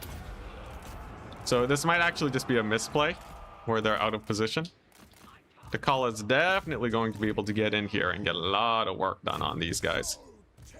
And these skirmishers are actually a little out of position too. So I might just go for that pick. Go for the easy picks. And then take the big fight. Gonna have some things in the woods here. That's not a big deal though. I just kind of want to catch these guys out a wee bit. Gonna debuff these guys so I get a speed boost. So everybody can escape properly. And that should be a dead horse archer. Indeed. Oh, Caster's getting caught though. That's not good. We're gonna have to try and save them here with the boys. Those are just dervishes. They're not, yeah, they're not too crazy. And then, oh, I should use a speed aim. What am I doing? All right. Regardless, it should still be not the worst. So skirmishers are ultra dead. I can start bringing in the Furies too. And the Kala ain't dying. Her potion makes her extremely hard to kill because it reduces melee attack to nothing. That'll be nice. Get these guys killed, and then once my mass mobility gets here, I think that should just be a huge advantage for me. This is a lot of cavalry, and it's not going to be pretty for my opponent if they do well enough. I just have to be a little careful. Okay, here we go. So I just need to outmaneuver these guys. The Kala is going to be fine. The Kala is extremely tanky. But yeah, I just got to collapse in on these dudes. There we go. That's pretty nice. Actually, quite the devastating collapse over there. Not bad. Woo! Man, look at that surround. He chucks out a Miska, which is going to do a lot of damage. But I just killed off 2 units of very elite cavalry. And this is just the downside of having the single entities. Works out pretty well.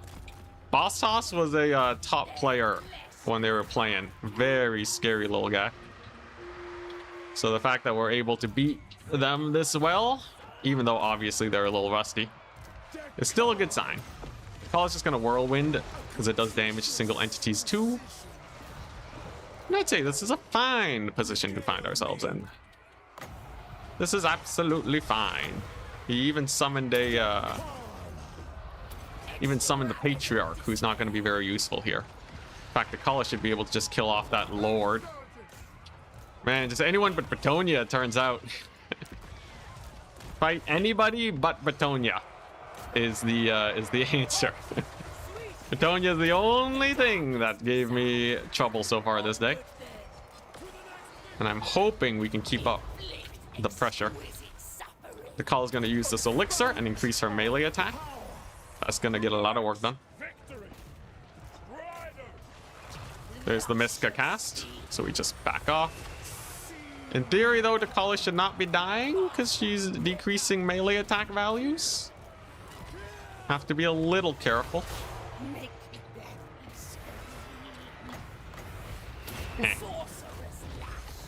Okay, she's taking a little bit more damage than I would hope for. We're just gonna pull her back just a smidge. Switch her to defensive mode. That actually worked out pretty well for my opponent overall. This should be good though. Fury charge on the Winged Lancers so that they fail their charge and then they get countercharged. In the meantime, the Cull is just gonna back it up. We're gonna kill the Winged Lancers. And I still have a lot of tickets, mind you. The ticket race is going amazing for me. And Kislev without their cavalry is basically nothing. Are those dervishes? They're just dervishes. Nice. It's basically useless. Whoop, Caster's got to be careful though.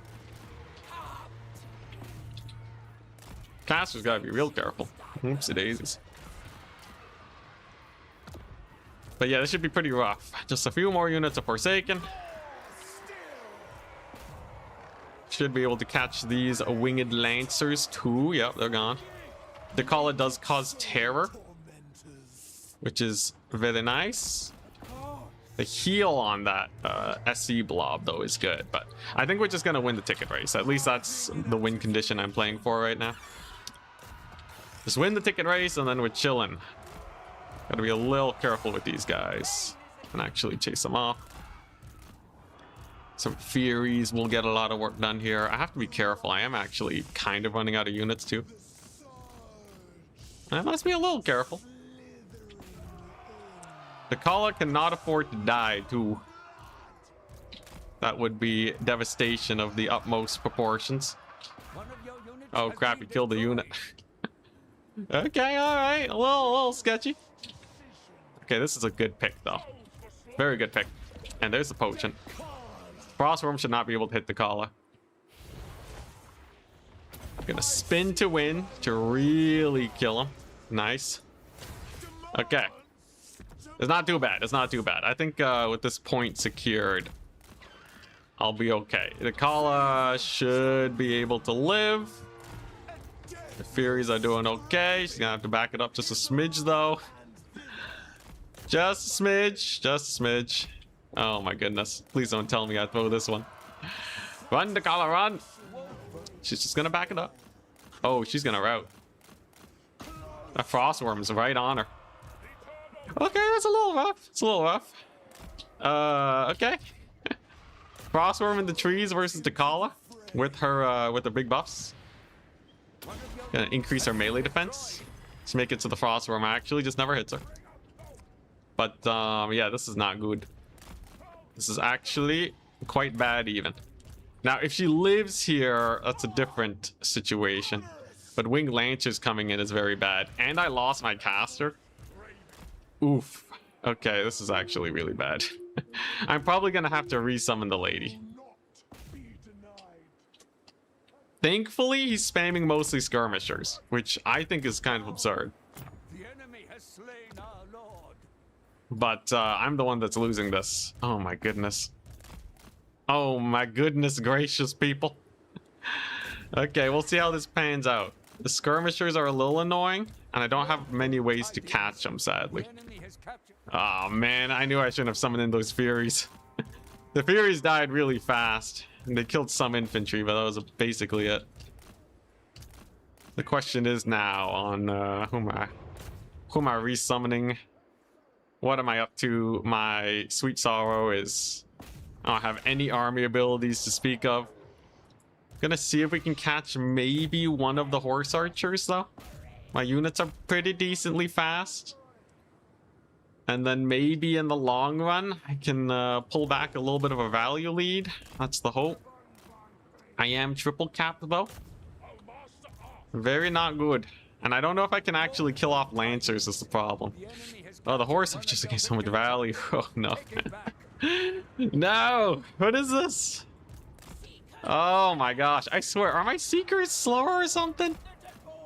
Oh, this is feeling atrocious. Okay, alright. This is really bad now. Oh my gosh. Yeah, Slaanesh underpowered. Slaanesh just sucks. Okay, well, I'm gonna get the point. And what I can do is I can outmaneuver my opponent. I am faster than them. So what we can do here is I can like quickly steal points like this over here. And maybe put him in an awkward position. Unfortunately, I don't have a lot of capture weight here. So these guys are not perfect. We're still gonna make a play for it. Ah, look Berserk with this micro. Very good micro. He does win on the number of points he has right now. We're gonna get a little bit of a charge here at least. Okay, that's not too bad actually. That's about as good of a fight as I can possibly take. And it's gonna go okay, but the problem is there's still all these units here that I gotta kill. And if they just keep farming value, I'm just dead. I'm just ultra omega dead. Oh man, this is so bad. This feels horrible. Can't believe the Kala got murdered so hard. Ugh. Okay, well, we're gonna see if I can get this point. If I get this point, maybe there's a chance. I'm gonna have to sacrifice some units though. But maybe I can still get it if we kill those guys off. And then, yeah, okay. Okay, the damage is decent. Gonna chuck out the Miska. Just gotta split. I just need to hold this for like a little bit. Okay, I got the point. That's actually huge. So if I hold on to that for even a little bit, then I win on a, I win on a 2-cap. That's the goal. That's the goal. I just gotta stall him. I can stall him off this point for a bit, and then I have to hold this forever. Which is really bad, because I need to hold for, like, forever. I need to hold for millennia. I think we're almost at the point where a 2-cap wins it. This is still not good, though. This is still absolutely atrocious. But, who knows? Maybe. Maybe.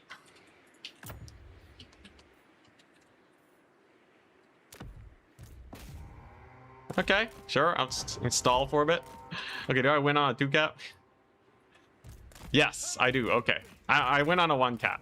Okay, this is actually not impossible, because he has to hold all these points against Slaanesh. And obviously I'm a lot more mobile. So if I play super filthy, here, I might have a chance, but we're gonna have to put in the work. I do have a speed amp. That's very good.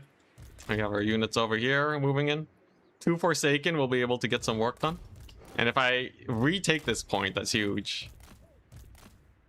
I need to threaten this, but like not commit if I can avoid it. Okay, you can see a huge army movement, but I can afford to save money. That's a great thing. And I need them to get far enough away where I can spam summons. My opponent's also saving money though. That is one issue.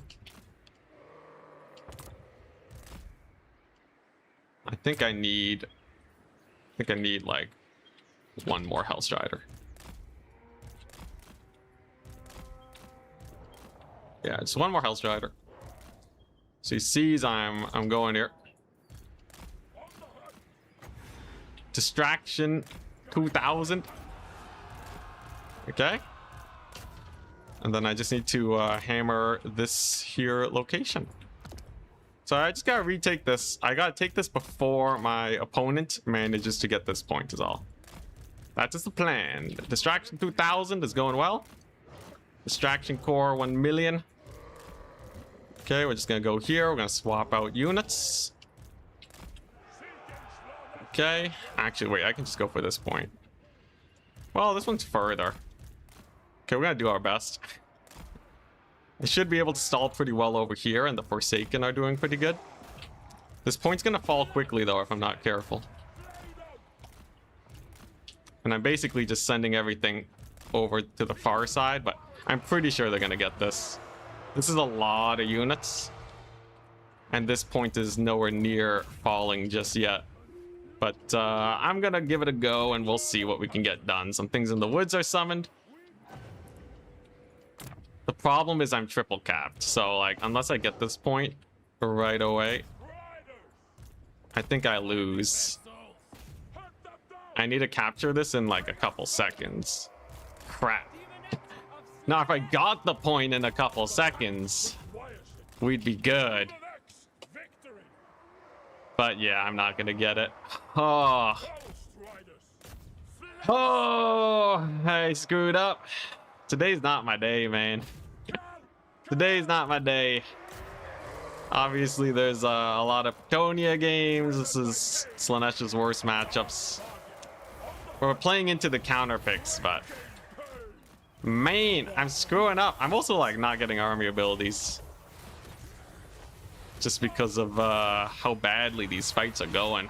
Oh, GG, well played. Yo, this is terrible. This is absolutely terrible. Ugh. Dunzo. Oh man. Yo, I'm throwing though. I'm throwing. Ugh. Alright. Yeah, the odds of me making top 4 are real bad. I can still win the next four games, but it's not gonna be pretty, guys. Ugh. Oh, I'm goofing so hard. The call is still good. My Oloras is doing nothing though. I'm putting so many abilities on her, but they're like not doing anything. There's like the speed buff, there's the debuff. Oh my goodness. Kislev. I almost got some work done on that Lord too, but the call was barely not enough to get it done. Slaanesh didn't get nerfed bad. I'm just misplaying with them. We are also playing bad matchups, but man, I think I can definitely win these if I just lock in. Just lock in a little more. Ugh. All right. I basically I have to win the next 4 games.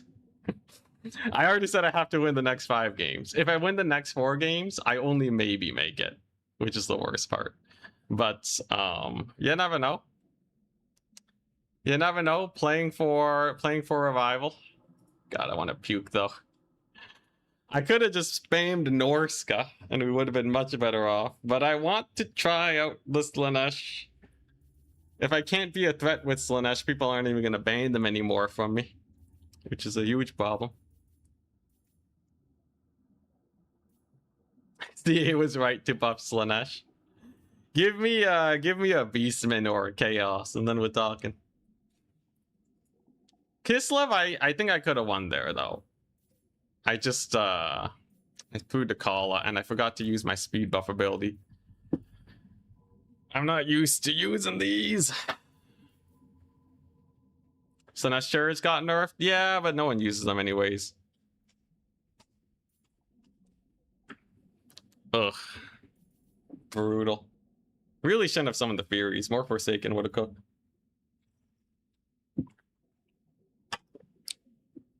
Now, despite the misplays, we still did not bad. I think we can still cook. I just need to be careful.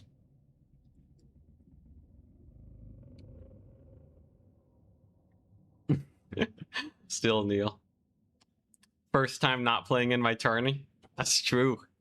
I've been rigging it the whole time. Yeah, only Slongors and the mask got nerfed. Now the mask nerf does screw me. But like people are still banning the mask, so that doesn't really matter that much. But the Slongors, the Slongors don't make much of a difference. None of the games have come down to either of those nerfs. I'm just playing bad matchups badly. What can they do to the Orc War Boss to make them more viable? Just make them cheaper. All units eventually have a price at which they will be brought. There's no unit that's just going to be avoided at 0 gold, you know?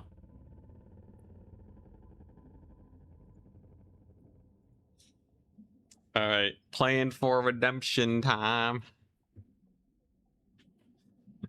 God, I'm like the only one with zero wins. What am I doing? What am I doing with throwing?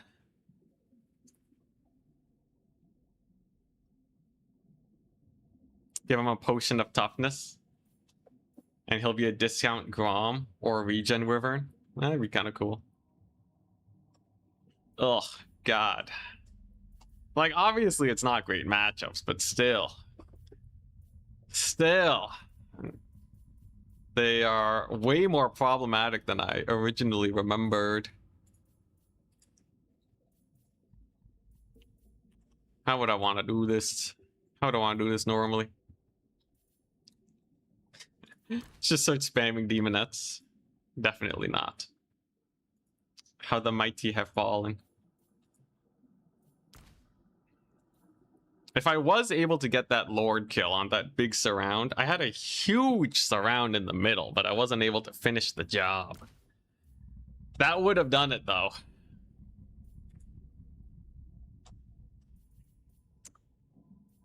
It would have done.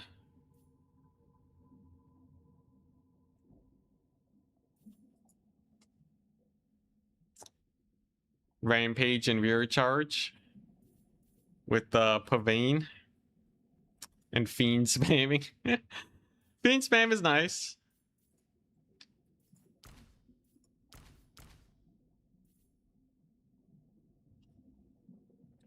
I don't know if it makes a huge difference though.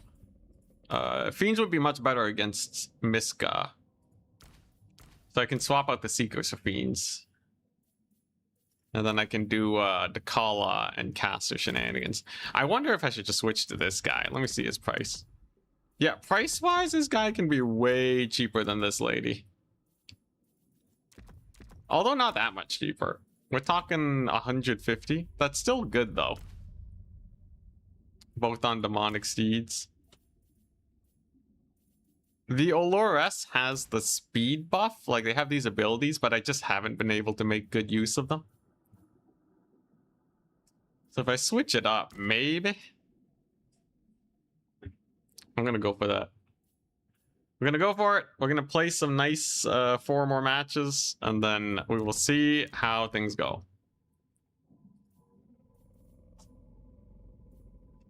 What a goof, though. What a goof. Alright. Wait for my next opponent. I might need to grab a quick bite of food. It's gonna be a long stream. I don't want to get hungry, lest I play even worse.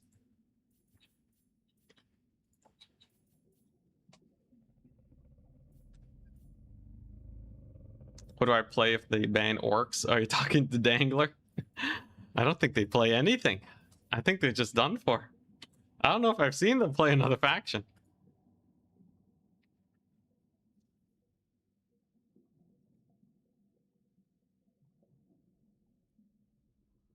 Redeem the hydrate, thank you.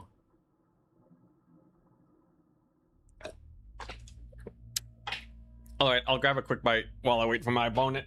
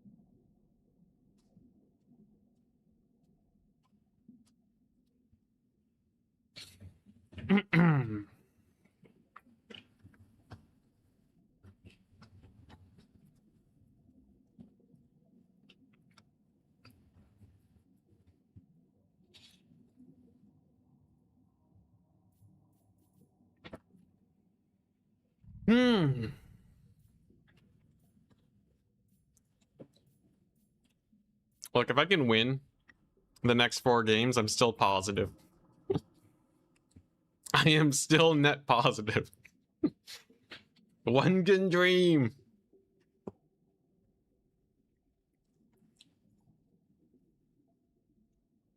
One can absolutely dream. If I'm a positive win rate, though, and there's 12 people in the bracket, it means I might only be top 6. It really depends on who I'm facing. That certainly makes things a little bit more difficult.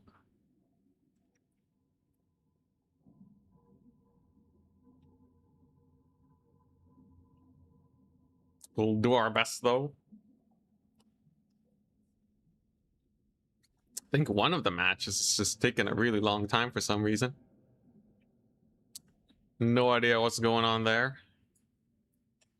Dude, if I had won that game against Boss Toss, though, we would have been smooth sailing, though. I just barely lost on the ticket race, and I took fights too aggressively. Opponent waiting sim, yeah. If it's not like a ladder tournament like I usually do, most tournaments end up having a lot of downtime, which is nice for a lot of players because it's good to, like, you know, grab a snack between games and so on. But as a streamer, it's a little more of a pain, sadly.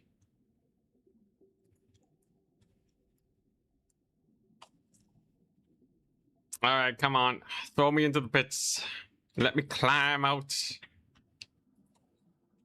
Let me redeem myself. At the very least, if I get like a 5th or 6th place, at least I'm not completely screwing up. Okay, show the site stats. If I, does it have it here? Yeah, okay. You can see I'm all the way at 9th right now. So if I win 4 games, technically if I climb 1 rank every game, we're actually pretty close to getting there. So it's not impossible.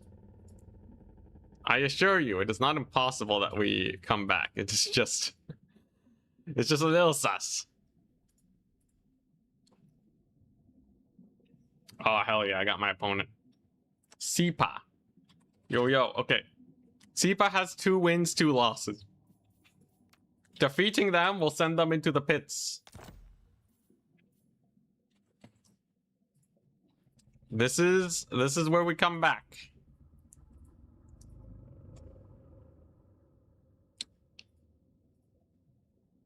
Fingers crossed.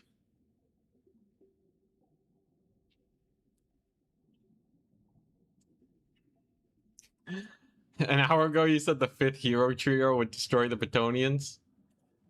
Yeah, they crushed it.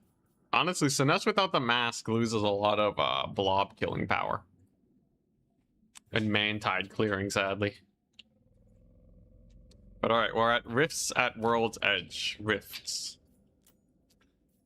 I need my Slaanesh to be good enough where I can fight anyone on any faction. But hey, at least I can actually play Slaanesh. I can play Slaanesh without feeling bad. At least, like, I'm not bullying. I can surely feel bad the other way. Alright. Now you know the pain. Play Skaven. Skaven it up. I hope they play Bretonnia. Give me the Bretts. Give me the Bretonnians. For I seek vengeance. Bretonnia or Kislev. The games have at least been really close. So it means if I start really nailing it, I'm fine. Going for Tzeentch instead. Okay. Tzeentch is, in my opinion, Tzeentch is like ultra chumpy versus Slaanesh. I believe I have some absurd tools to get the dubs here. I believe I have some true absurdity. Tzeentch has some Doom Knights and the like. None of it is especially bad. None of it's crazy. This will actually be some really cool tech. Okay, you know what? Maybe I try this. Maybe we try this.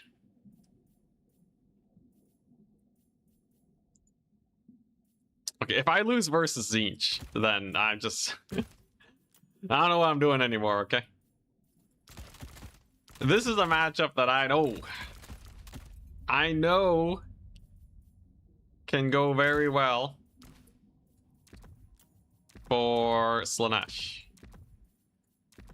It cannot be better than this. I assure you. I assure you, I promise. Let's see here. Anticity goes crazy. This is the Anticity goes insane day. And then after I am done defeating the forces of Tzeentch, then we will go onwards to win the rest of the tournament. That is the plan. Although, I gotta focus on winning this game first. Gotta focus on the first things first. Before we go anywhere. Okay, let's just do this. No more fooling around! How can Skaven realistically beat Slaanesh? What should Skaven do? I beat Slaanesh's Skaven using a Storm Vermin build. Basically just a really tall Storm Vermin stack with some Plague Bearers. With the elite Plague Bearers. And they just like cook the frontline infantry. Most of the time, if you bring really strong anti-infantry versus Slaanesh, you're good. Because unless you're very spread apart, their cavalry can't really clear it, and obviously their infantry's not going to win it. It's not too bad.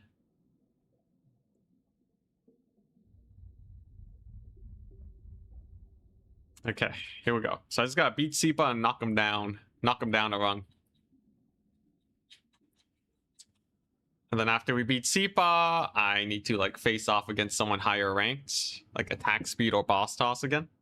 Or maybe final boss. They had a lot of buy rounds.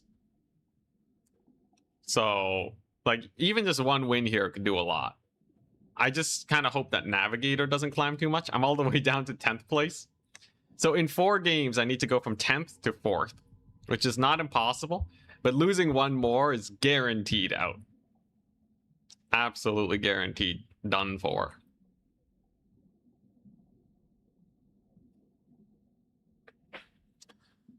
But we shall lock in.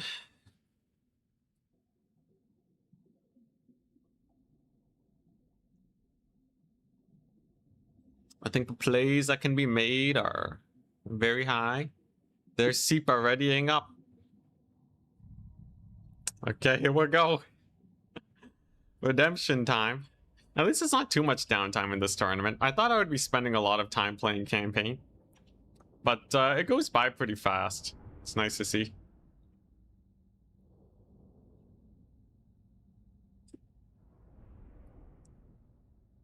Okay, here we go. I'm a-loading in. I've gone for Forsaken and Fiends, the classic. Usually, Tzeentch doesn't like being rushed here. So I'm just gonna hard flank into the trees. And this should just be good enough. In theory,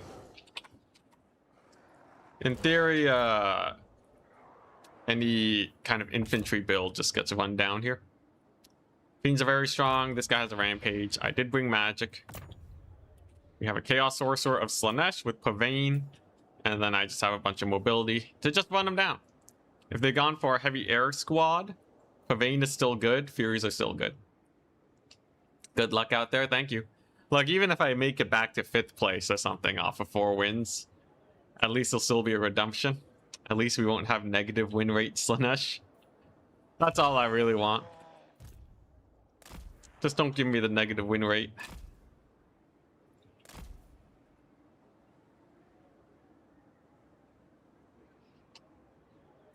He's ready.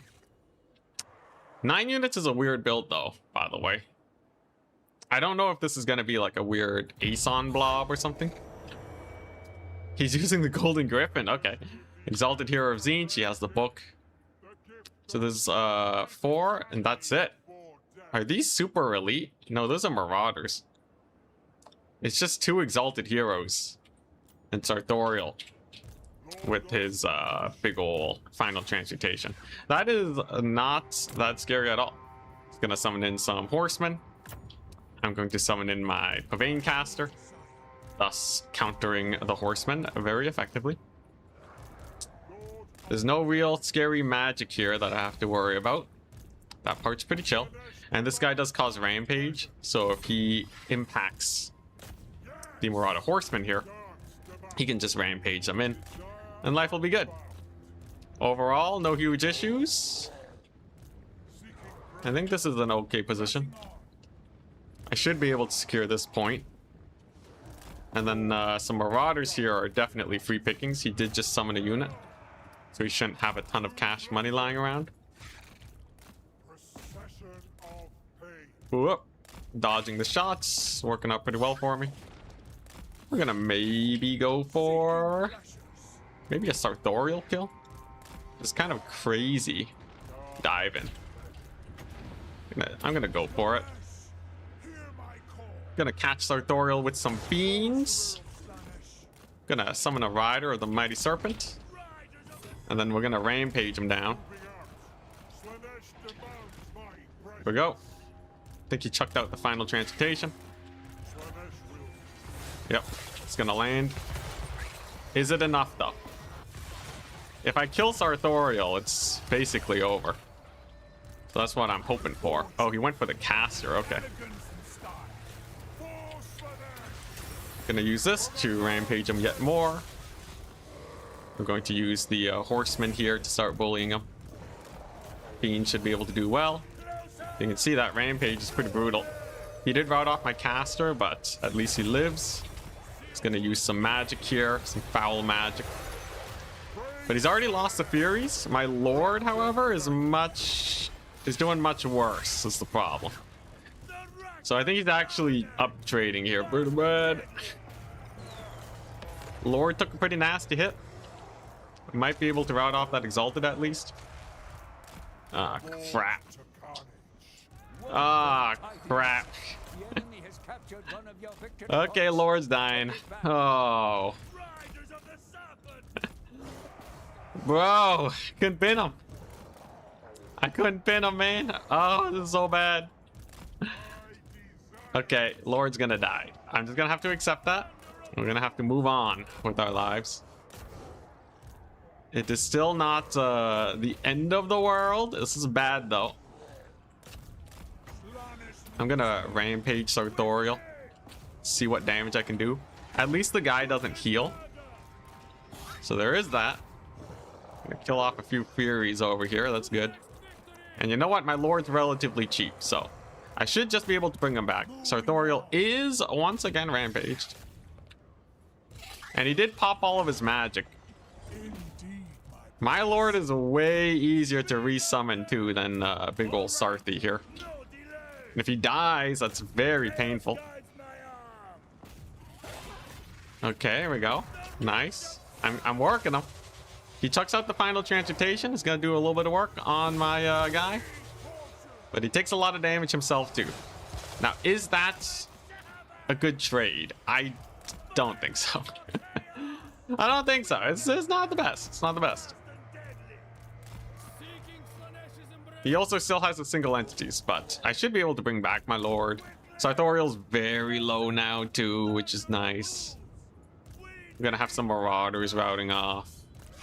Like, it's not the end of the world. At least Sartorial's pretty bullied. And I'll just get my Lord back soon, but this is not good. I just keep taking fights thinking that'll go better. And then they go horribly. And it just keeps happening. My like reads of the game is just not going nearly as well as I expect, and it keeps on happening, man. I don't even know why. Good charge here though. That's pretty solid. The Fiends managed to get a little bit of a catch, I guess. I guess Sartorial's pretty low. Maybe I kill one of these hero type units here. He's gonna take a little bit of damage. I have 3 units left though. This is so bad, man. This is so bad. Oh, I'm tired. I just feel tired. I don't even know what's going on. Oh my goodness. All right, let's get the Lord back. So freaking expensive. This is so bad though. All right, well, I guess I'll stick with it.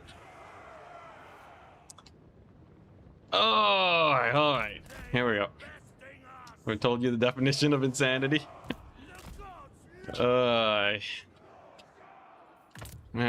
alright. I gotta reel it back in. So the problem is I'm on a huge timer now. I'm on a massive timer. Lord is back. To bloodshed.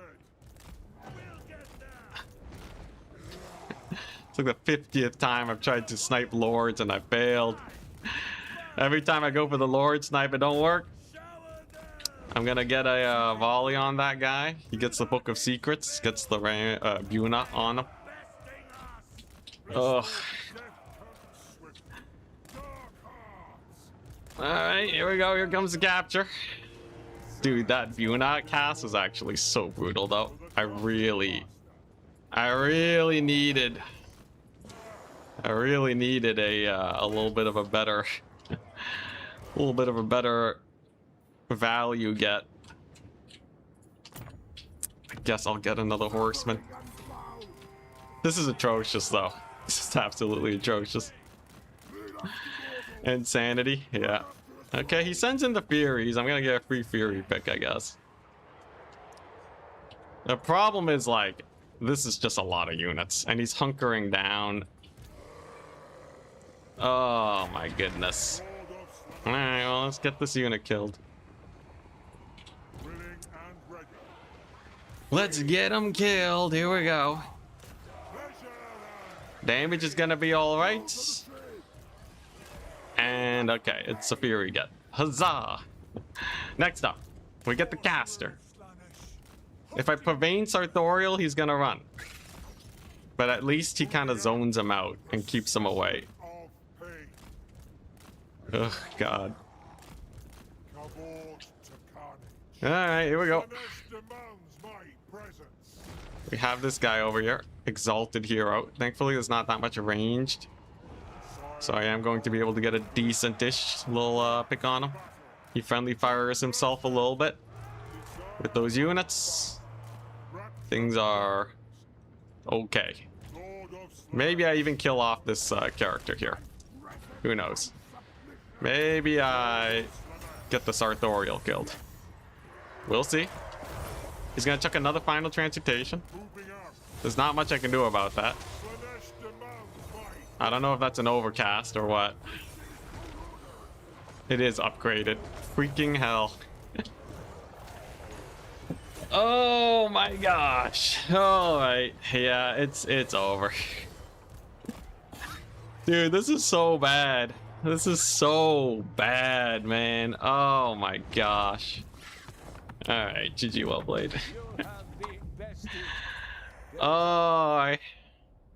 Okay. I don't know. Give me a second.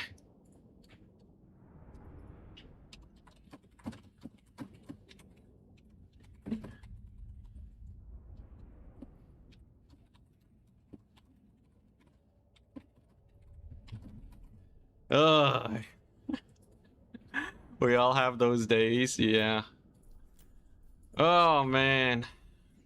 I just keep making terrible misplays though. I don't know if it's like food or if I didn't sleep well enough yesterday. Obviously I've had some bad matchups, but oh man, all right. For my own sanity, I contacted the admin. Dude, the spell.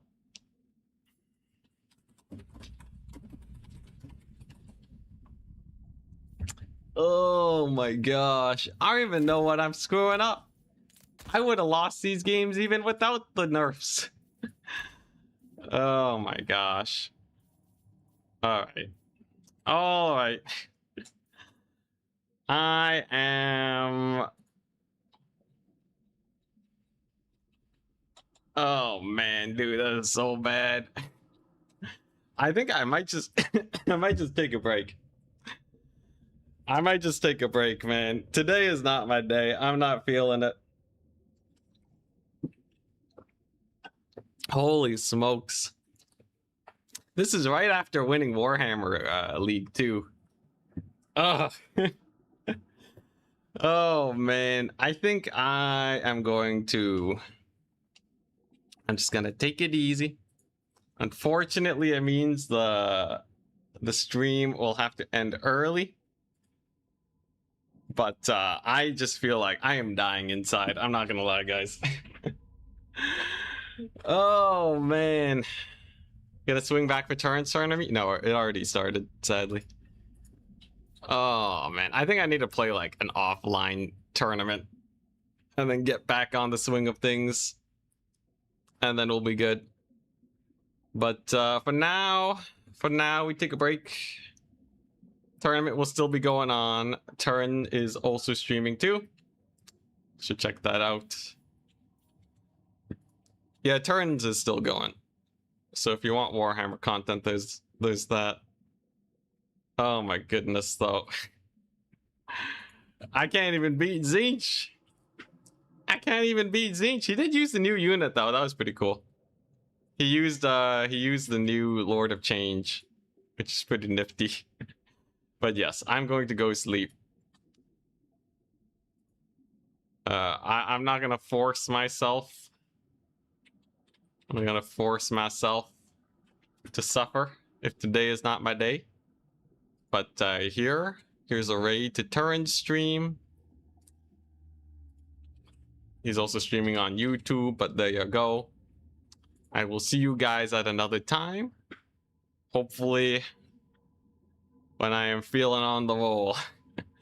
But alright, peace and bye-bye.